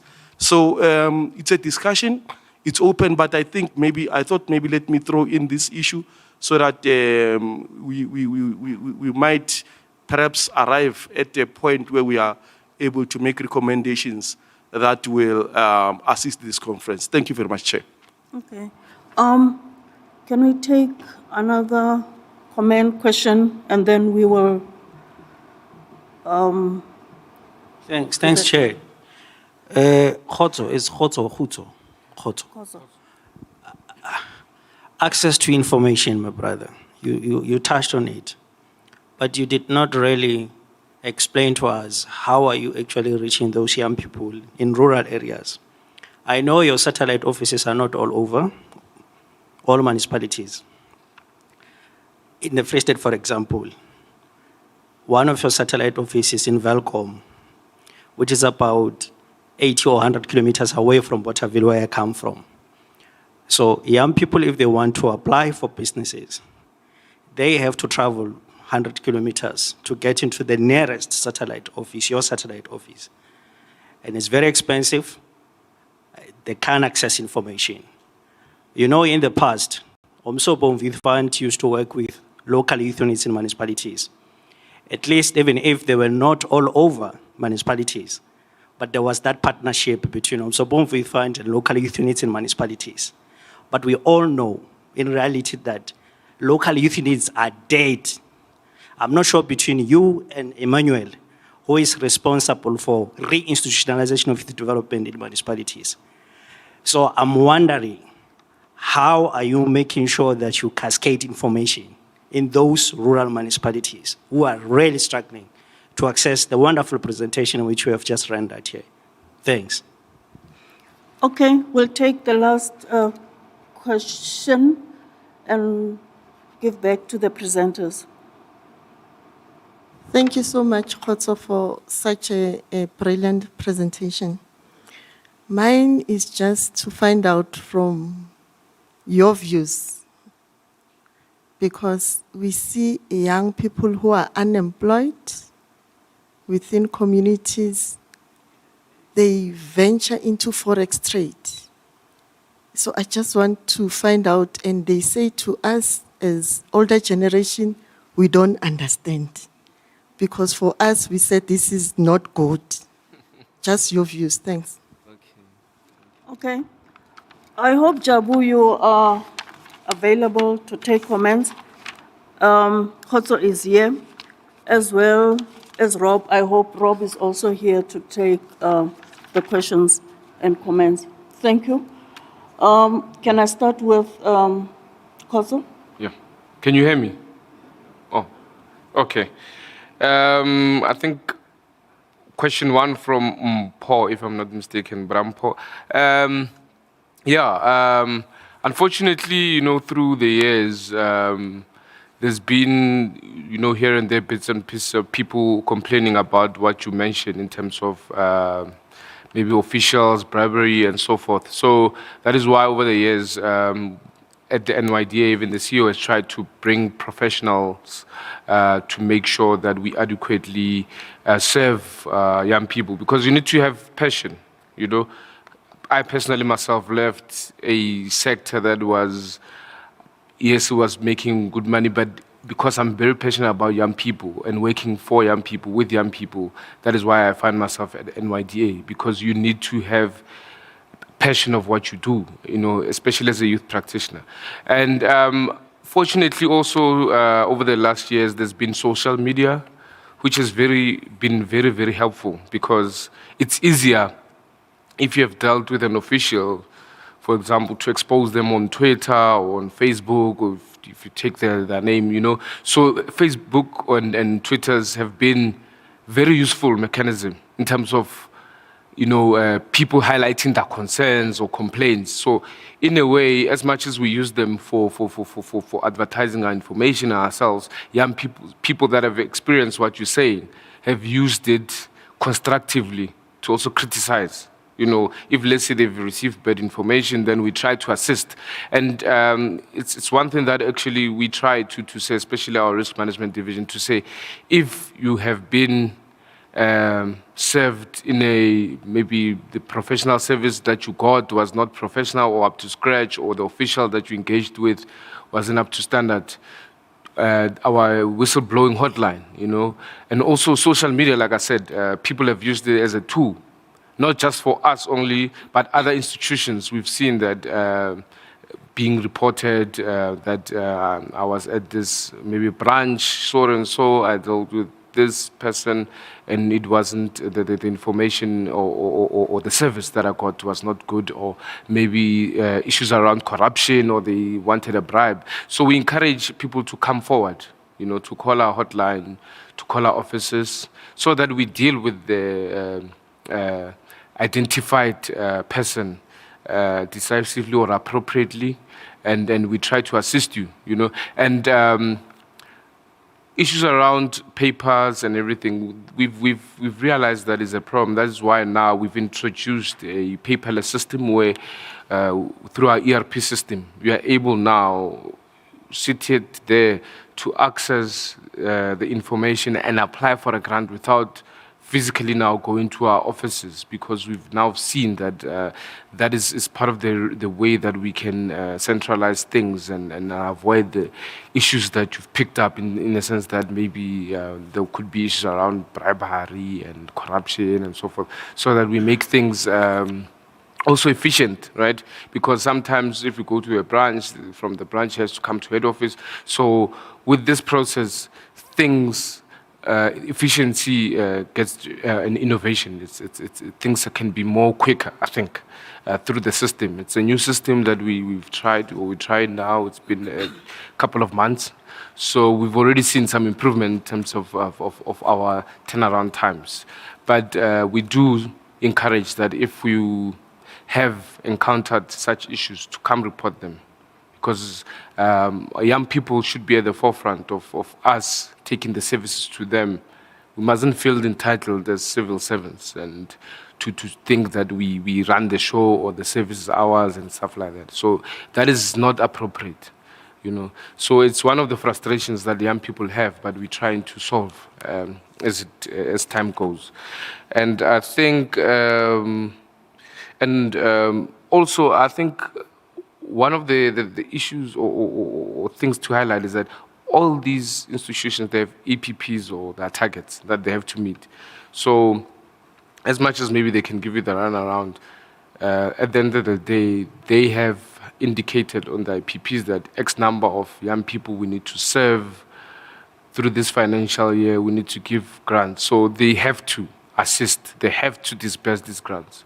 So it's also in their interest, I think, to serve young people, actually. And the second question around access to information. My brother, the issue around access to information is very key. That's why I highlighted it, right? The other problem is, for example, the budget we've got versus what then the UMSOB used to get. I mean, if you divide it for every young person, it's like maybe 25 rand per person in terms of the budget we get. That if young people could come today and all of them apply for grants, we wouldn't be able to assist them, right? So that is also inhibited us to be everywhere, right? But that doesn't necessarily mean that we cannot be at a service of these young people. So what we've done is we've bought mobile vans, especially for rural areas. We've seen through the pandemic that they were not able to come to our offices. So through each and every branch getting these mobile vans, they're able to go out to these areas, especially if you look at Kuruman, for example, Northern Cape, which places are far in between our branch.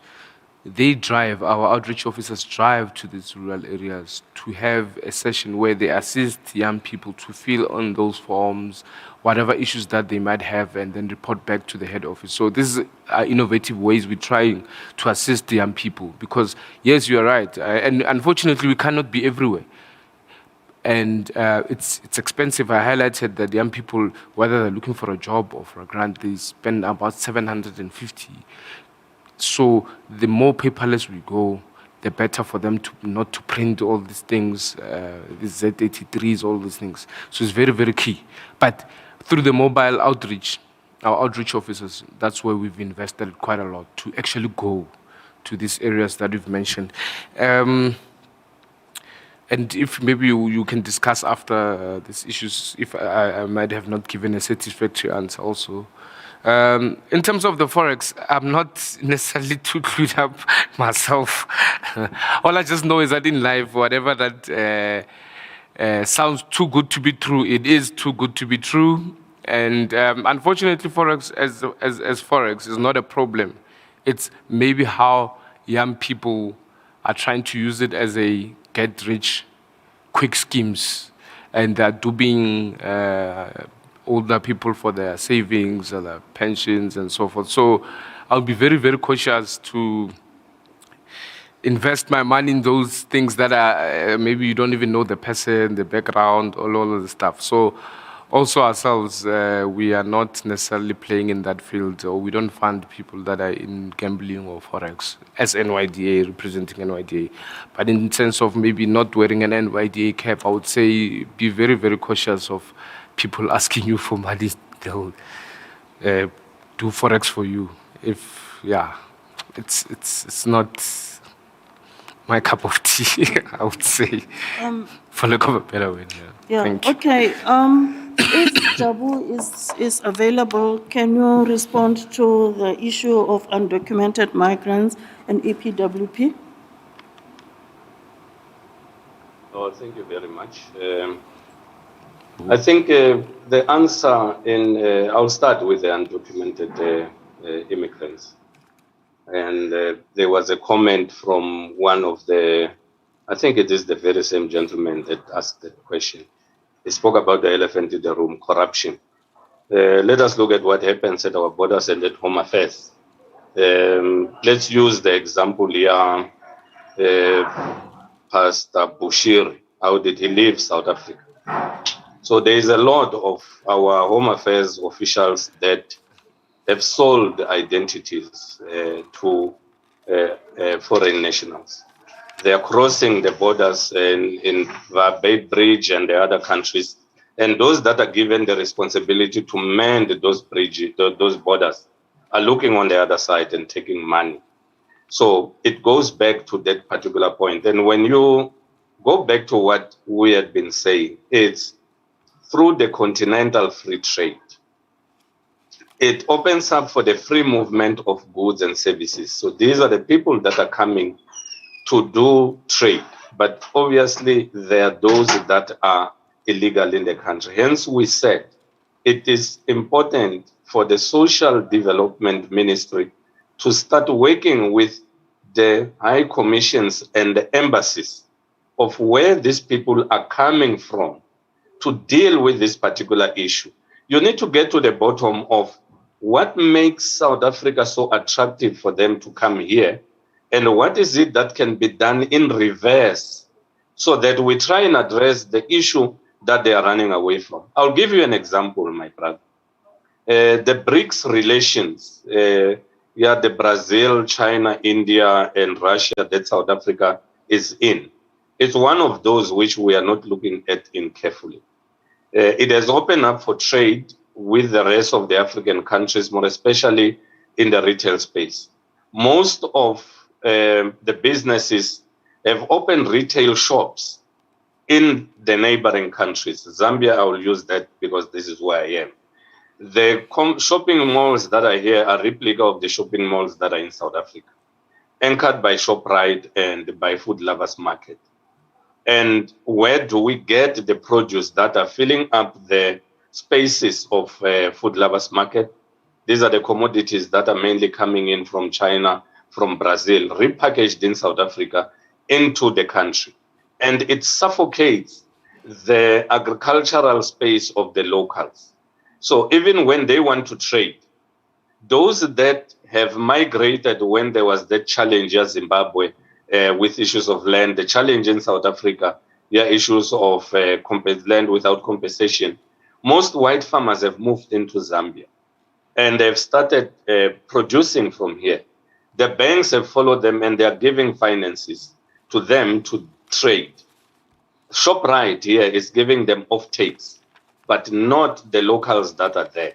So these dynamics are the ones that we need to drill deep into them. What causes these people to move in and deal with those particular issues? The corruption is what we need to deal with. I think I've mentioned as well that when government is driving economic development, it doesn't work because they are looking at the 5-year cycle that I need to be in power, and they want a constituency that will remain loyal to them as a voting constituency to keep them in power. So most of the funding and all these things that are being done, you will see them that they go towards a particular constituency of a particular group at the expense of the masses. And if NYDA is honest, you will know that they commanded a huge budget before, which has been reduced later, because they are perceived to be a funding structure for the ANC Youth League. If we have to hit the truth of the issues and all this. So you have those issues. And when government is driving, you have institutions like AfriForum, where they feel that we are now being neglected and marginalized as Afrikaners that have been living in South Africa because of the integration.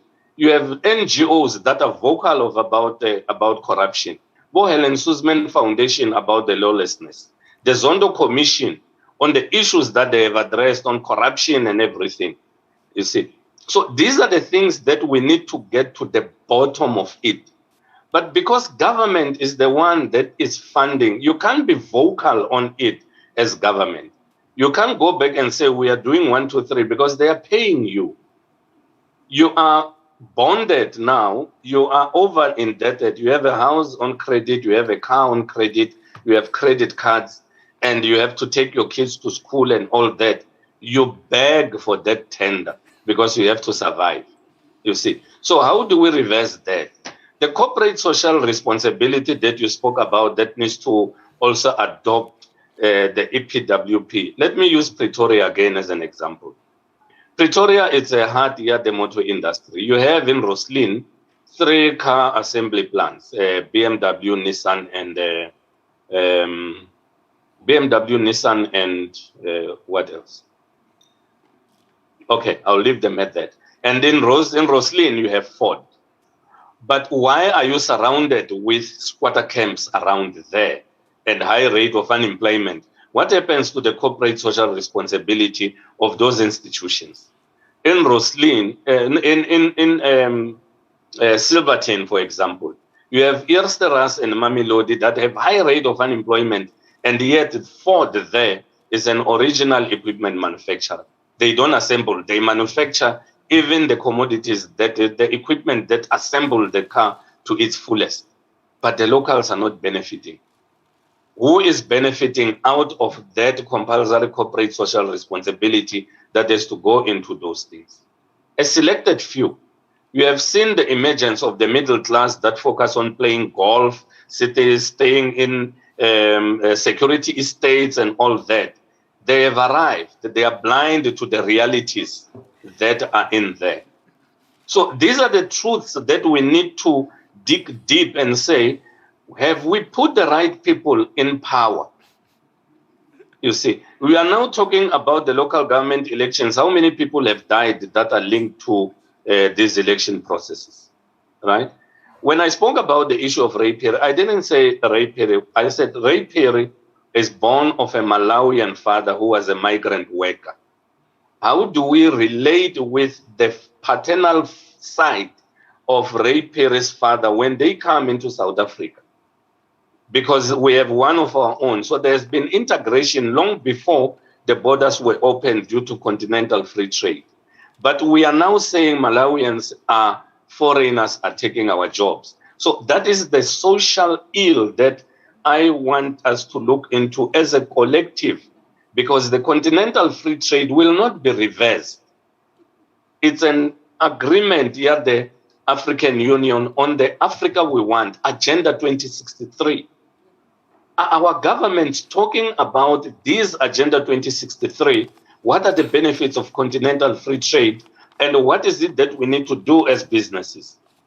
Because we need to now build into an inclusive society where we trade. We don't have to keep on fighting one another and feeling threatened in the country. Apartheid, yes, it's a fact, it's a history, it's something that we need to look into and learn, not to repeat it.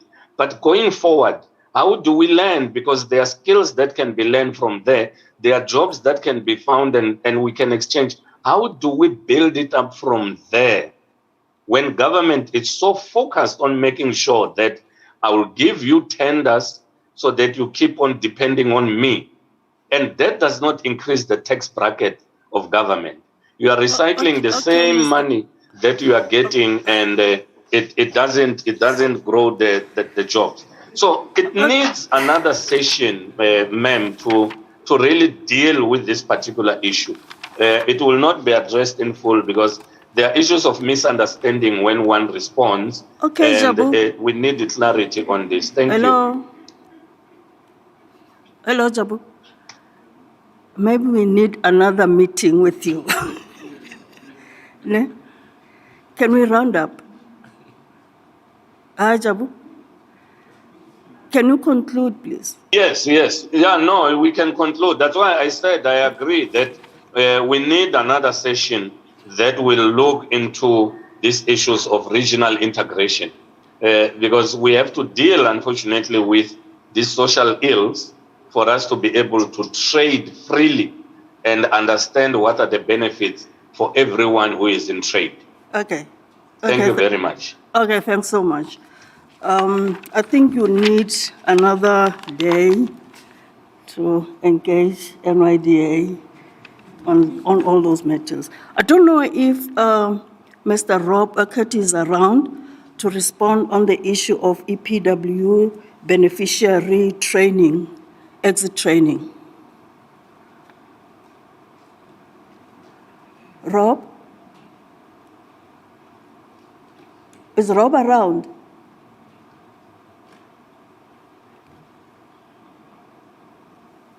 No, he's not around. Okay. Thanks, everyone. Thanks, colleagues. Thanks, presenters, for your thought-provoking, interesting presentations.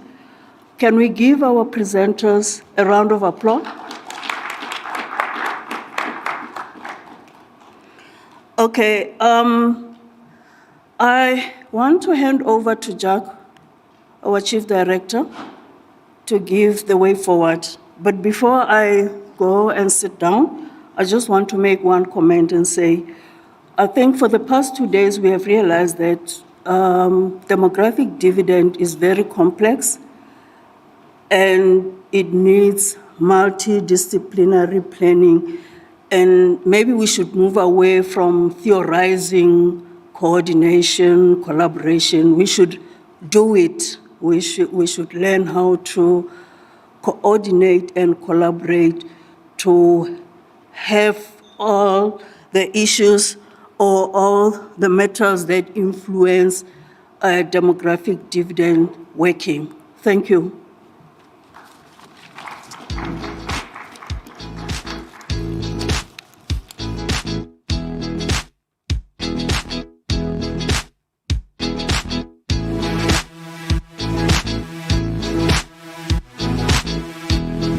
Very much, Poppy. Can I just invite Tlangalani Shilubane of the UNFPA to join me here? I'm feeling a bit lonely. And maybe Jabu is still online. Yeah, colleagues, I think many issues were raised that require further discussion, and some of them, I think, require discussion at other forums as well, maybe, and not this one. But I think really what I personally appreciate very, very much is the frank and open way in which presenters and participants shared what they wanted to share. And in some way or another, it all does come back to the discussion on the demographic dividend, because it is about health, education, skills, but it's also about jobs and it's also about governance. So I think we've really all benefited from being in a space where people felt comfortable to share their views and also their experiences. But I'll come back to that later. I'm going to just make a few remarks to try and wrap things together.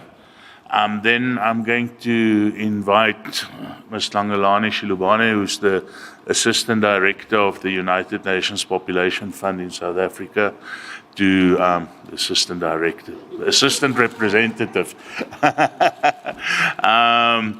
to make closing remarks, and after that, so don't run after Tlangalani has spoken, because after that I'll just say a few words of thanks to everybody who deserves it.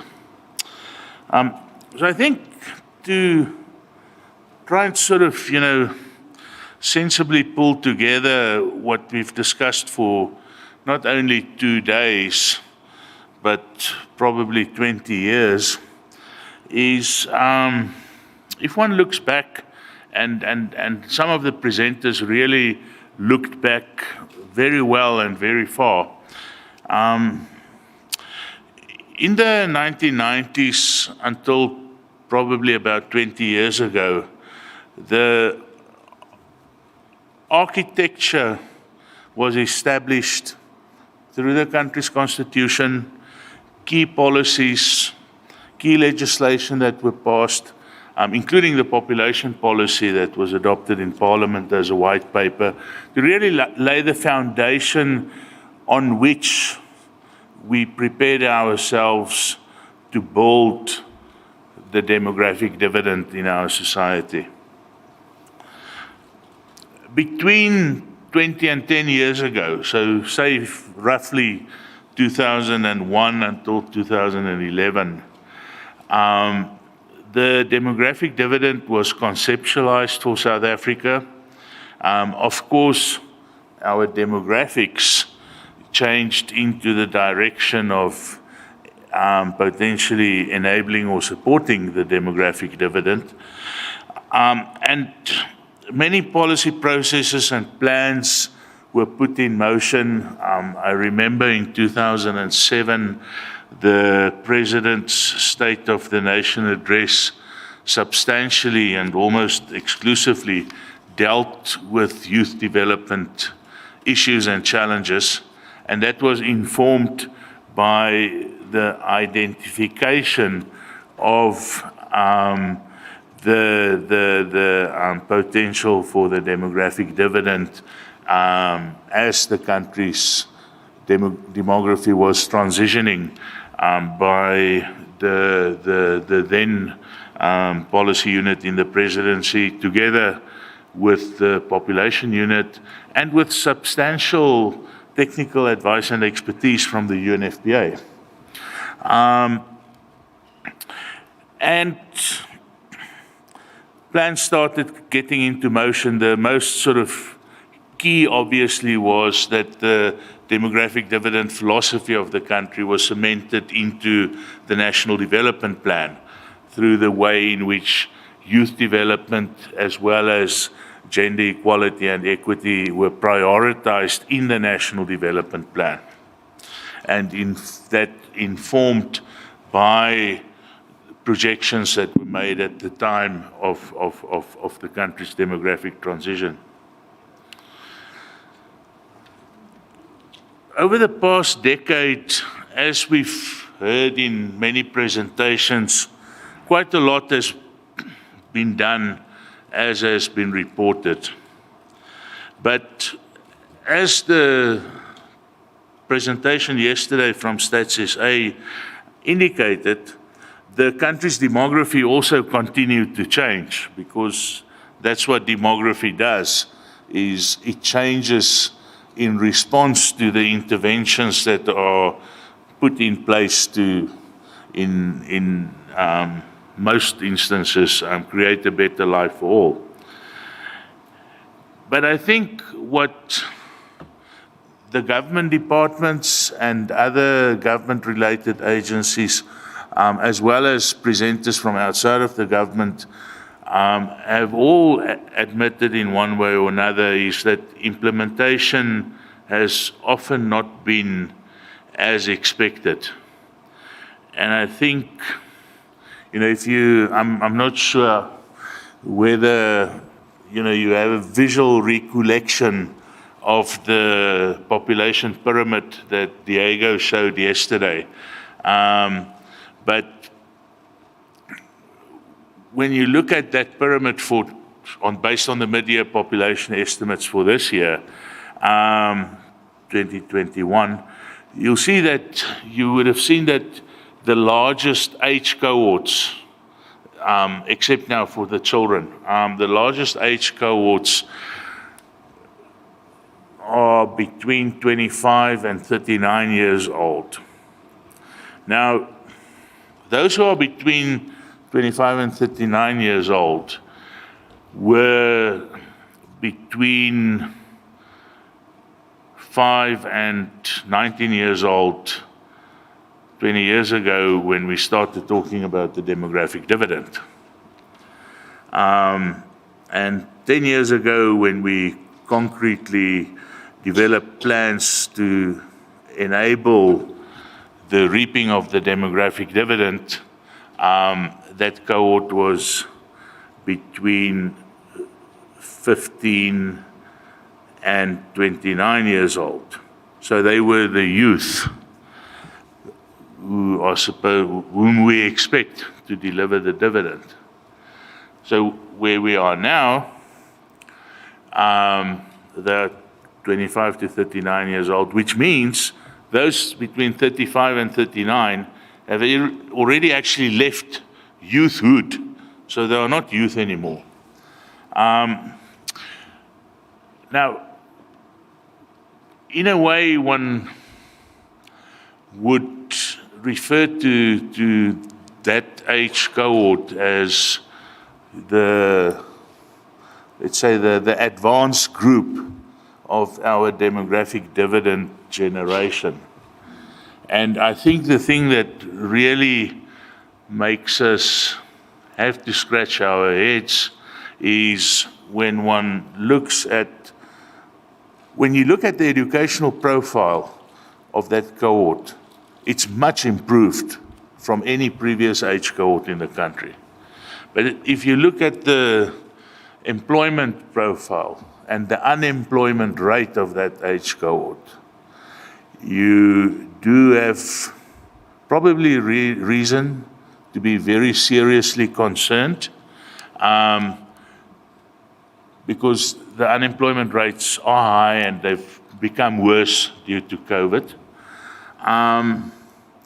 What I would particularly be concerned is that that's the generation, and represented by the youngsters who are sitting here earlier today, that's the generation that we were supposed to equip so that they can start delivering the demographic dividend for us. And yet they are saying, well, we got the qualifications, we've listened to everything you said about health and sexual and reproductive health and rights and so on, but we can't find a job. We go to bed hungry so many nights a week.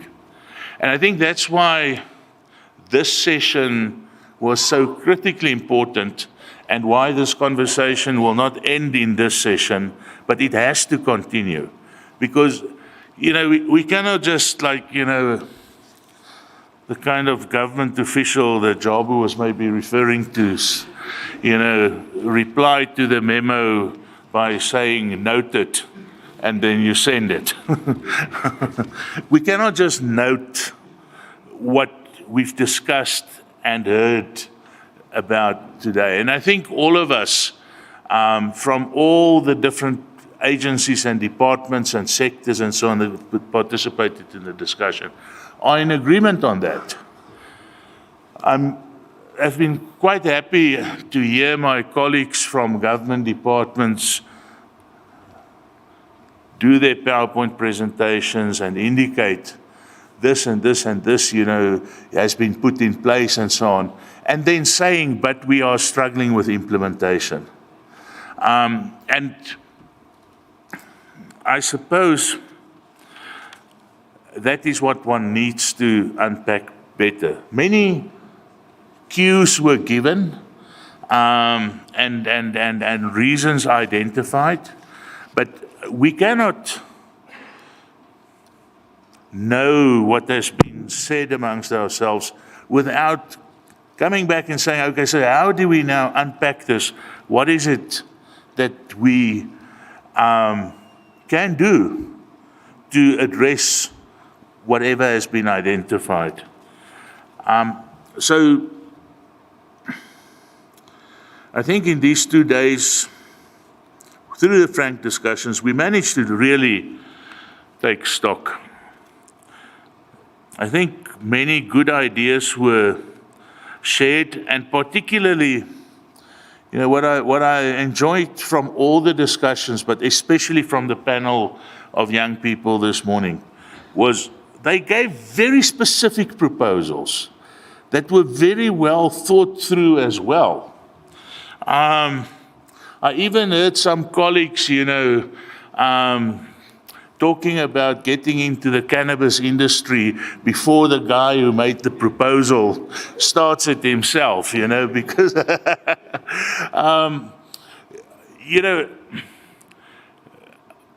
maybe unlike many previous instances where one would invite young people and then they would come with a long shopping list, and then, ask us old people to make sense of it.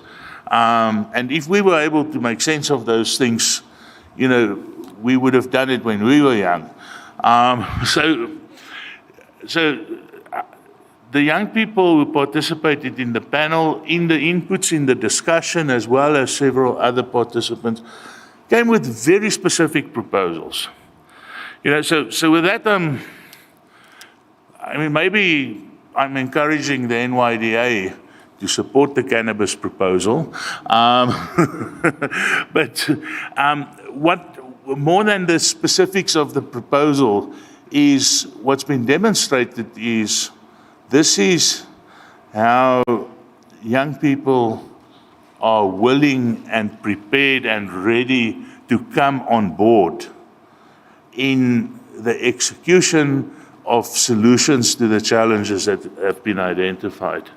And that's very heartening, and I think I actually was thinking to myself, I'm not sure whether Mark is still in the meeting, that for 2 days one discusses young people, and then in the last session you put two grey white men, on the podium to make the last two presentations.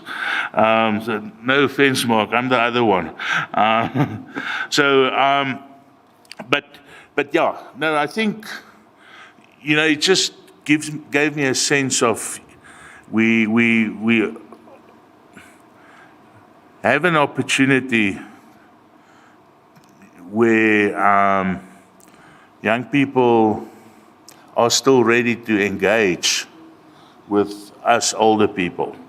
And I think we have an opportunity where enough older people are ready to listen and learn from young people and admit we've managed to bring things this far, but maybe we've run out of ideas, and we need to, through our experience, assist young people to realize their ideals as well. So those are just some thoughts, all just basically a way to say this conversation is going to continue. I think it's very clear that our country and its people is in a very different place from where we were 30 years ago, 20 years ago, and even 10 years ago, both demographically as well as in terms of policies and programs. So we see this session as the start of work to review and formulate an updated or up-to-date demographic dividend strategy for the country. And that would, of course, be to support the final push of the National Development Plan, which is really the big vision within which the demographic dividend must be achieved in its final push, until 2030. So we are going to have follow-up engagements with yourselves early in 2022. By then we would have consolidated everything into a report at least, so that we don't have to rediscover the information, but that we can give you, say, here's the document that that summarizes everything that was said in October, so that we sit down and tease out and identify what must be done and who must do it, so that we can put together the updated or up-to-date, strategy in a systematic and coherent way, so that we can, push it through the structures, but that we also can mobilize partnerships to do what has to be done. Meanwhile, the presentations, I think it's all of them now, have been shared on the DSD website. The recording of the entire session should be available as well. As soon as I know, we'll make sure that everybody who attended virtually online, and even especially those maybe who didn't attend but asked for the recording, that people know where they can access it, so that it's possible to revisit, it's possible to go back and encourage your colleagues or friends or others from what you represent or where, the place you represent, to also watch a section or the whole webinar if it would be useful. So I'm going to stop there. I'm going to come back to just do the vote of thanks, but I'm going to invite my friend and colleague, the Assistant Representative of the United Nations Population Fund in South Africa, to make closing remarks on behalf of the UNFPA before we wrap up and adjourn. Thank you.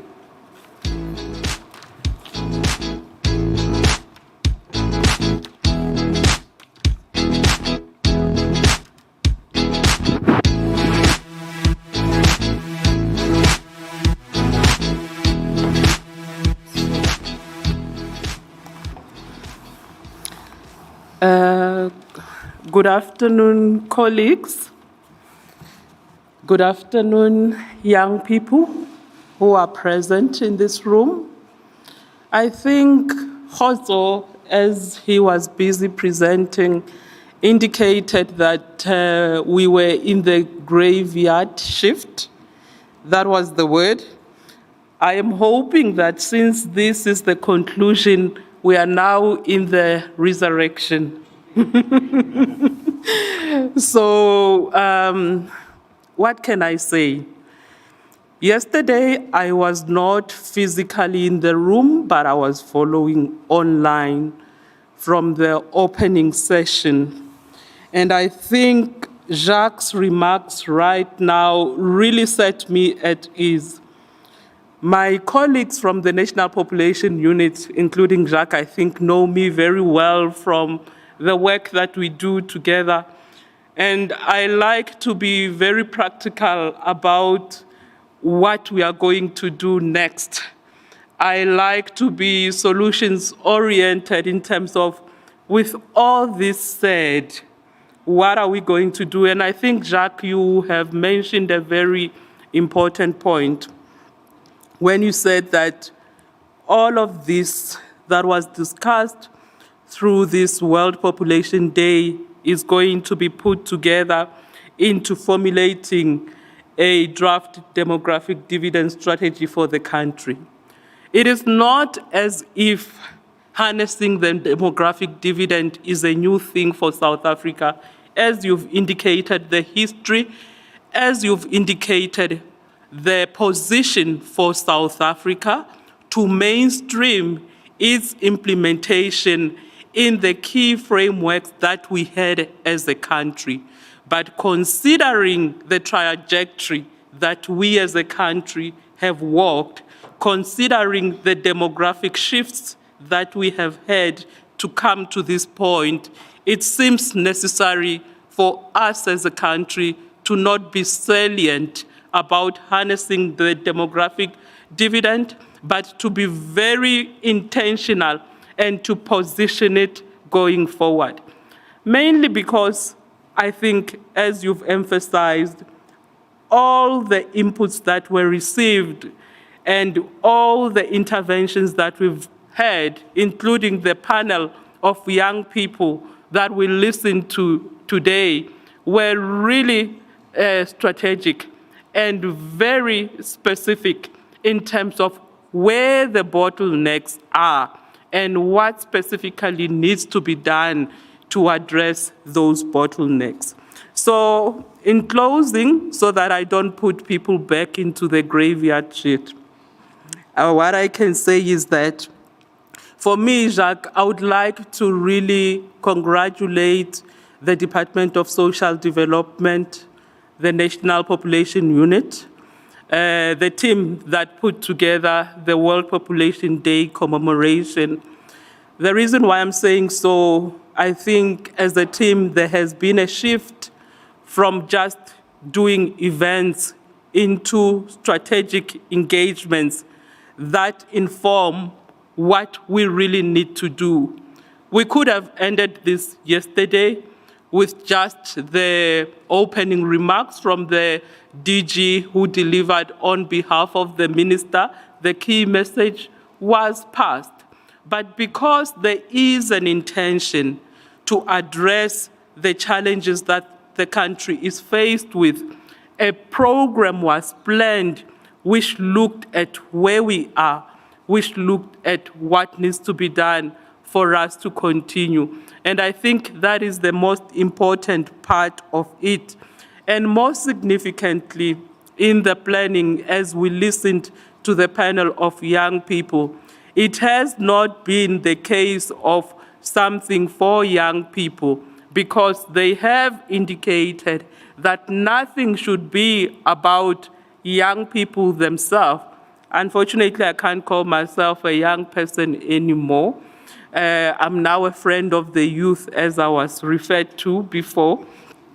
So it has been nothing about young people without young people. I said this morning, I listened to the panel of young people, and some of the specific recommendations that were made, there's one maybe that I can just lift where the young person said, some of the issues that young people are facing, there are solutions in terms of how to address them.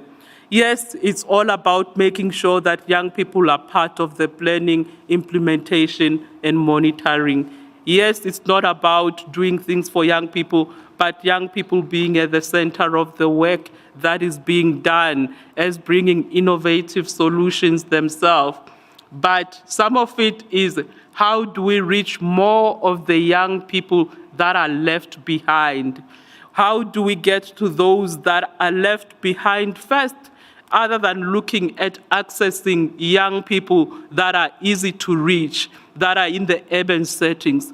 We have innovative platforms such as technology. We talk about digitization. How does it help us reach young people that are deep in the rural areas that do not even have access to those networks? What solutions are we generating to make sure that we can be able to move along with those young people? And we talk about not leaving more young people behind. It's not only about looking at the settings, the rural versus urban, but it's also looking at young persons living with disabilities. And even then, we are not only talking about a homogeneous group, but we are talking about different aspects of young people we must reach. So it's been inspiring to listen to young people describe social media not only as a means of communication, but a capacity building tool. What is required from us as program implementers is to make sure that we can finally get to the young people. In conclusion, from my side, as I go back, I would say that we appreciate South Africa for being one of those countries that is concerned about achieving sustainable development. The National Development Plan really spells to us the three core challenges we are faced with. Every one of us can recite it in our sleep: the poverty, inequality, and unemployment. And we know that it significantly impacts young people more. When we talk about the Africa we want, Agenda 2063, we know that we are about harnessing the demographic dividend, and it requires us to make sure that we invest in ensuring the potential of young people is fulfilled for us to really harness that demographic dividend.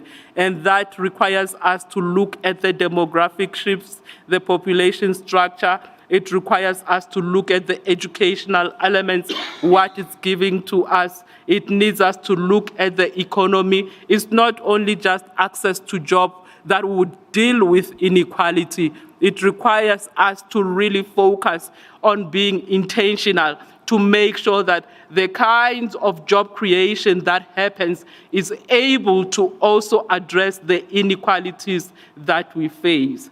And each aspect of this to achieve the demographic dividend is really anchored on the governance piece. And I was really great to hear the issues of corruption, how it impacts what we are looking at as an issue as well being addressed in that regard.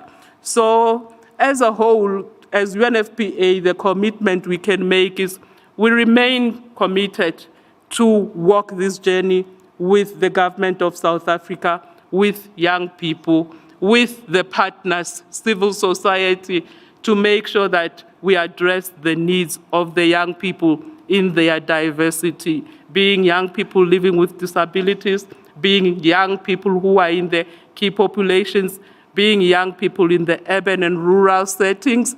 We remain committed to ensure we achieve gender equality. We remain committed to make sure the sexual reproductive health and rights needs of young people are addressed. We remain committed to ensure we end gender-based violence that affects young people. We remain committed to make sure we use population data to target our programs to where they are needed the most to make sure that we can achieve demographic dividend. Thank you so much for your commitment and patience to get us this far. Thank you, colleagues.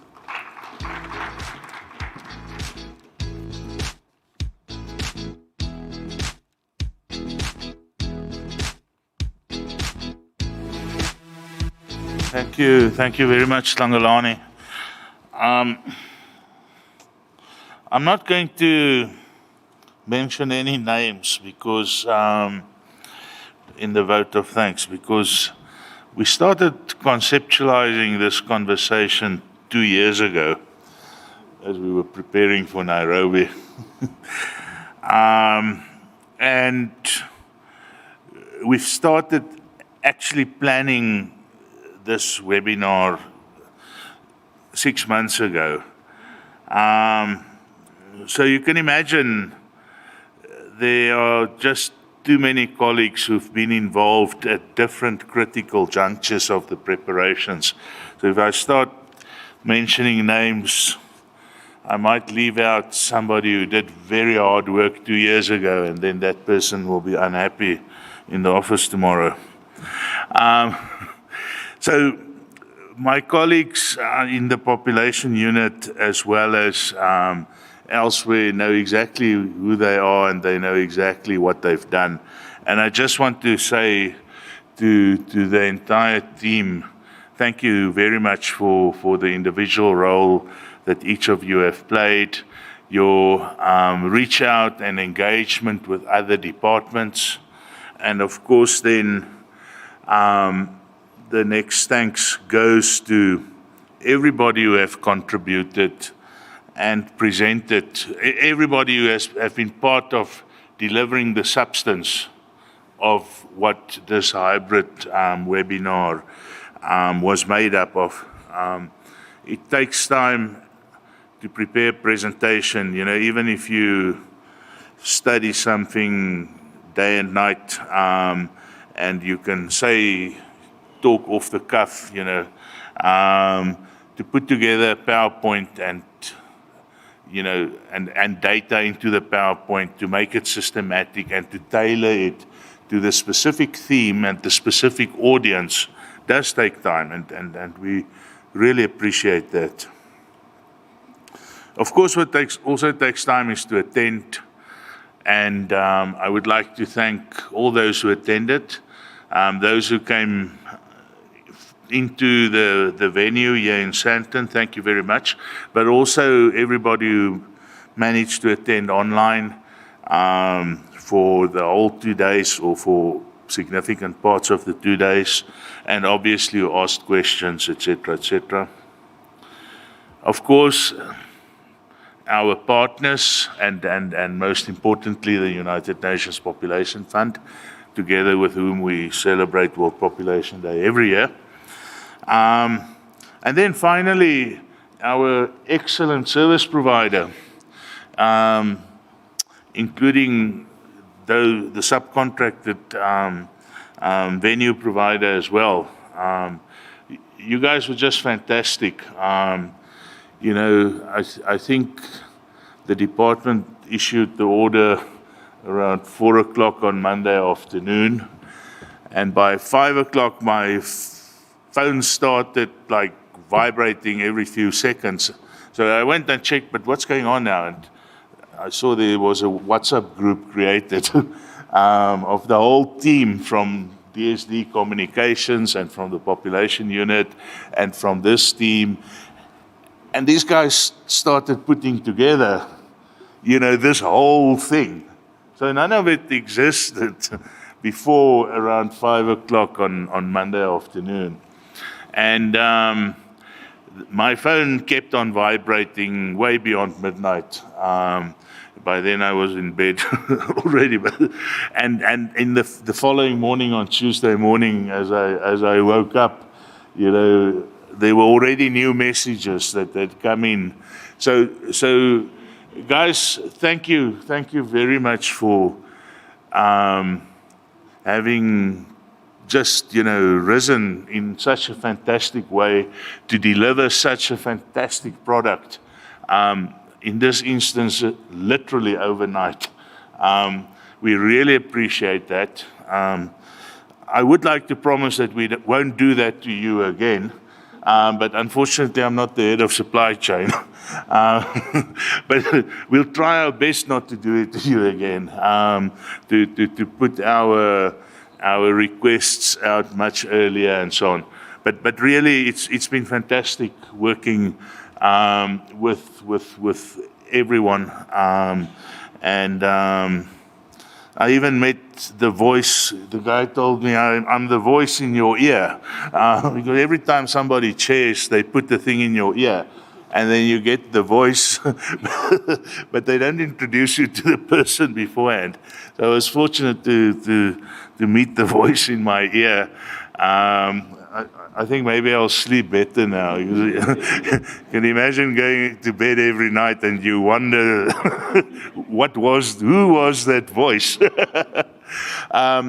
So yeah, thanks very much. Thanks for having hanged on way beyond our published finishing time, and we look forward. You'll be hearing from us within the weeks that lie ahead, but we look forward to meeting up again very early in the new year. If by then all of us are vaccinated, we can hopefully, and everyone else behave themselves, we can hopefully have a larger meeting in a physical venue so that we can share more of the body language and the facial expressions and so on, which are an integral part of these engagements and so on. The voice only doesn't do it. So with that then, thanks very, very much, everybody, and best for the rest of the week as well as the rest of the year. Thank you very much.